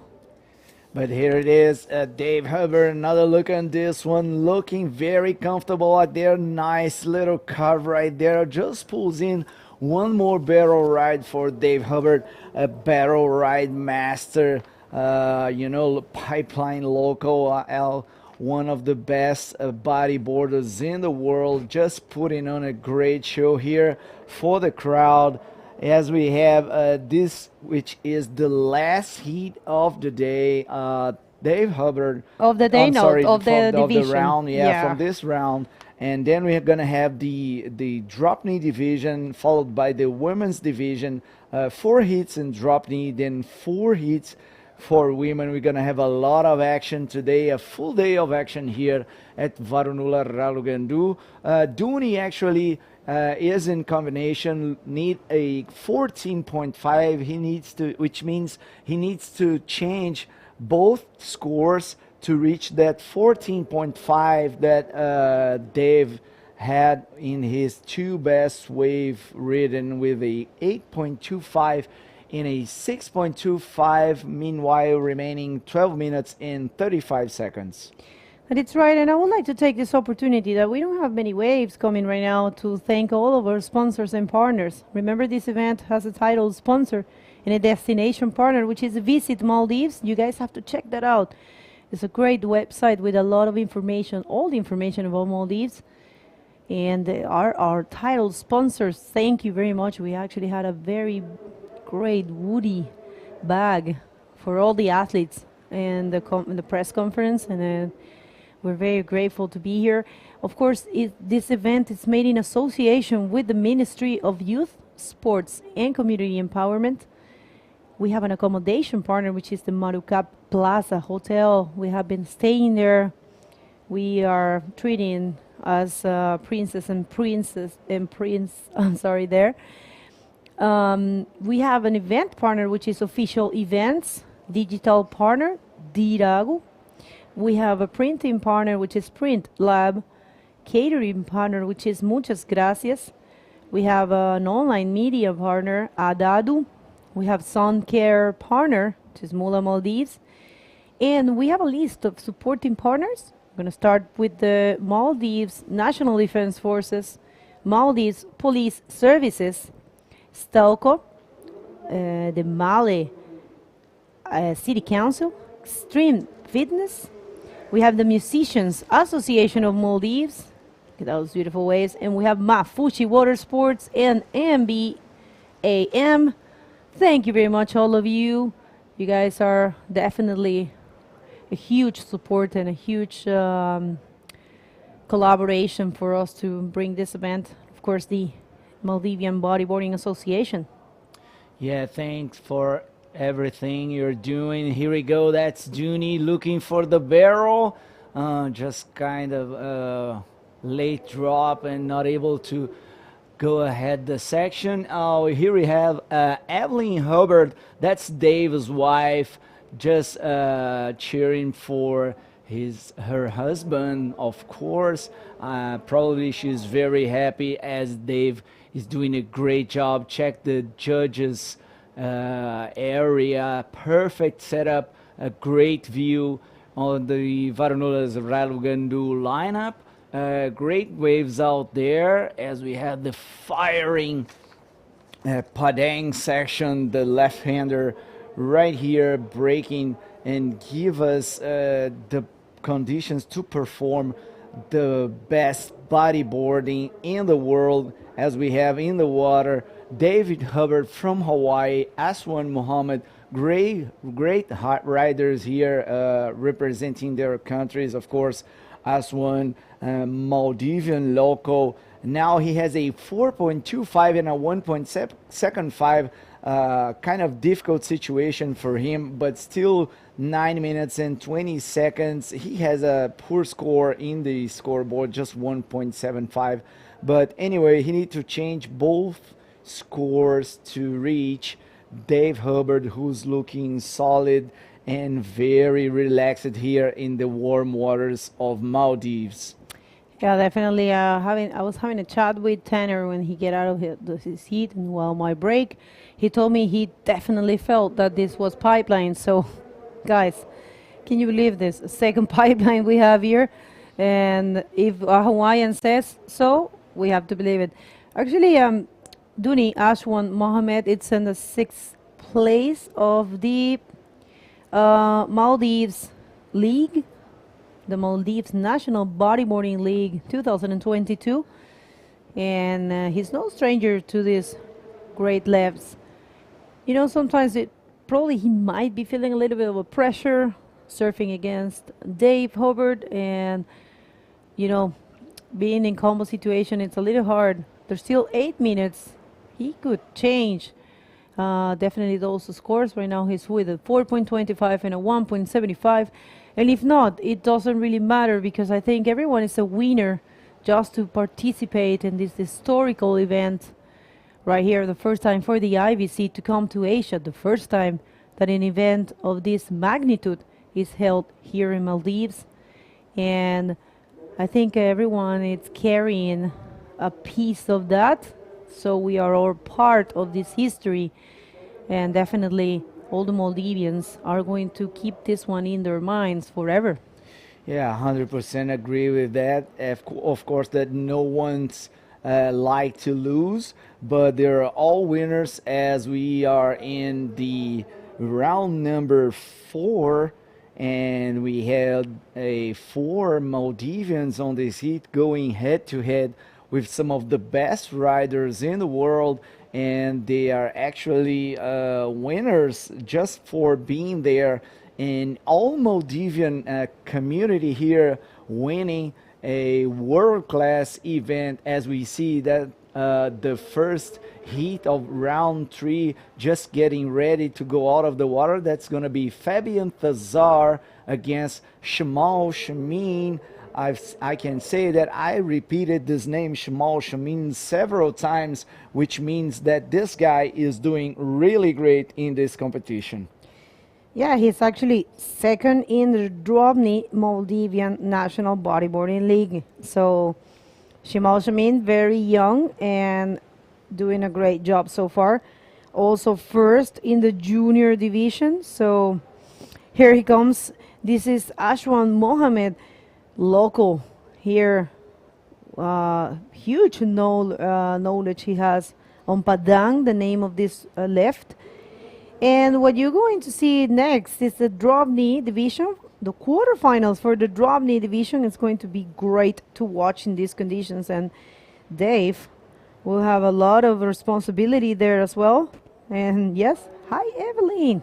Great to see you here. Of course you are here. And Guy, once again, Guilherme Montenegro. Hi Guy. And we have Saif Ibrahim. We have Antonio Jimenez, Arriba Canarias. Look at that, another experienced rider, Fabian Tassar, doing a great job in both divisions as well as Dave. That's going to be a very interesting heat to watch. And here you go for deep play with the last wave of Dooney just coming around the section, looking for a maneuver, just find a nice through the lip roll right there. This is gonna help him to improve a little bit his score, but anyway, he needs to change both of the scores to reach that 14.5 that David Hubbard set up just in the first 10 minutes of the heat. A nice and clean lead, solid waves for Dave Hubbard.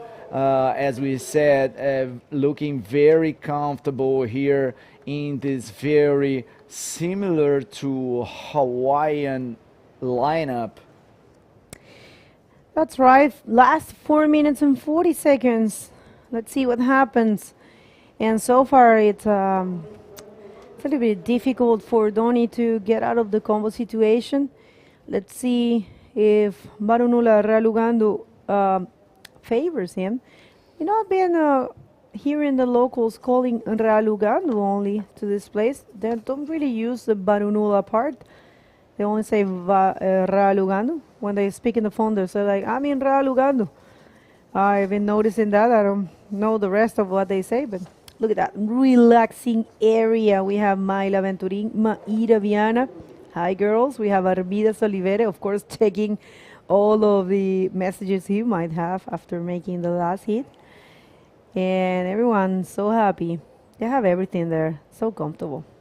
Yeah, and coming down to the last 3 minutes and 45 seconds, Dave Hubbard still looking comfortable, just paddling on this one, maybe just to keep the rhythm. And here we go. Can we expect something crazy for Dave Hubbard? Just a quick little cover up and, you know, nice and chill.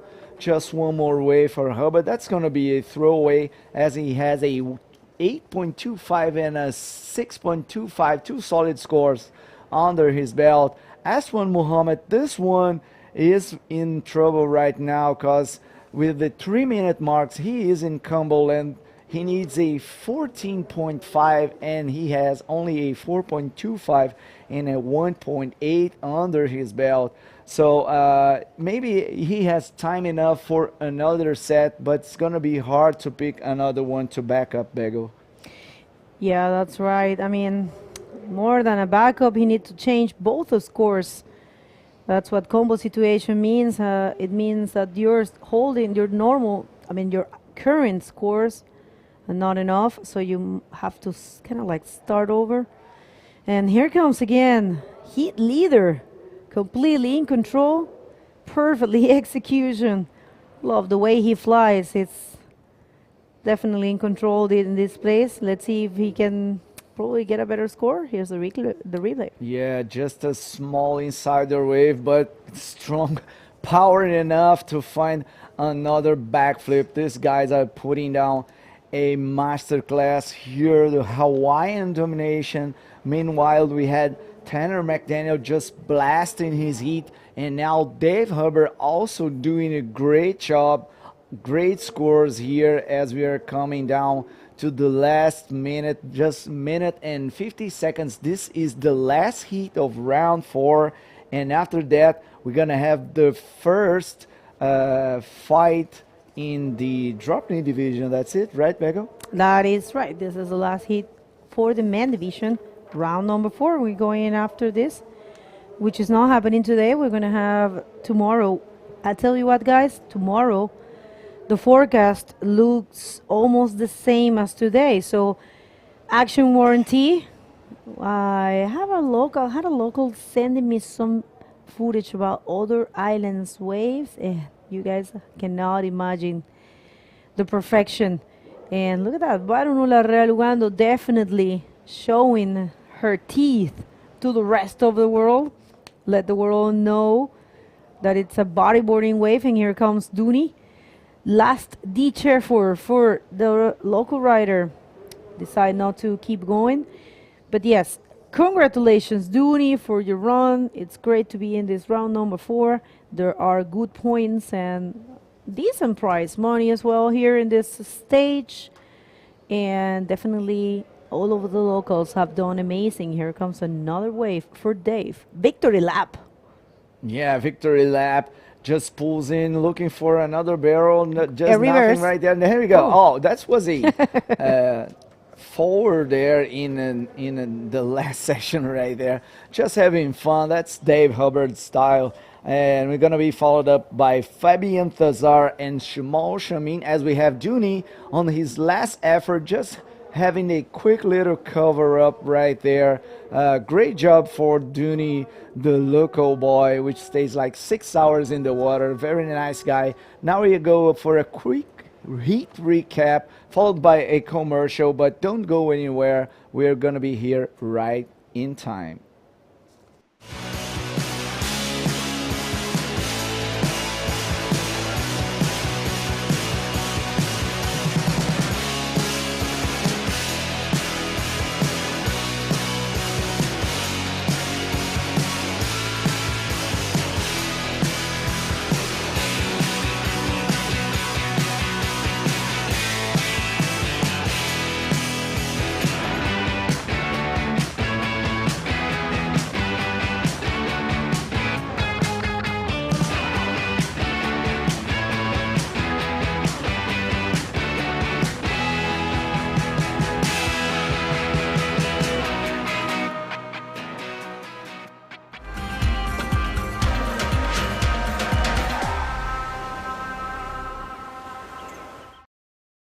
දිරාක් postpaid subscribe කොල්ලාගෙන් හෙස් කියාව සලිදතුරේ Abu Dhabi Istanbul අධි දුපාය දෙමියක දෙකොල් ටිකටා හුරුම් අධි ටුවතවස් මුලින් ඉලේ අධි ශොපින්න ඉන් $5 ලිබේ ලීගෙතුරු promotion තේරේක පෝස්ට්පේඩ් නෙකුම ඩිපොසිට දක්කා කරනුචේ මහුෆීන් 20% ආහමේ discount එකක් ඉතුරු ඩේටාවස් මුලින් ඉලේ නසීබේරේක වුම රාජ්‍යගෙම හලුයි මොබයිල් නෙට්වර්ක් සබස්ක්‍රයිබ් කොල්ලා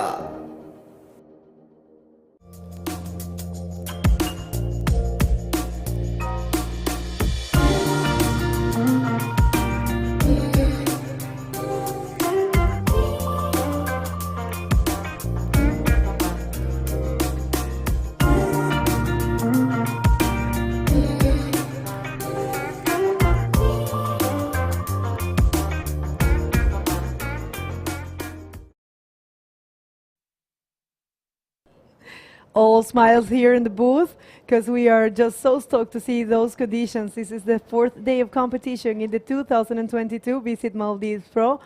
Jay and I, we are so stoked. The locals are holding their own today, going up against the world's best. We've already seen some success from the locals. Let's get right back into the water and see what's happening out there right now. That's right, and we do have the first heat of your favorite division. Look at that, backside, backhand, as it's been called lately. Fabian Tassar against the young Shimal Shamin, who is currently in the 2nd position in the DROPKNEE National Maldivian, and the Maldives Bodyboarding League. Let's see what he can do against this great rider, Fabian Tassar. All right, so check that wave out. He's taking off on that peak over by the bridge. They call it backdoor, and he is bouncing and bouncing on that wave before going down. And down at the podium in front of the stage, we have the legendary Alex Rinder with our heat winner from the last heat. Alex, what is going on? Thank you, guys. Yes, we're here with Dave Hubbard making his way into the quarterfinals with some... It looked fun out there for you, huh? It looks like the tide is coming up. It's getting real high. You told me there's a little bit of current. How is the situation in the water? Yeah, there's some current happening, but there's some big sets. Like, I was pretty surprised. There's like maybe, I don't know, 8-foot Hawaiian sets. Like, every once in a while, just huge bomb sets, at least 6 feet. And pretty exciting. And every once in a while, there's really good shaped waves out there. And yeah, it's just such a pleasure to be competing here. And the locals are so cool. It's so great to have Dooney in that heat. And it's just, we had a blast. Yeah, I wanted actually to ask that. Did you guys have a proper conversation inside, or was it like a real proper heat where everybody's just quiet and concentrated? We were concentrating, but you know, at one point we talked about the conditions, and you know, if he was looking like he wanted to go on a wave, I was probably gonna just let him go, and yeah, it was cool. That's a typical good vibes from the Hawaiian, as we know him. Well, congratulations. Good luck also, you're competing in DROPKNEE right now. You're really focusing for that, I guess, because you are actually with a good chance to win the title. How is it going? How are you coping to do both divisions and just staying as cool as you are? Yeah, I'm super excited for DROPKNEE. It looks really fun out there, and it's a nice big hollow left, so I think that kind of suits my riding. I'm really excited to, yeah, just continue to ride in this DROPKNEE tour. It's going to be the best tour maybe we've ever had on the DROPKNEE World Tour throughout the years, so it's just a pleasure to be here and be a part of it, and I'm looking forward to that heat, yeah. Well, good luck. Have fun out there, and back to you guys. So Dub getting it done in that last heat, and he still has the DROPKNEE division ahead. And so he's getting more and more familiar with this wave as time passes. So he's one of a few riders doing double divisions out here and doing well, as a matter of fact, in both divisions. Speaking of which, one in this heat, Fabien Tassar, killing it out there, the Frenchman, getting it done, and he's against our Maldivian local ripper, Shimal Shamin. Scores on the board, only one wave for Fabien Tassar. We saw him take that right-hander over by the bridge, that bumpy right. There's a rip that sort of runs through that right over there, and now we see Shimal Shamin hanging out over there. So we got a different camera angle now. That's right, he's going for the rights. And how cool hearing from Dave saying this way it suits him. Yeah, I can tell it suits you. Definitely. No, we're so happy to see this riders doubling up. But it's just so, I admire that very much, you know. It means that they are definitely the best in the world. I mean, to have the chance to have the, you know, the strengthness to be able to surf in both divisions equally as good, that's unique. And here comes Fabian, speaking of such, decides to go for the left. Unfortunately not able to find much. Will be a little bit, will be interesting to see if they can barrel in one of those lefts. They might be a little hollow, but of course that's not an impediment at all for these riders. And so here goes Fabian Thazar. You see him pop up. He's looking down the line. He's trying to get on that edge and get around this section. And just nothing left with that wave. These big hollow barreling lefts that we've seen throughout the men's division, it's going to be tough to drop knee on these because it is a late, very steep drop, and there are bumps on the wave face, which make it super hard to keep your edge in the water and drop knee. Now, Dave Hubbard is one of those guys that rips at pipeline in the drop knee stance, so he has a massive advantage going into this drop knee division, I would say, over most of these other competitors. Fabian Thazar is going to have a go at another wave. Bottom turns, nice carving bottom turn, pulls up under the hook, gets a little snap, not a little snap, but a big snap, but gets it done a little too hard and loses all his forward speed.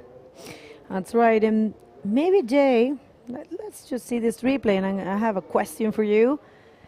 Love the control there. Actually, kind of like it, that one was a little bit difficult, that bottom turn, but yeah, snap the way out of that one. But I don't know if that's going to be a work completed. What's your take? Yeah, I mean, that last snap, I mean, he made the snap, but then he lost the momentum. So I believe the judges will not consider that a made move because he just, lost all his speed after that. Right. Jay, I would love to hear from you. Could do it. I could explain it myself, but definitely I want to hear from you. Can you explain the basics of drop knee? Because I'm pretty sure there's people tuning in at the moment that are not familiarized with what the drop knee is. Yeah, so, it goes way back to surfing, way back in the day. We're talking like 80 years ago when there were no fins on boards, and they had to drop their knee down to turn the board and maintain balance because there was no fin on the bottom. So that's where the name comes from. Originally in Hawaii, it was Jack the Ripper Lindholm that introduced that stance to bodyboarding. He was actually trying to stand up and couldn't quite get up to his feet without sliding out, so he learned to keep one knee and one foot on the board, and it became also known as jack stance. In fact, in a lot of places in Hawaii, they'll still call it jack stance, and they're passionate about that. They don't want to hear that word drop knee. It's jack stance. So still, paying homage to Jack the Ripper Lindholm.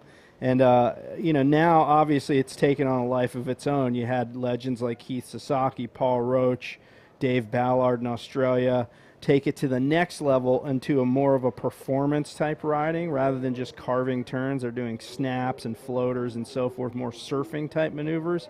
And it is a totally different discipline of bodyboarding. It takes a lot of skill, a lot of technique. I would submit to you that, I ride shortboards, surfboards. It's harder to drop knee on a big wave by far than it is to ride a surfboard, just because you don't have the benefit of skegs on the bottom, and the board's only 3.5 feet long.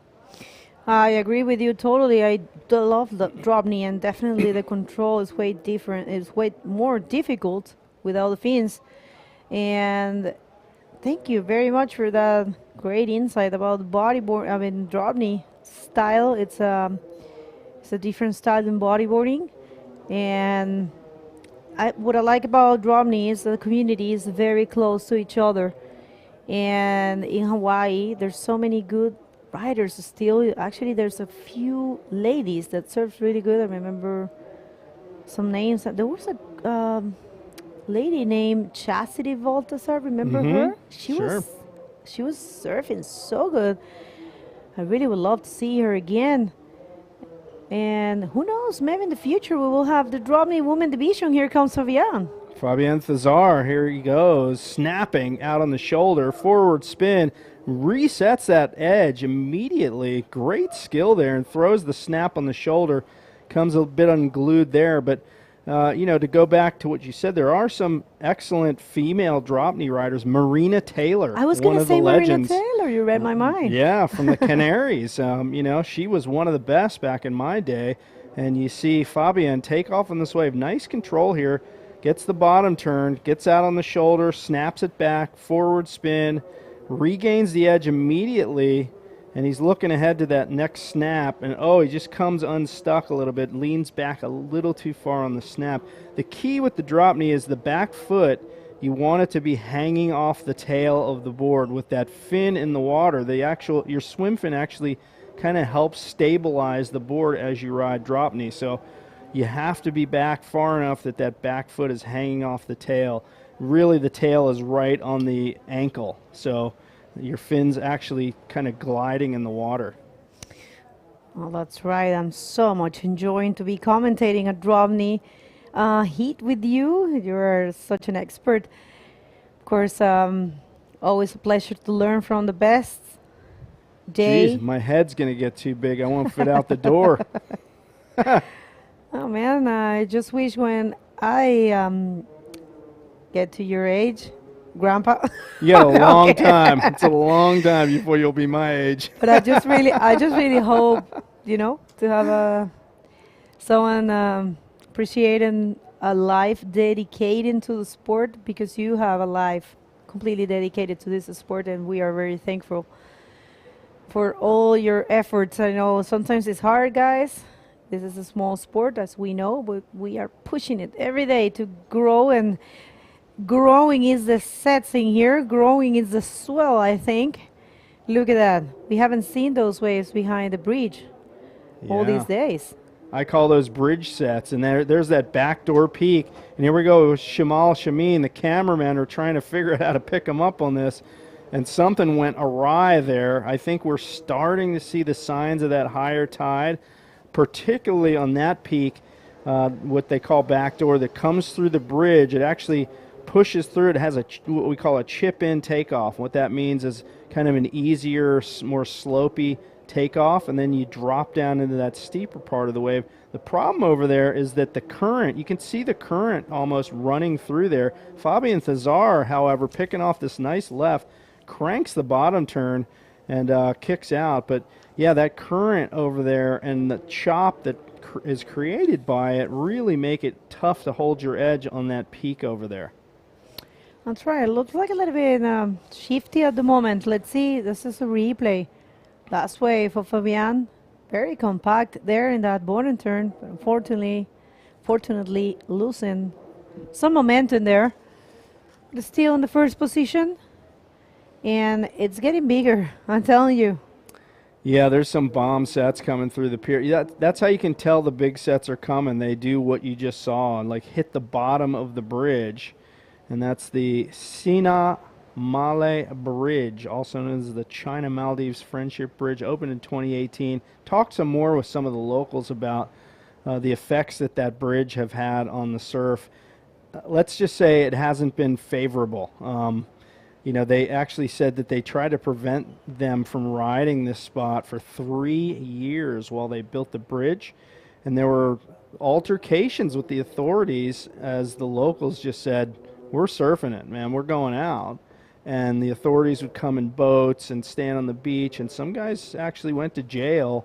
You know, and originally they were protesting it, but once they started building it, they weren't going to be having that. So they just continued to surf right through the whole construction project. Well, I was thinking about something while you were saying that. Thank you for that important fact. What if you're in one of those motorcycles crossing the bridge and then a huge set comes? It might actually makes you fall or something, right? It a bunch of could. water. Yeah, I wonder if they close it when there's just gigantic swell. And I the don't know. Indian Ocean gets big swells. For sure. Yeah, you get those storms in the Antarctic Ocean, and they come around the Cape of Good Hope there on southern Africa, move out under Madagascar, and crank swells right up this direction. That's why the Maldives is such an epic destination for surf, because you get all that swell without the nasty weather that those storms produce way down in the southern latitudes. That's right, and this is a very good moment to send some shout outs. So what if you go to our live chat in the YouTube channel and let us know where you at. We love to read you, we love to see your comments, we love to get to know the different places where you're tuning in. I know in the occidental part of the world, it's very early at this point. I'm gonna check right here in my world clock. But let us know where you at. We're happy to read you. Remember, you guys, well, actually in Chile it's 5 a.m. Ooh. But I see, look at this. There's Ignacio Prat, who has been tuning in since the very beginning for the IBC World Tour from Arica. I remember seeing him around, and he's cheering up for Jerko Vasquez from Arica. He's coming up, and the last heat of the drop knee division today. We do have Ian Computer. He has always been there also. Yeah, Evelyn has been there. Morocco Bodyboard Academy. Who else do we have? Well, you have Wayne Davis checking in from South Africa. How's it going, Wayne? You mentioned Evelyn. That's Dave's wife. Woohoo! She wants to come here too. So maybe next year, Evelyn. Dave is super focused. He's doing a great job making friends with the locals. So if you do come next year, the path will be nice and smooth for you. And yeah, I mean, this is not too far off what you deal with in Hawaii. Actually, much warmer and stickier than Hawaii with warmer water. But surf-wise, it's not too far removed from, you know, the surf conditions that you see over there. And Dave even mentioned that partially in his interview, how, you know, he could, and Tanner, but for that matter, Tanner mentioned shades of pipeline out there. Oh yeah, definitely some pipe shapes in those padan lefts. But today it looks like our local rider Shimal Shamin, it's giving a chance to the right, and Fabian Tassar surfing by himself in the lefts. But yeah, you can tell. I wonder if Alexander can ask Fabian if the conditions are hard for drop knee, because it's been a little bit of slow heat now. And I wonder if the ladies, I know the technical team, they have been taking the best decision so far, and I don't know if the ladies are going to be surfing, and because it's actually planned to gonna run the whole drop knee quarterfinals, which is 4 heats. We are in the first one right now, and it's planned to have the ladies, the women, quarterfinals afterwards. I'm not sure if that's going to happen, but let's wait until we have the official call. For you back home, this is the 4th day of competition in the Visit Maldives Pro 2022 version, and look at this pipeline style there for Fabian Tassar.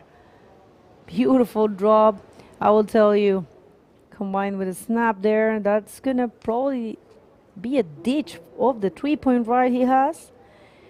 And he's going to have a beautiful picture bottom turning on that bomb. The fantastic rail work from Fabian Thazar, really.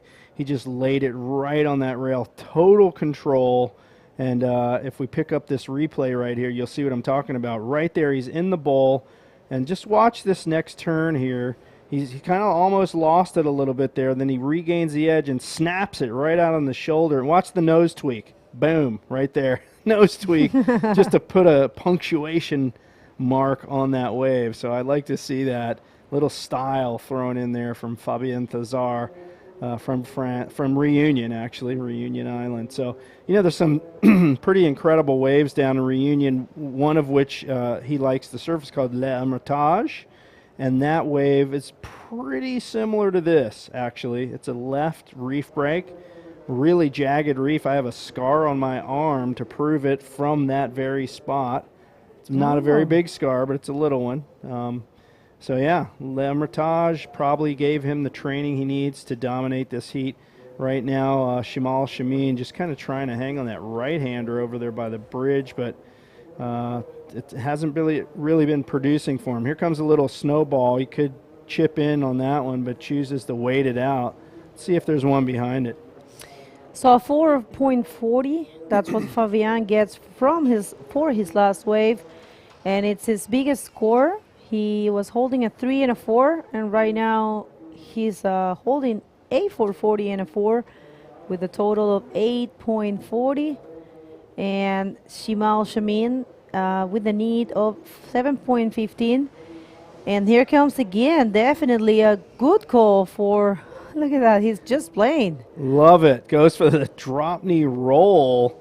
That was impressive. That's a move that, you know, you go for when you know you're in the driver's seat in the heat. Not that he necessarily has it locked down, but He's definitely been the standout here. Let's take, excuse me, one more look at that. Nails the lip and tries to land drop knee. That's a move that has not been performed, or I should say completed, by many people in the world as far as I know. I've seen some guys pull it and do it for many years, but it's so rare. It's so hard to land those. Definitely it is. And look at this cool comment that we have from Dave Castle. Greetings from Australia. The Maldivians are such cool dudes. In 2015, I surfed Ralugando. As soon as I turned up, the boys were super cool. Since then, I have become mates with all the boys. Great, Dave. We wish to have you next year. Definitely, it's great to have all nationalities present, and we do miss the Aussies. And we do have also Ollie Ross from Cornwall, UK, Ulises from Finland, Ricardo from New Zealand, Wayne from South Africa. Thank you, guys. Remember to share the live feed. And we're reaching a very nice quantity of viewers. And if you help us sharing and clicking in the like button and subscribing to the YouTube channel, remember you are part of the sport. So it's man-communated. Do you say man-communated in English? I don't know if you say. I think I made up that word. Yeah, I don't know. Combinated is not a word. No. It's an effort that I think all of us have to do. We have to support the sport. Combined effort. Yes. There you have it. Yeah, you were close. That's the word. You're close. You mentioned Dave Castle, by the way. He posted a photo on Facebook.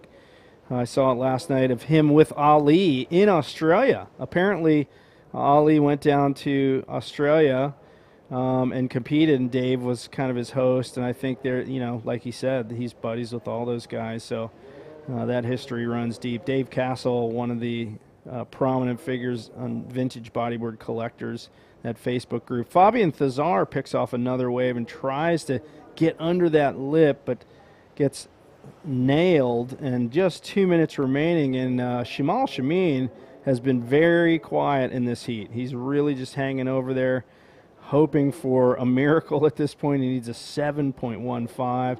Meanwhile, the next heat's already paddling out. So, yes, I hate to speak in not a proper way, so I kind of like search for that. So it's a concerted effort. Concerted effort, right. It's a concerted effort from all the bodyboarding community, and we count on you, pushing the sport. And if we want changes, if we want it to grow, if we want more support, bigger prize money, better venues such as this one, different venues, we need to, do you say grain of sand? Because we have that saying in Spanish. You say you can put your grain of sand. We say that like everyone can put a little grain of sand. It's a saying. It means like everyone can put something. Everyone can contribute. Yeah. For the common goal. Yeah, I get that. Concerted effort. Yeah. I will never forget that. Sorry, guys. As you know, I'm not native in English. And doing pretty well, though, I gotta say. Thank you, man. My head is going to be too big. It's not going to. That's what you said. Más mejor de mi español. Do you know why is that? Because your language is a universal language, and you guys don't have a hard time to communicate around the world. But for us, we have to learn English all the rest of the world. So I understand it's you guys. Wherever you travel, there will be someone speaking English. The lingua franca, that's as it's right. called. Common language used in trade and travel, which is obviously good for us.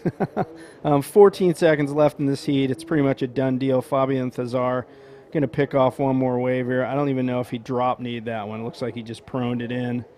And that wraps up the heat. Fabian Thazar with the win from Reunion Island. Shimal Shameen is at the end of his road in this event, but a great effort from the Maldivian, and congratulations to him for making it this far. Let's look at that highlight package from that heat, and then we will begin the next one.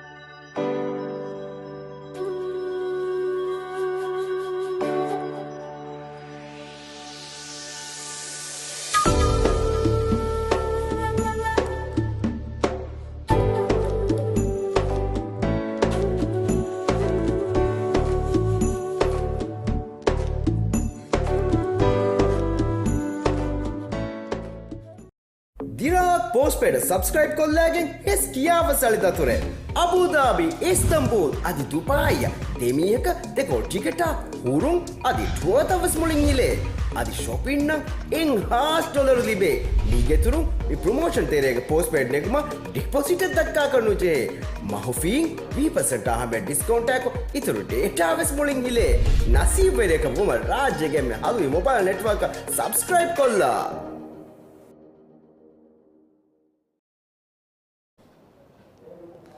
And the fabulous Gio Lara back in the booth with me. Gio, did you get something to eat? I hope so. Nah, I just was out there chatting with Ali's brother. I'll just tell you what, we had a very long and great chat, but let's go to the water because we are now running the heat number 2 of this round 3 of drop knee division. Here we go. That's Omri Laverne coming around the session. Finds out, wow, just putting nice and style in the barrel. Just couldn't came out of that, but really comfortable there for Omri Laverne.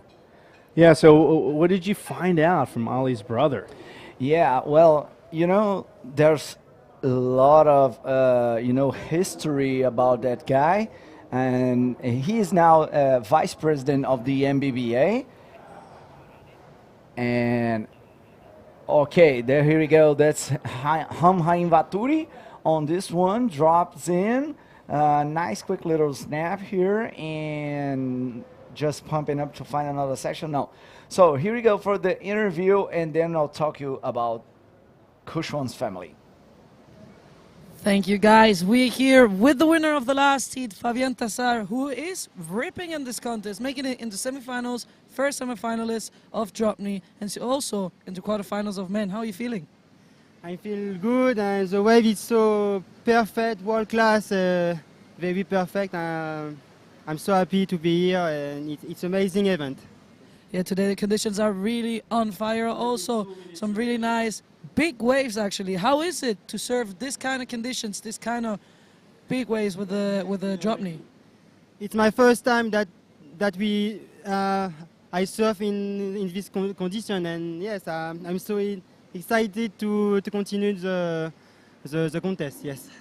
Well, congratulations! It really looked good from outside. I don't know how it felt from the inside to drop knee a big wave like that, but I wish you the best of luck for both divisions, and back to you guys.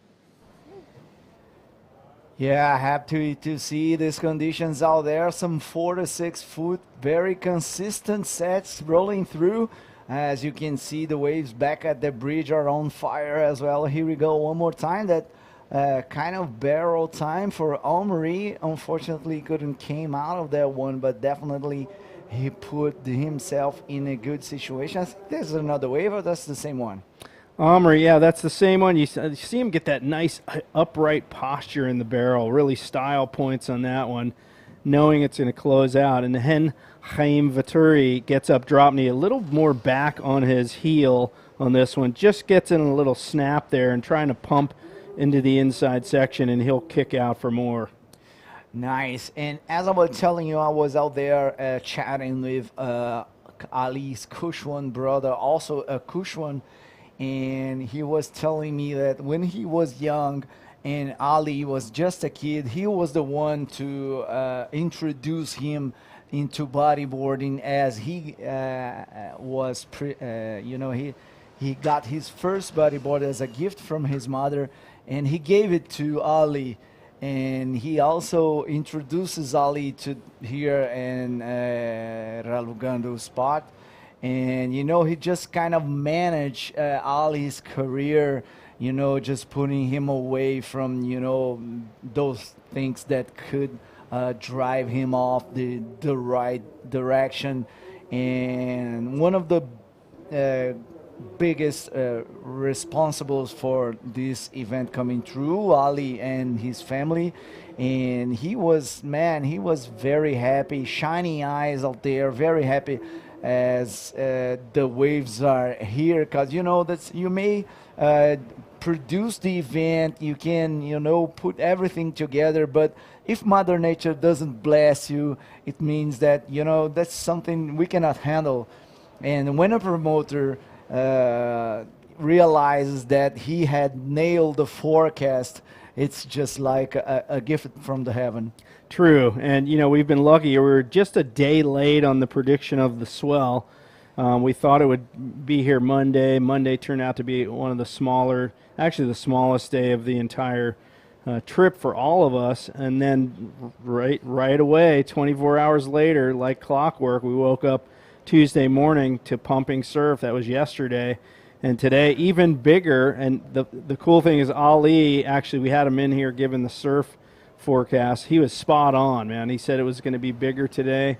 Sure enough, it is. And in this heat right now, we haven't seen any of those big sets just yet, but Henheim Vaturi leading the heat. Amaury Laverne had a drop knee closeout barrel. You see, you got a 2.25 for that. Henheim Vaturi, a less critical wave, but he did pull off the maneuver he went for and gets a 2.5. So early on in this heat, Henheim Vaturi in the lead at this point. Yeah, nice. And there is some paddle action out there, up and riding. This is Henheim Vaturi from Israel. Nice little check turn right there, quick snap, but no energy there. So it seems that we have two swells at the same time here. There is a long period swell, probably the one responsible for those big sets, and there is another small period set that seems to be the one who's responsible for these, just small kind of back-to-back waves that rolls through. I 100% agree with you. It does look like a bit of mix here. Henheim Vaturi, he's going to drop down, get across the face, goes for a little snap right there, but that's the end of it. The wave gets a little wonky right in there, and we do have, an increasing tide, and Amaury Laverne takes off out the back. Look, his front foot is almost off the edge of the board, but he throws that snap, gets up on the rail, gets back on the shoulder, and he's going to look for one more banger off the oncoming section. So nice snap for Amaury, and he's hanging in the drop knee stance, pulling up on the nose of the board with his hand. So that was a pretty solid wave for him. Yeah, two maneuvers in that one for Amaury. I love the bottom turn, very round and, lazy, just having time enough to, show the bottom of the board for the judges, and just a quick little snap there to set the rail, putting again, looking down the line, kind of a quick little cover up, and then sees the end section and bangs. Nice, throws the tail, and now that kind of, controversial finish, but that was a nice wave for sure.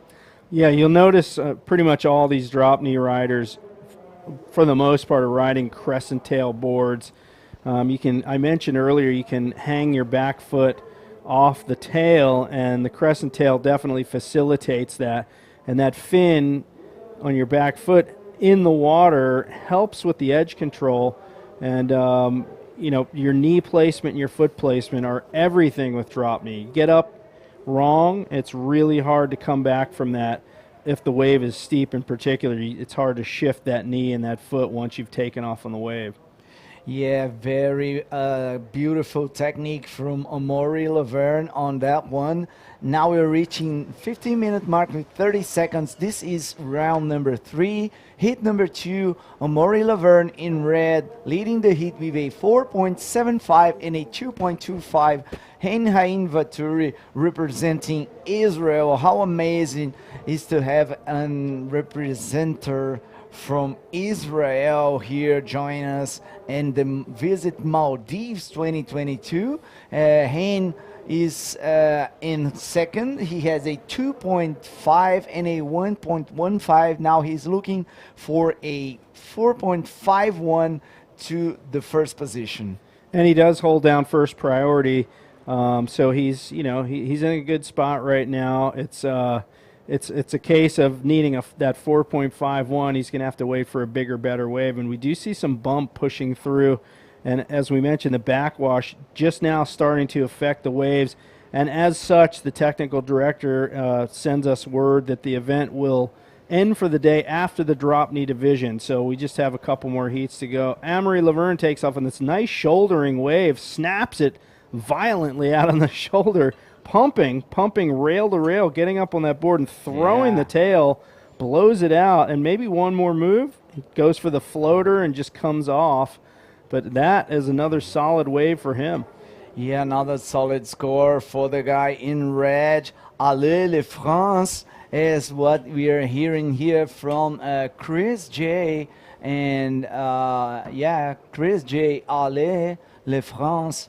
That's it. Amaury Laverne sitting on the driver's seat right now in first position, as we had we have been noticed that this is the last round of the day, which means we're not going to run girls division today, right? Yeah, that's what we're hearing now, and probably a good call. Really, just it seems to me in the last hour we've gotten a massive change in the surf, and that's happened every day without fail. Just bombing until just after lunchtime, and then the tide just wipes out the quality. And you know, there's still a few big sets, but it's nothing like even an hour ago where we had those bomb waves in the men's division. Yeah, just when you think about that, it just came to my mind Tanner's heat, where there was like that pipeline west bulls, as he mentioned, and solid 4 to 6 foot wave. And now it's yeah, that's it. With the tide here, it makes a really big difference on the wave, and when the times goes by during the day and the tide changes, we see it's easy to note the difference in the shape of the waves, and you know, the formation, you know, everything changes so quickly, as you mentioned. Yeah, Henhaim Vaturi, a couple of attempts in the midst of that, and he just took some gas on a couple of those waves. We saw him get up too soon on one, go off the back, and then he just got pitched over the falls. Amaury Laverne, by contrast, hitting some bumps, and there again, those backwash ripples coming up the face take him out. So drop knee when you have backwash and chop, no bueno. And here he goes, trying to make it happen here. Watch this right here. Oh, he just leans in a little too much, and that's the end of the road on that wave for Amaury. Yeah, that's it. That's time for the backwashes is starting to, you know, really affect the formation. You can see those rips right there, as so much texture on the face of the wave right now. And our director, very, you know, how can I say? He's astute. Yeah, he's very good at observing. Yeah, really sharp on the call. Just having time enough to run these in the next 2 heats, and maybe starting with girls tomorrow with best conditions for sure, as the forecast shows us that tomorrow the conditions look quite similar as today, but a kind of bigger. So this is great news for us. Yeah, you're really working around the tides here, as we've seen this whole week. And here comes a little bowling left. Amaury Laverne, he's a little bit late for drop knee. I think if this were a prone heat or men's heat, he would have been all over that wave, because that one peeled off pretty nicely. Yeah. The one behind it, however, he's in position for this, hops up drop knee. He's a goofy foot. That means right foot forward, snaps it out on the shoulder, tail slide, and he's come back around trying to get that one more move, and hammers the lip and lands it. So Amaury Laverne showing really good control and skill. I would like to see him do that at Fronton. What do you think? Yeah, nice skills from drop knee. I don't doubt it. Man, that's a Amaury Laverne, one of the top bodyboarders in the world. Let's check the replay. Nice clean drop, looking for the section, just you know, waiting for the perfect moment, throws the tail, nice little carve, goes looking for the section, kind of floating that one, nice and clean landing. Great way for Amaury Laverne. Probably it's going to be one of his 2 top scores. Yeah, so, you know, it's tricky getting up. You got to swing that swim fin around and get it up on the board quickly, and then you get that control that you're seeing him have. Notice his fin hangs up, his front foot hangs off the edge of the board, and that is a good foot placement for him. A lot of the top drop kneers have that real wide stance. The knee is on one rail, like right on the edge of the rail. The foot is almost opposite, or off the opposite rail, like hanging off the edge.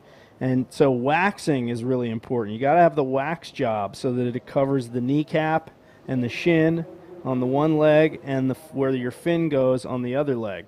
Yeah, and the fins that you put inside the water, is that where you have to be? The control is right there, right, to don't slide the edge of the board. For sure. So that foot hangs off the back. I've had fins, certain brands, that it did not work for that because it was like a brick dragging in the water. Amory Laverne is anything but a brick dragging in the water, though, as he carves it around. Snap reverse, beautiful control, another snap. So his placement of foot and knee were spot on that wave, and he continues to just put on a clinic out here with a 12.4 heat score. Henheim Vituri at 3.65. He's getting close to being comboed at this point. Yeah, that's Amory Laverne showing us some serious drop knee skills. Check that reverse with a snap. Nice, quick little check turn right there just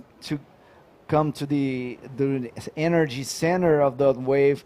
But, that's really nice to see such a control. Check this one, nice reverse.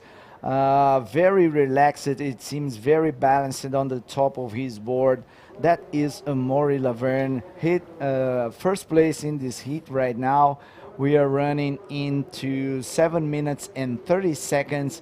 Haim Vaturi now needs a 9.9. That's a tough job.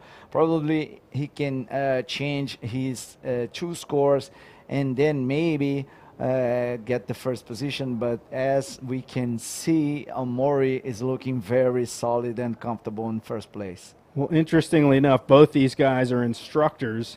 Amory has a school, a bodyboard school in the Canary Islands. It's called Amory Academy, and Henhaim Vituri, surfing coach in Israel. And what was cool is that some of his students from Israel actually came down yesterday to cheer him on. They happened to be out at one of the surf spots at one of the islands near here, and they were back into port for the day, so they came down to cheer him on. I don't know if that was planned, but it was pretty cool for him to have those Israeli surfers here. And, check out this sick drone shot. Amory Laverne pulls in the barrel. Oh, man, got this spit out. Nice goes for the maneuver. Oh, yeah, that was an amazing ride for Amory Laverne. As now we're reaching 6 minutes and 12 seconds. Check out that beautiful wave. Still some good waves out there. And let's check the replay, J-Reel. Here he goes, perfect control here, pulls up under the roof, just gets in there, perfectly slotted, comes out with the spit, out on the shoulder, snap, bang, off the lip, but that one's just a little too much. And look at the background, Henhaim Vituri, head over heels on the wave behind it. No luck on that one, so Henhaim Vituri continues to struggle a bit in this heat, but I got to tell you, he's been dealing with injury.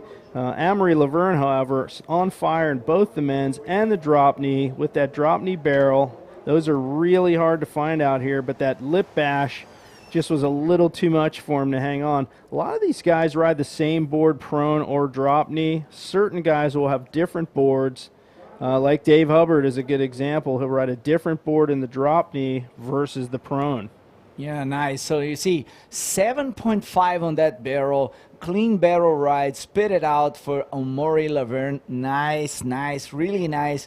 Now we have the some time for some shout outs. Here I have Steve A. loves the jack stance. Loving the live feed. Aloha from Oahu. Thank you, Steve. Oh yeah, Chris. Of course, merci me voir mentionner. That for sure, man. Thank you for tuning in and give us your comments. Please keep dropping your comments. Wind direction and tides. Okay, Steve. This wind is a southwest wind. which is a kind of cross shore here. If it turns to west and northwest, is the best offshore here, but it's we have some texture in the face of the wave, but still some rideable conditions, and the tide is it's a full tide now, and as you can see, we start to have some serious backwashes as the waves breaks into the tetrapods, and then produces this kind of backwashes that mess up the end of the wave. But anyway, these guys are the best out there in the game, and they can manage that. As you can see, some pretty decent scores. Amaury leading with 14 points total score, 7.5 and a 6.5. Check this barrel ride from Amaury. One more view. I love this angle. Spit it out, bangs the section. Fortunately, got caught on that one, but the points were there in the barrel. That's for sure, Mr. J. Real. Yeah, for sure. Pretty impressive performance from Amory Laverne, showing that he dominates both prone and drop knee. And here in this heat, as it winds down, Chaim Verturi hoping to get one more wave here to finish out his campaign in this event. He's been dealing with some injuries, particularly his knee, which he's been rehabbing, but he decided, hey, I'm going to go for it anyway. And he had a kind of a surprise heat yesterday in the drop knee in advance. I think it even shocked him, because I talked to him after the heat, and he seemed genuinely surprised to advance. But you know what? He's a really good-natured guy, real fun, kind of an ambassador, you might say, for bodyboarding in Israel. Great. And, just always a smile on his face, always a good hello for you when you see him. Yeah, very representative to have Haim Vaturi here, and that's a Amaury Laverne. Nice drone shot, goes around the section, just got caught on that foamy section right there. Check out that wave. One more for Haim Vaturi. Get caught on that one. Just slide on the board, and it's kind of a sitting ride right there. Yeah, there's always a debate in the drop knee community over using fins, skegs on the bottom of a board. Let's take another look at that. Amory Laverne, and you'll see what I'm talking about here. He gets this white water, and boom, tail just gets blown right out. No skegs on the bodyboard. And anyway, back in the day, there were certain boards that came out that had built-in fins. One actually had retractable fins. And then some companies have sold different versions of fins for the bottom of the board over the years. They definitely help with control. There's no question about it. And it reduces the amount of skill, I think, that you need to ride well in the drop knee stance. In other words, it improves your control, and it takes the edge control element out of it. So if you get up and your foot and knee are in the wrong place, you can still pull it off. Amory Laverne snapping back, tail sliding, riding backward for a minute there. Once again, doing the same thing. He's going to hang on, and that one ends for him near the shore with just about 35 seconds to go, as Chaim Vaturi unable to get up drop knee on that wave that he just caught. And we'll just take one more look at that. Take us through. Amory having a good time on that one. Just giving the slide a time to flow, love it. He is doing good. There's just around 30 seconds to finish that one. And this is going to be it. I don't think we have more time. There's just 10 seconds on the left. Amaury Laverne taking through this one into the next round. That looks, for me, that's going to be the semifinals, actually. Yeah. So Amory Laverne taking it to task out there, and Chaim Vaturi will be sad to see him go from this competition. Let's check the recap.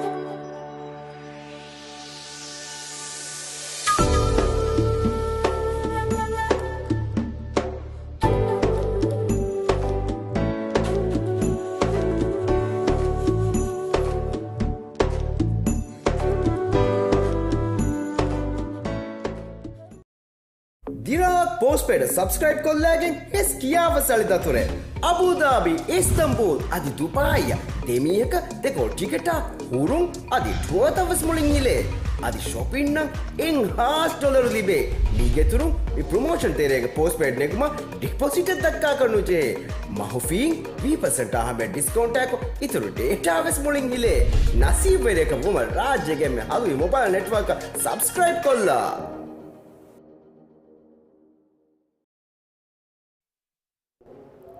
Yeah, here we are at the Visit Maldives 2022. I'm here side by side with Begonia Martinez, who had her well-deserved rest. It's hot out there, right, Bego? It is hot, but it's beautiful, I have to say, everyone, the environment, all the athletes. And yeah, well, now we have the call that the event will be finishing for today after the DROPKNEE division is over. So let's just head straight to the water, see who's surfing in this last heat for the DROPKNEE division. Yeah, big names right there. That's going to be an amazing heat to watch. That's Dave Hubbard from Hawaii, 8 times World Tour champion in DROPKNEE division, and Pierre Luis Costes just having some good time in this DROPKNEE division, Begonia.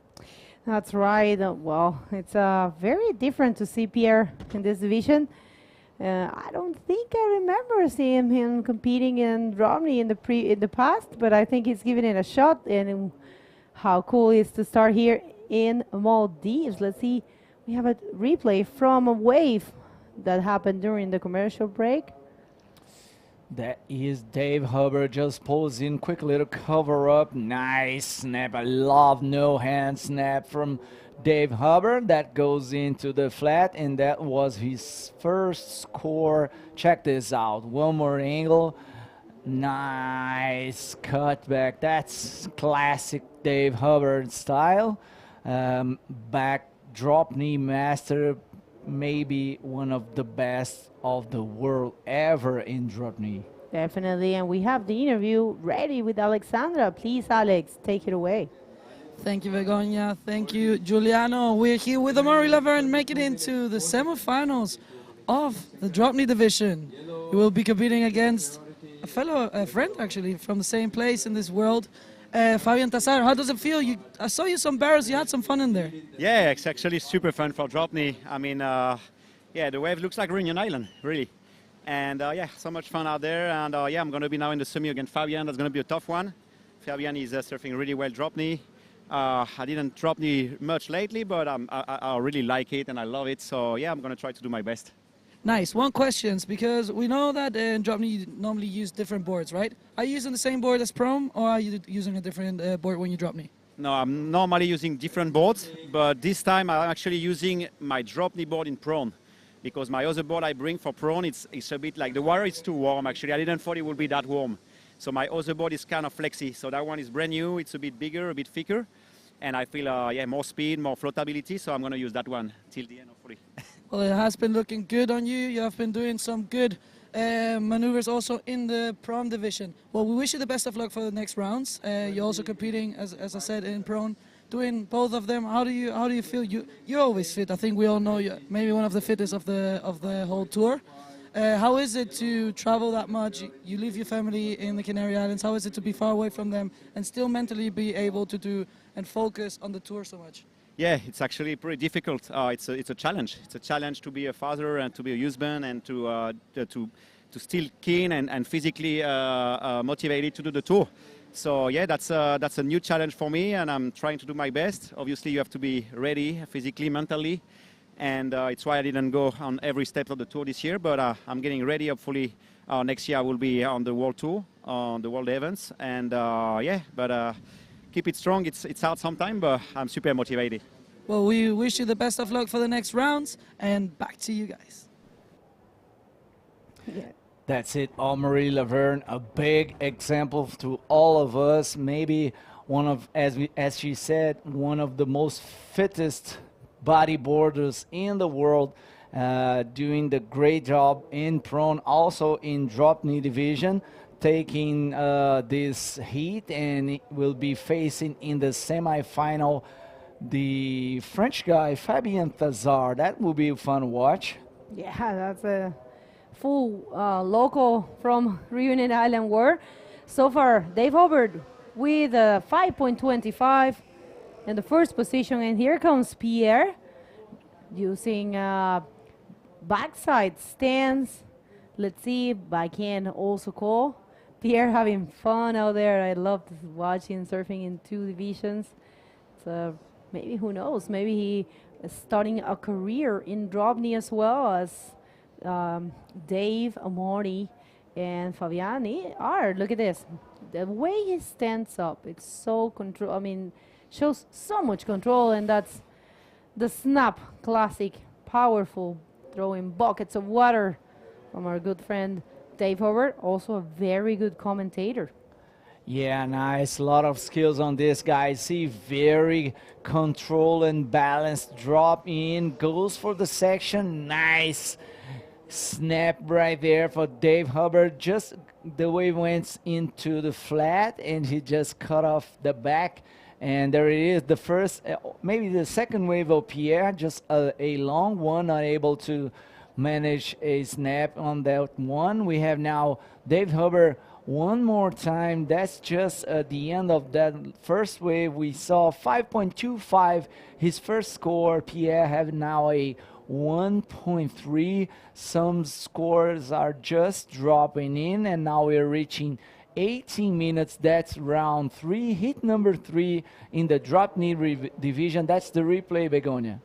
I'll try. Let's see. Backup stand. I'm sorry. Backhand stands. I wanted to say 2 little snaps there for Pierre. That's so much fun he's having. Love those quarters on his board. And here comes Dave. Oh wow, he failed. Like Dave, it might be a little bit tired as well. I mean, but definitely that was a difficult drop to make.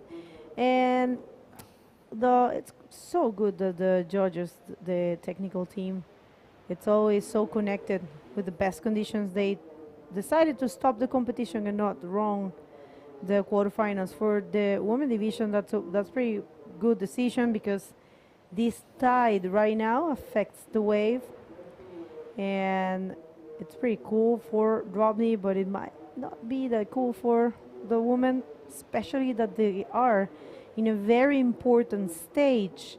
Remember that the points are going to be giving in this event are crucial, are key for determine the world woman champion, the IBC World Woman Champion.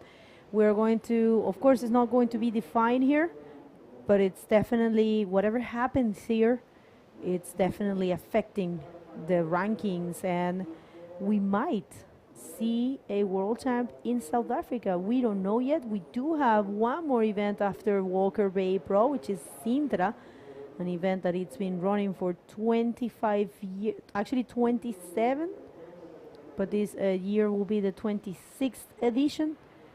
And yeah, that's a classic Sintra with all the divisions present. And then we're going to France for the junior event, Livestream Pro, and then, of course, the classic Gran Canaria Fronton King. Let's see this wave. Yeah, some nice set coming through. Let's close it out.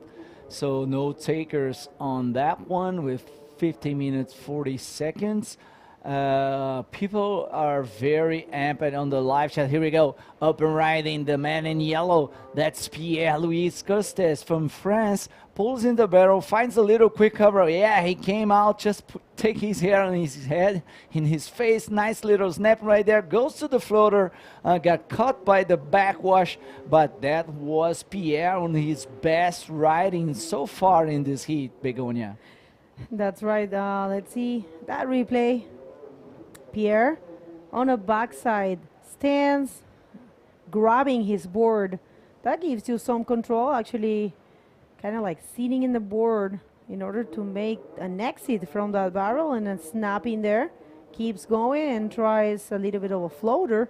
Interesting to watch him surfing in DROPKNEE. Beautiful second angle, more sideways, allows you to analyze better. And he actually gets some barrel time there, grabbing his board. Little check turn, And goes for another one there. Yeah, that was a very difficult one to land. And look at this, I have word from our media manager that our account in Instagram already had reached the 10K. We are in 10,000 likes. Thank you very much, everyone. We had a bigger social media account and it was hacked, unfortunately. And if we could have been keeping that one, for sure, we will be probably in the 20K at the moment. But thank you very much, everyone. Remember, as I said in the previous heat, this is an effort that has to be done from all of us. If we want the sport to grow, we need to do a concerted effort and push a sport with whatever it's in our hands. And one of that is to support these events. And here comes Pierre. Here it is. Oh, that was scrambled the drop, so he decided not to drop in on that one. But that's great news. 10K followers on IBC World Tour Instagram account. Meanwhile, Dave Hubbard looking on this one, goes to the lip, and that was a closeout, just a quick in and out for Dave Hubbard, as we have a lot of people here on the live chat amped on the drop knee division. That's the replay from Dave Hubbard Bagel. That was not a good one. Just, maybe he thought he could do a blast on that end section, but it was just so much power and energy on that wave. We're reaching around 4 to 6 foot, very consistent waves here in Varnula Ralugandu. Thank you so much for you that are tuning in. We have obviously Evelyn Hubbard here, Dave's wife, sending messages for Dave. Go Dave, a lot of hearts here, so much love here involved. That's very nice to see. Lloyd, go the DK crew ripping, yeah. Steve A saying dub, nice. Chris J for PLC, nice. That's Amin also saying that I love when the world title is crowned at front on such a prestigious event. Definitely one of the most consistent and crazy waves for bodyboarding in the world. Great job there from Danny and all the crew, the front end crew. Very anxious to be there in the end of the year. And there is a lot of people here. Fabiola Silva, bom dia, galera. Stevie A also dropping in a lot of comments here. Thank you, everyone who is tuning in. Thank you so much for your support. Please share the link with your friends. And it seems that there is one more set coming through. Begonia Martinez. Yeah, let's see if this one has a taker. And so far, Dave with a total score of 9.75, leading. Pierre not doing that bad. Actually, needing a 6. Let's see what Dave offer in this one. Generating some speed, trying to connect to throw, of course. Signature snap for Dave, showing the fin. And as Jay was explaining, the importance of that back fin, and here comes Pierre, grabbing his his rail there. Looking pretty good there. I love the way he does those little floaters and check turns there. Pierre, very good run for him, actually getting all the way till the quarters, one step closer to the podium. We do have Amori and Fabian already set for the semifinals, and of course they warranty a place in the podium. And let's go for the replay. That is Dave Hubbard looking down the section, see something down the line, just a quick little pump right there, comes around the section, and there he goes. Again, banks. It seems easy when you see Dave doing it, but actually it's pretty hard, to snap like this and keep the balance. A lot of water and sprays in the air.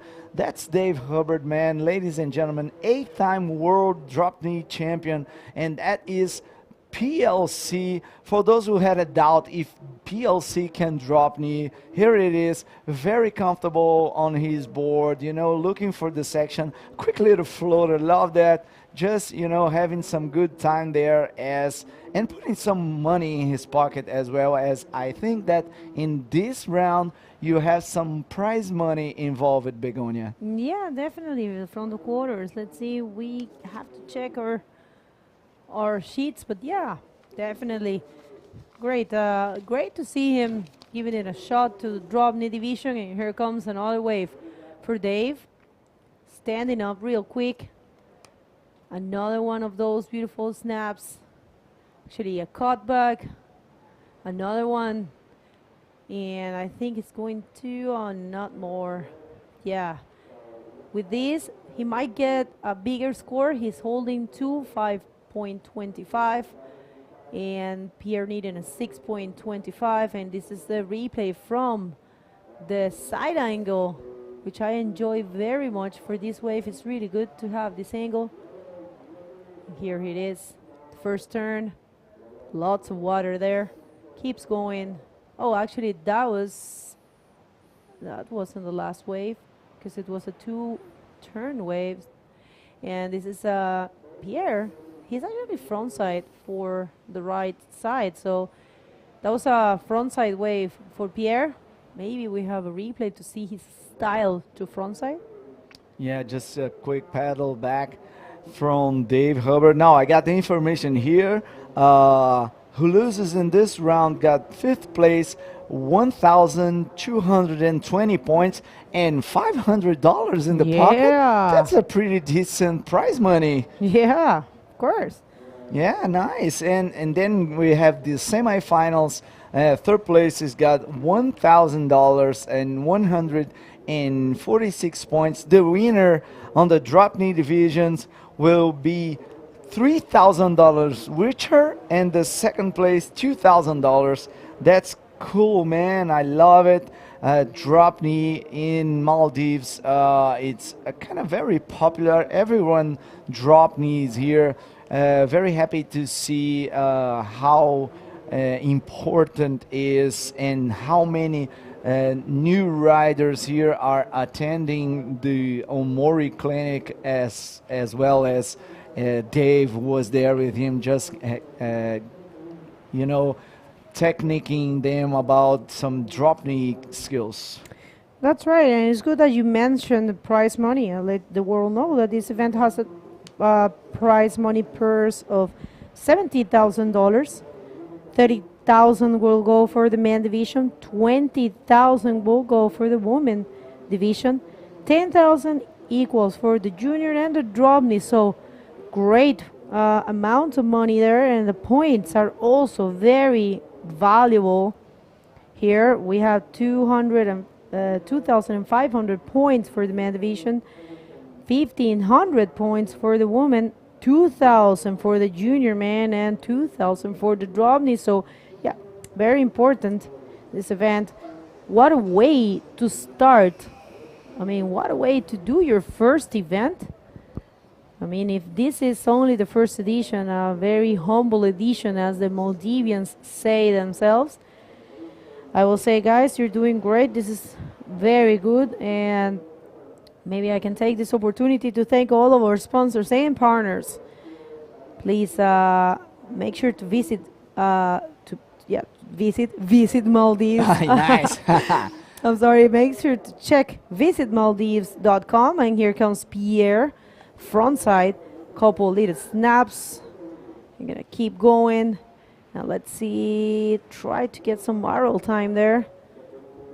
And I think it's, definitely more fluent to his front side, which is the rights. And as I was saying, this event is made in association with the, take us through this replay. Oh yeah, nice. Just Pierre dropping in on this right turn, as you said, a couple snaps right there, just coming down to this energy of the wave and looking for a little cover up right there. Not barrel, not space enough in that barrel, not room enough in that barrel to pulls in on that one. Just got caught by the lip. Now we are around 5-minute mark on this heat, as we have some serious comments here, as Fabiola Silva sending us good morning from Brazil. That's nice to see some Brazilian waking up to tuning in the live feed. Russ George from Puerto Rico, Chris J, of course, backside versus frontside, Antonio Jimenez, Arriba Tenerife, Wayne Davis, visit Karumati in Razgu Atoll on 2010. Awesome place, awesome people. Glad there's an international event at Maldives. Yeah, definitely. We are very happy here. That's an epic venue. And, you know, everyone is very happy here. Local guys are, you know, having such a big party as we see Ali Kuda Aya, local hero, going through, advancing to the finals, or actually in the quarterfinals for tomorrow probably. And it seems that we have Ali on the next heat of the drop knee sessions. That's right, that was Pierre taking off on that frontside wave. Unfortunately, not able to do much. And here comes Dave. Nice. Well, those cutbacks, what are those? It's so hard to perform. Definitely not hard at all for Dave. So used to that. Definitely one of my favorite drop knee riders. Hawaii, always showing the best. And here it is. Look. Dave Hubbard, nice clean bottom turn and snaps easily. As I told you, that seems easy when you see Dave Hubbard snapping, and in fact it's really difficult to snap that without hands in the rail, a lot of control. He seems very relaxed, even in hard, even in those sharp snaps that Dave Hubbard is known. And as I mentioned, we have heat number 4 coming up next. That's going to be Yerko Vasquez from Chile up against Ali Kushwan Ahmed, aka Kuda Aya, in the drop knee division. Yeah, that's going to be pretty interesting. I saw Yerko, and I know there are some Chileans tuning in, cheering up for Yerko, one of our photographers, filmmakers. And here comes again Dave negotiating with that bumpy section. What? That was so beautiful to watch. Totally in control. I have to say, Dave, he's got it, definitely. Let's see, I think he might ditch that 5.25 out of this one. There it is. Dave Hubbard just dealing with some texture on that face, you know, looking for the section, and then bangs the section. Nice and clean execution. There it is one more time, ladies and gentlemen. Dave Hubbard. Maybe I will ask if Jay Real confirms one of the best drop knee riders ever. Yeah, definitely. There are big names in the sport in Hawaii. Very big names, but definitely, and one of our last in tour, it's Dave Hubbard. We really expect to see more of them.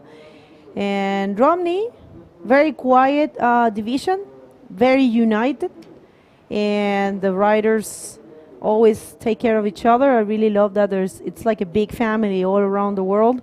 There are a few very good drop knee riders in Chile as well, such as Leonardo Alar will love this left, man. Leonardo, it's amazing. Michel Copeta to right, many others that I know. And wait a second, another one for Dave, just having fun, closing the day with this great hit. Not enough for him to completely destroy his prone hit.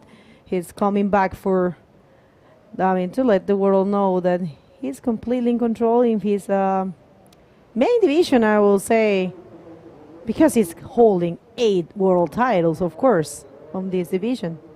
Yeah, Dave Hubbard really dominating this heat. Of course, Pierre-Luis Costes just having some good time down there with a 3.75 and 3 points. Here we go. That's Pierre on this right-hander. Kind of late drop. Nice style. I love it. But it's not going to be one of his top 2 waves. And it seems that's it. That's the sound of the horn. We had a huge, great performance out there from Dave Hubbard. Let's go for a quick read, heat cap, and then commercials. We're going back. Don't go anywhere. Thank you.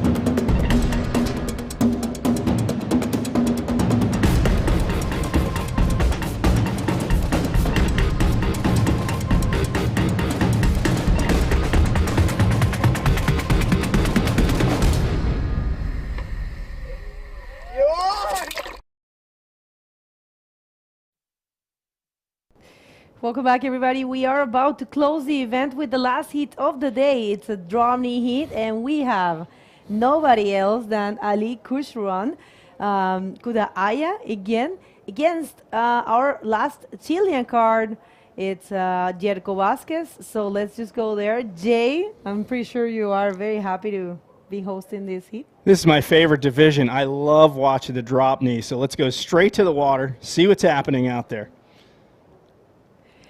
That's right. And as I mentioned, we do have Jericho Vasquez from Chile, our photographer, and in red. And we have another hit for the local, Ali Kushruan, who is actually the leader of the Maldivian Bodyboarding League in the DROPKNEE division and in the Pro division. So there are both, looks like there are both choosing to ride the rights.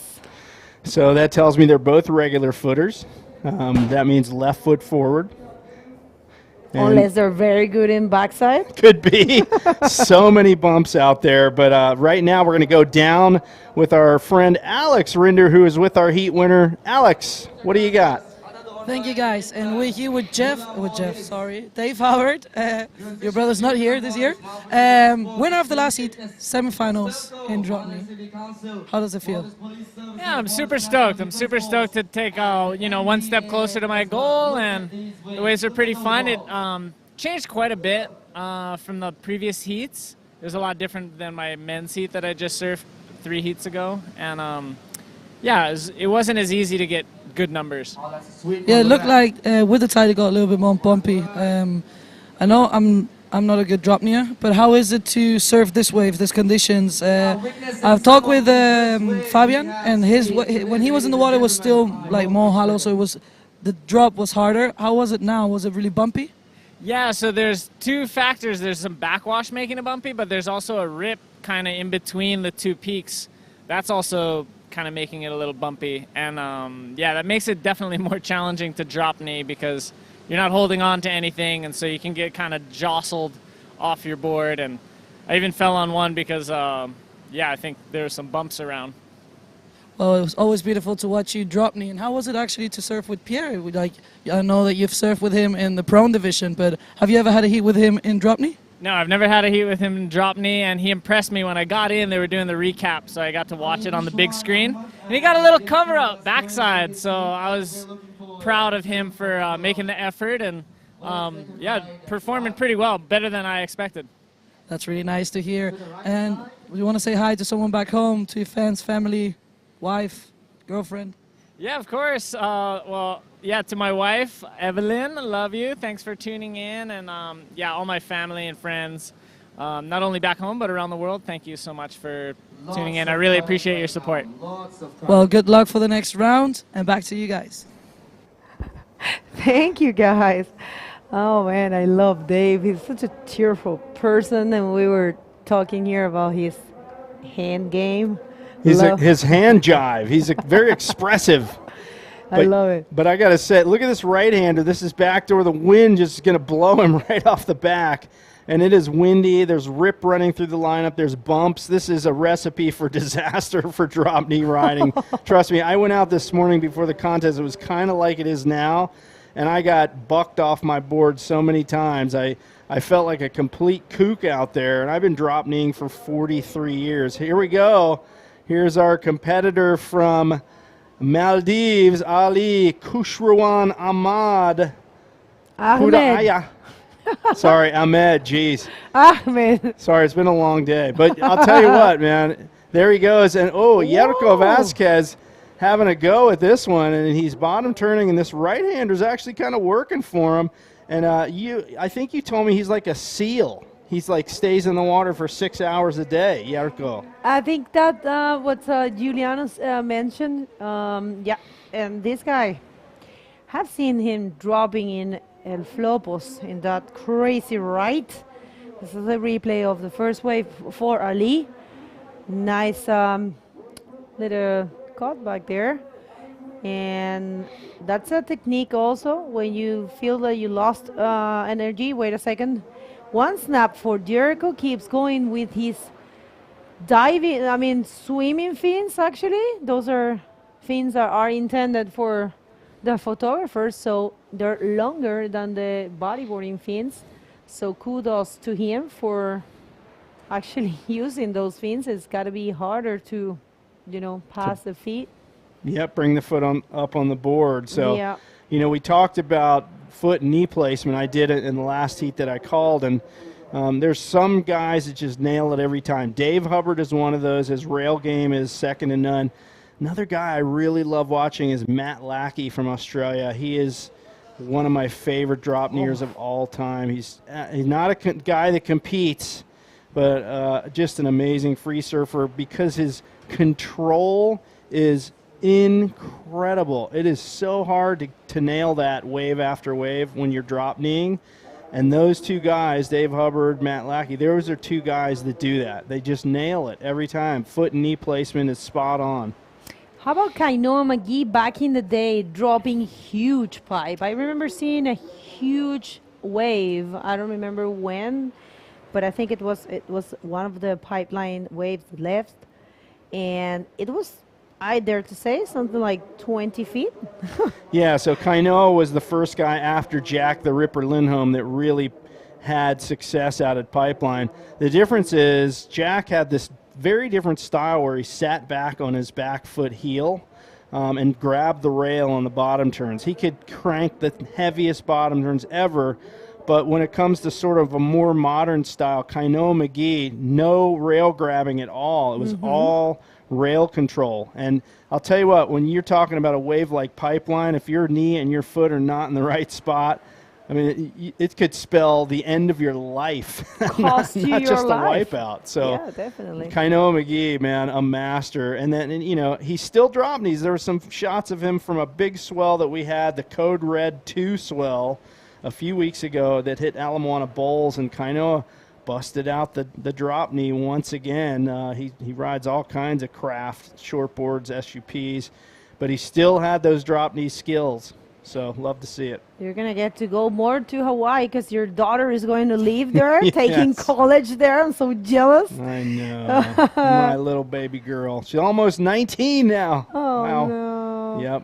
Crazy. Well, that's good news for you and Vicky. You're going to get to surf the North Shore maybe more often. And I remember there was one guy that I admire very much because he was very radical. It's Bud Miyamoto. Remember him? Oh, for sure. Bud Miyamoto. He actually lives in Southern California now, so we do get to see him out in the water now Really? and then. He works a lot. That guy's a hard-working dude. I think he's in the cement business, construction. But when he gets out there, he still tears it up. He used to do aerials, I remember. Yep. Like, and one of the few, of course, there's a lot of guys that do aerials, but I remember his aerials were very controlled and well landed. I admire him for that. And so many also. Keen Fist from Australia. Mm-hmm. Surf's really good. WA guy. Yep. There's, the names go on and on. Dave Ballard back in the day, Crispin Hughes. You could just go on. The equipment is really the interesting part. We'll get to that in a minute. Here goes Kuda'aya, our local ripper, who's just blowing away the competition here. Throws a nice cutback with the rail grab, continuing with the forward spin and still well under control in this wave. And he's getting some serious distance out of this before he nosedives on the inside. But that is one of the longer drop knee waves we've seen in this entire round. And let's take one more look at that. Yeah, definitely several maneuver wave for the local. Had a lot of support in the shore.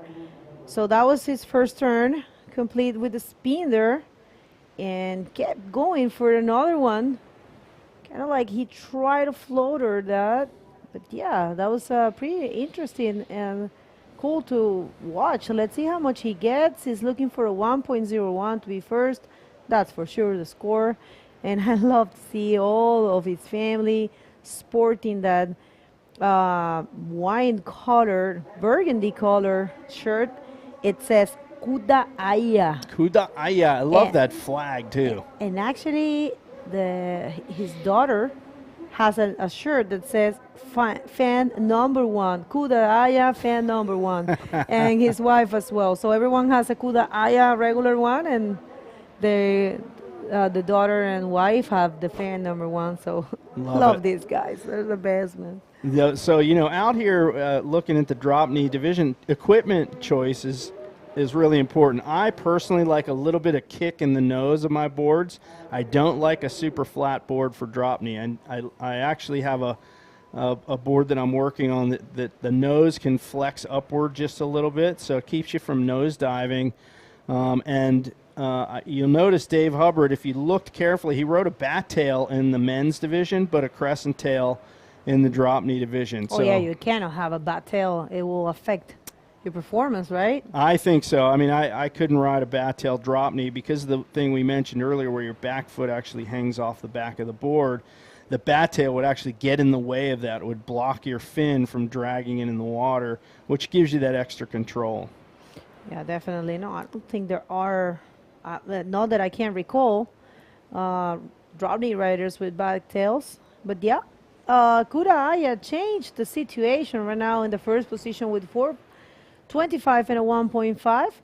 And now Jericho only needing a 3.26. I'm going to throw some Spanish there for all the Chileans. I know Jordan Villalba is there.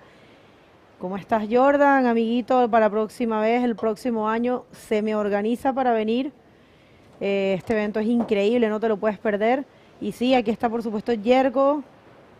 Yo sabía que iban a estar varios chilenos sintonizando. ¿Dónde están los chilenos? Sé que debe estar. Ahí está Ignacio Prat, desde Noruega, desde Oslo. Y toda la gente de Chile que esté sintonizando. Gracias, Jericho. La verdad que la está haciendo muy bien. Él agarró una ola que se puso un buen corte. Y ahora, bueno, le falta un score de respaldo que se llama el backup score. Está buscando un 3.26 para ser primero. Hay bastante posibilidad. Claro que está compitiendo contra la figura más importante del bodyboard de acá de Maldivas, que es Ali Khusrouan. Él ya viene ahora de ganarle a Jan Salón en los octavos de finales en el Open, está en cuarto. Así que bueno, vamos a ver, viene una ola para Jericho. Let's see this one. All right, so he drops in. Oh, he's a little out of control there and gets off that rail for just a second, and that is all it took. That was like riding a wild bronco right there. So Jericho runs into a little bit of disaster on that wave, and he's right over there at that peak, so we'll see if he sticks to that peak. It is super bumpy with that rip running through it and the backwash affecting it.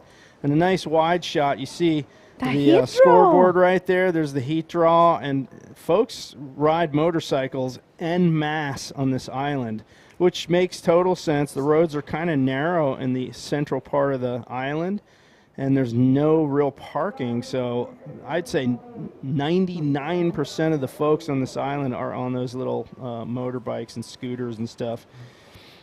Pretty gas efficient too, fuel efficient, I would say. So the standings right now with 11 minutes to go, Ali Khusrouan, Ahmed Kudaya, as we call him, sitting in the lead at 5.75 points. Pretty low scores for both these guys. Jericho Vasquez sitting at 3.6, but he only needs a 3.26 wave to move into the lead. So this heat with just 10 minutes 50 left is anybody's heat. We'll see if Ali has changed his position out there. We can't see him on that right-hand peak anymore, and Jericho is kind of hanging over there. So will the local knowledge pay off? Oh, now there they are. They're both in the same zone. Ali took the rip over by the bridge to get back out, and he will get that first priority. So let's see what happens. There's a peak coming right now. Let's see. We do have some Chileans. Está Jimmy Bow. Do you know who Jimmy Bow is? Unknown hero. He's here actually, and he is the media. I mean, the audiovisual director here. Tall guy. Okay. Very quiet. Okay. Always sitting with the clear eyes. That's probably why I don't know him, because he's quiet. Very quiet, both of them, and they're unknown heroes. Jimmy Bow tuning in from here from Maldives and doing all the highlights with his team. Thank you very much, Jimmy, for your hard work. He's part of the Budeo team. And we also have NC Films Producciones. Jericho, dale, hermano, bestia. Sí, gracias por estar ahí apoyando a Jericho. And yeah, Jericho has a big chance. Actually, well, looking for a 3.26. That's not too much. Let's see if Ali can take another wave and maybe increase the distance in between him and Jericho. Let's see this one. Taking off, getting a lot of support from everyone in the shore. Look at that style. Nice cutback. Okay, this is going to be important. I think he's going to go for another move. Yes, of course. Unfortunately, not able to complete it, but yeah, that's going to be for sure a change of that 1.50 and increasing his lead.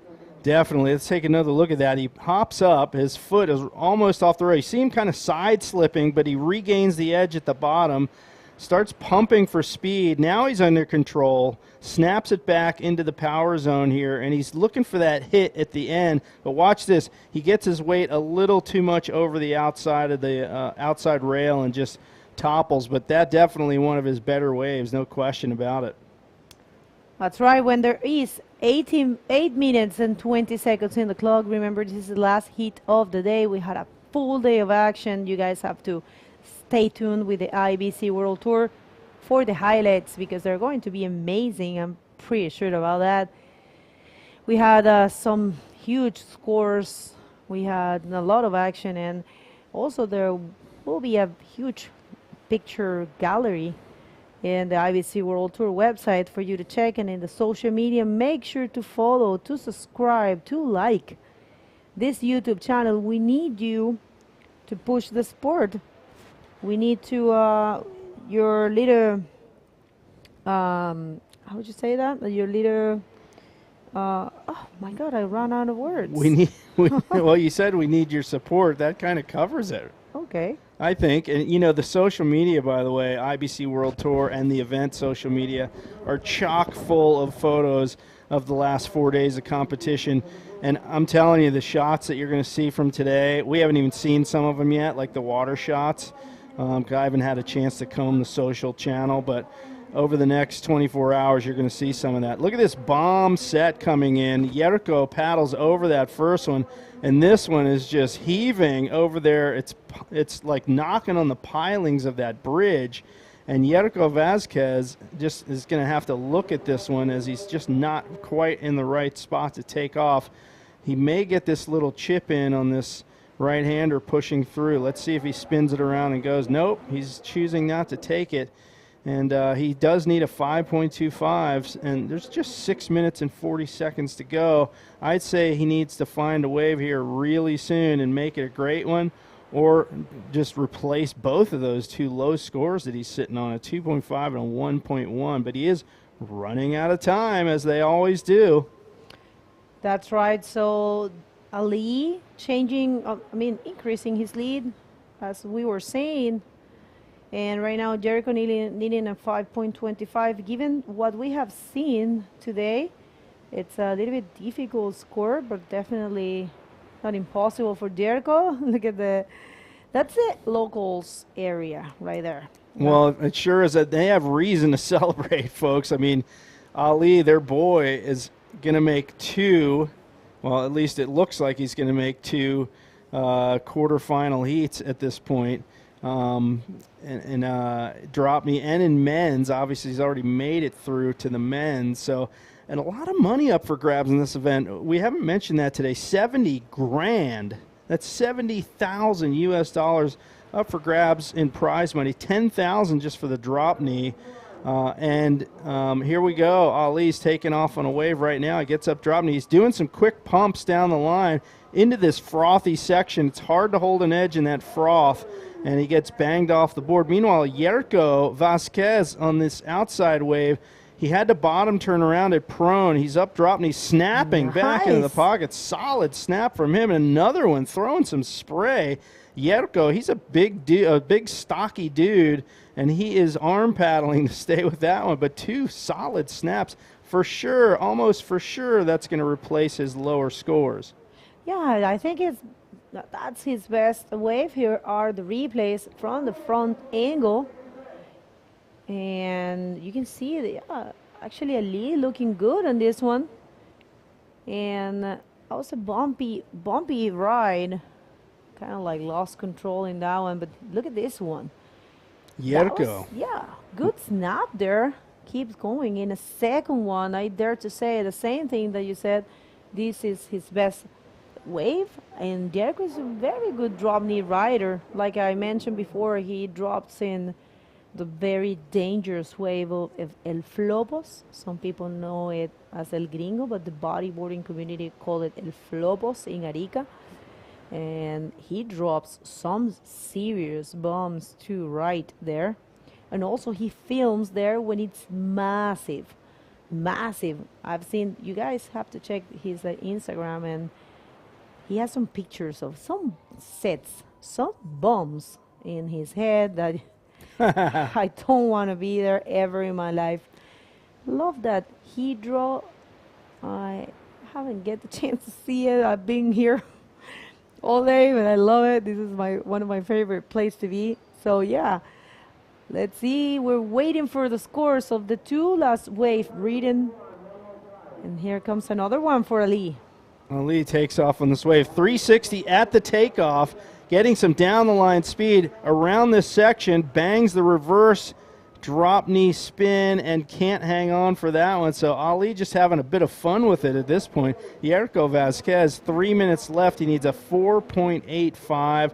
Certainly possible, but he's going to have to hustle to get back out there and get on one of these rights. Let's take one more look at this. 360 right at the beginning of the wave.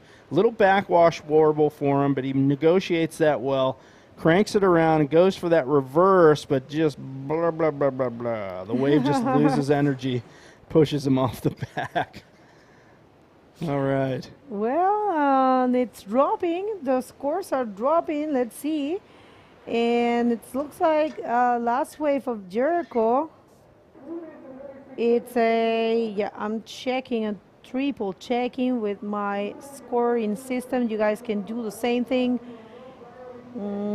It's a 2.90. Yeah, he increases his total score, but not enough to advance to the first position. Right now, he needs a lower score. He needs a 4.85. And they're still thinking about the last scores for Jerko. For Ali. You guys can check this. Remember to visit the ABC World Tour website. It's all together in one single place. You can find the live streaming and the live scoring system. If you click on the live button in the home page, it's all there. And we are coming down to the wire, and we are just so happy to be here. I would like to thank all of our sponsors. Visit Maldives, the Ministry of Youth, Sports and Community Empowerment, Maruca Plaza, official events, Diragu, Print Lab, muchas gracias, Adadu, Mula Maldives, Maldives National Defense Forces, Maldives Police Services, Stelco, Male City Council. Here comes another wave for our, nothing there. Stream Fitness, Musicians Association of Maldives, Mafushi Water Sports, and NBAM. Thank you very much, guys. Here comes Ali again. Okay, Ali double hand paddles, gets up drop knee. This one looking good. He's going to get around this section here. Fights, pulls up under the lip, gets a little cover up there, and then ducks out the back. So a good finish with 45 seconds to go. I don't know where Jerko Vasquez is. He did have a shot at this, really. He needed a 4.85, certainly attainable, but he's just disappeared from our view. He may have just called it a day. And Ali will make yet another advancement here 2 times today, wowing the local crowd. Our local guy, Kudaya, his nickname, really getting it done today. And he's earned a well-deserved rest and a good dinner tonight because things are just, look, Jerko Vasquez is on the beach, and you see him, it looks like he's limping a little bit. I don't know what happened there. Yeah, he has an injury. Okay, so he's dealing with an injury. So credit to him for, just being out there and charging it. And he makes his way up the beach, and Ali will make it to the beach with the cheers of the fans and friends that are all here. Look at him jumping up and down there. And that will wrap things up for the day today here for competition day number 4. Of course, we'll come back to wrap everything up, but we're going to see a great recap of this heat from our directors and technical people that are running the thing behind the scenes. Let's see what you got, guys. Well, great run for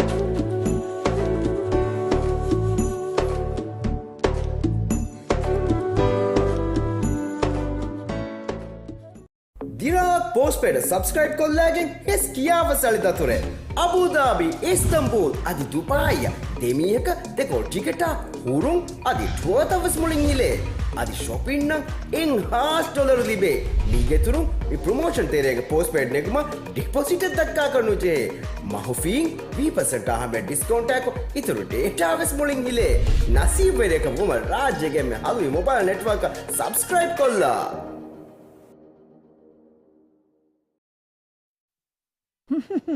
Hi everyone. We were having a conversation with our director. So well, that's it for the day. We do have some day recap and we have some highlights of our own, but this just show you the day recap and afterwards we give you some insights of our experience today. Let's see it. See what happened today. Or they're not ready, perhaps. Okay, so we'll just talk about the day.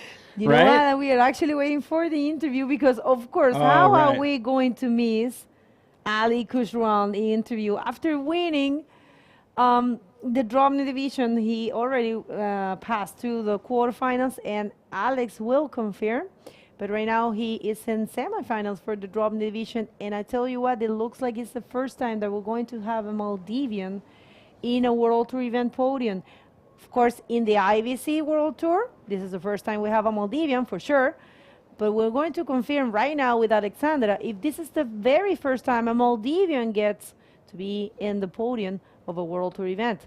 So I think Alex is ready. Let's hear from them. Hello, yes, thank you guys, and we are making history. Well, Ali, you're making history. You're the first Maldivian bodyboarder who makes it into a podium in a World Tour event. Congratulations, guys. Come on. Hype it up here. Real good. How do you feel? I feel so incredible. Right now, I feel very tired. So much energy just going keep just pedaling, it's too strong, the current, so, but still, I made it. Congratulations, and nothing that a good meal and a good rest can't fix. And you will be ready for tomorrow. You're still in prone. You're still in prone and in DROPKNEE. You're alive in both of them. You're making history. Soak it in. Enjoy it. Take a big rest. And say some words to your fans and to your family. I just don't want to say it because I think I'm going to compete with Dave Hubbard. Boy, it's my dream come true with Dave Hubbard, you know. So I've been honored to compete with him in semi-final. I think, yeah, semi-final, yeah. Really nice, really nice. I'm so happy. It's so happy for me to see the happiness in your eyes right now, to see that a dream come true. That's going to be for sure an epic semifinal. So good luck for that. Thank you. Do you want to say hi to anyone? Thank you guys. Bada shukriya, supporters. Yeah, I love you, Dave. Woohoo! I'm with you. Woohoo! You. Thank you very much, and back to you guys. See you tomorrow. Oh, I gotta love those interviews. I can't get enough of it. Well, what a conundrum it's going to be for Dave Hubbard now, because we've all become friends with these guys, and now Dave's goal is to beat Ali, right? He's got to go out there and compete against him. How tough is that?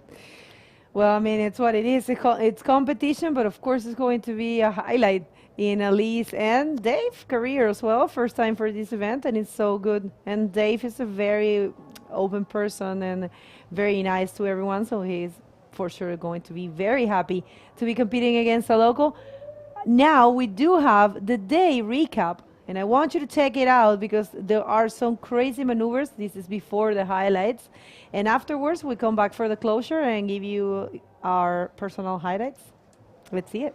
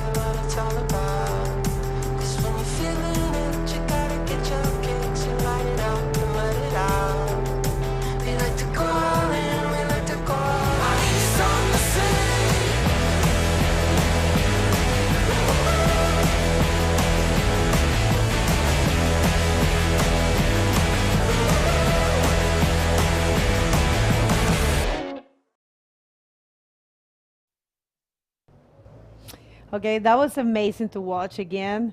I have to say, today we didn't see any women competing, but we saw some crazy action for the juniors, for the men, and for the drop knee. Personal highlights, I definitely enjoy very much the appearance of Ali. Of course, it's just so much power, so much energy to see him here with all his family and all that emotional vibe, and kind of like it makes you want to go out there and hug everyone. And I liked very much to see Gabriel Molina and Ami Musa advance into the great final. We do have our finalists for the junior division. Gabriel Molina in his birthday today. What are your highlights? Well, yeah, I mean, you mentioned Ali. He's the Cinderella story of this event. You know, he comes up not really known on the world stage, but he's now made his stamp on the world stage. All these guys know him. He's surfing at a world-class level, especially in the men's division, and he's now advanced on in the drop knee. My highlights of the day, Amory Laverne, smooth as butter out there. Dave Hubbard just dominating both divisions with epic rail work in the drop knee and precise riding in the prone. You can't talk about the highlights of the day without, of course, mentioning Tanner McDaniel, who just blew minds out there with insanely high scores through the day. So, you know, those names all come to mind, and there's so many others, we just don't have enough time in the show to mention them all. That's right, and a couple of upsets as well. We did see Brahim leaving competition and Jans along as well. But this is how it is, and congratulations to every single competitor that has been participating in this event, especially the locals. We only have Ali at the moment, and of course Amin in junior, but definitely highlight to all of them. For all of you back home, it's been a pleasure to be here for the 4th day of competition. Tomorrow, more action. We have the same time for the check-in. It's at 8:30 for a possible 9 hours start. And for all of you back home, if you are just arriving to this live feed, make sure to scroll down and check the whole day, because today we had amazing waves such as pipeline style, and it was incredible for you to watch. And of course, follow the IBC World Tour media. The full package is on the YouTube and the IBC World Tour website, and of course the Instagram account. So have a good morning, afternoon, or evening, depending on where you are, and we hope to see you back here tomorrow. Have a good one. Bye.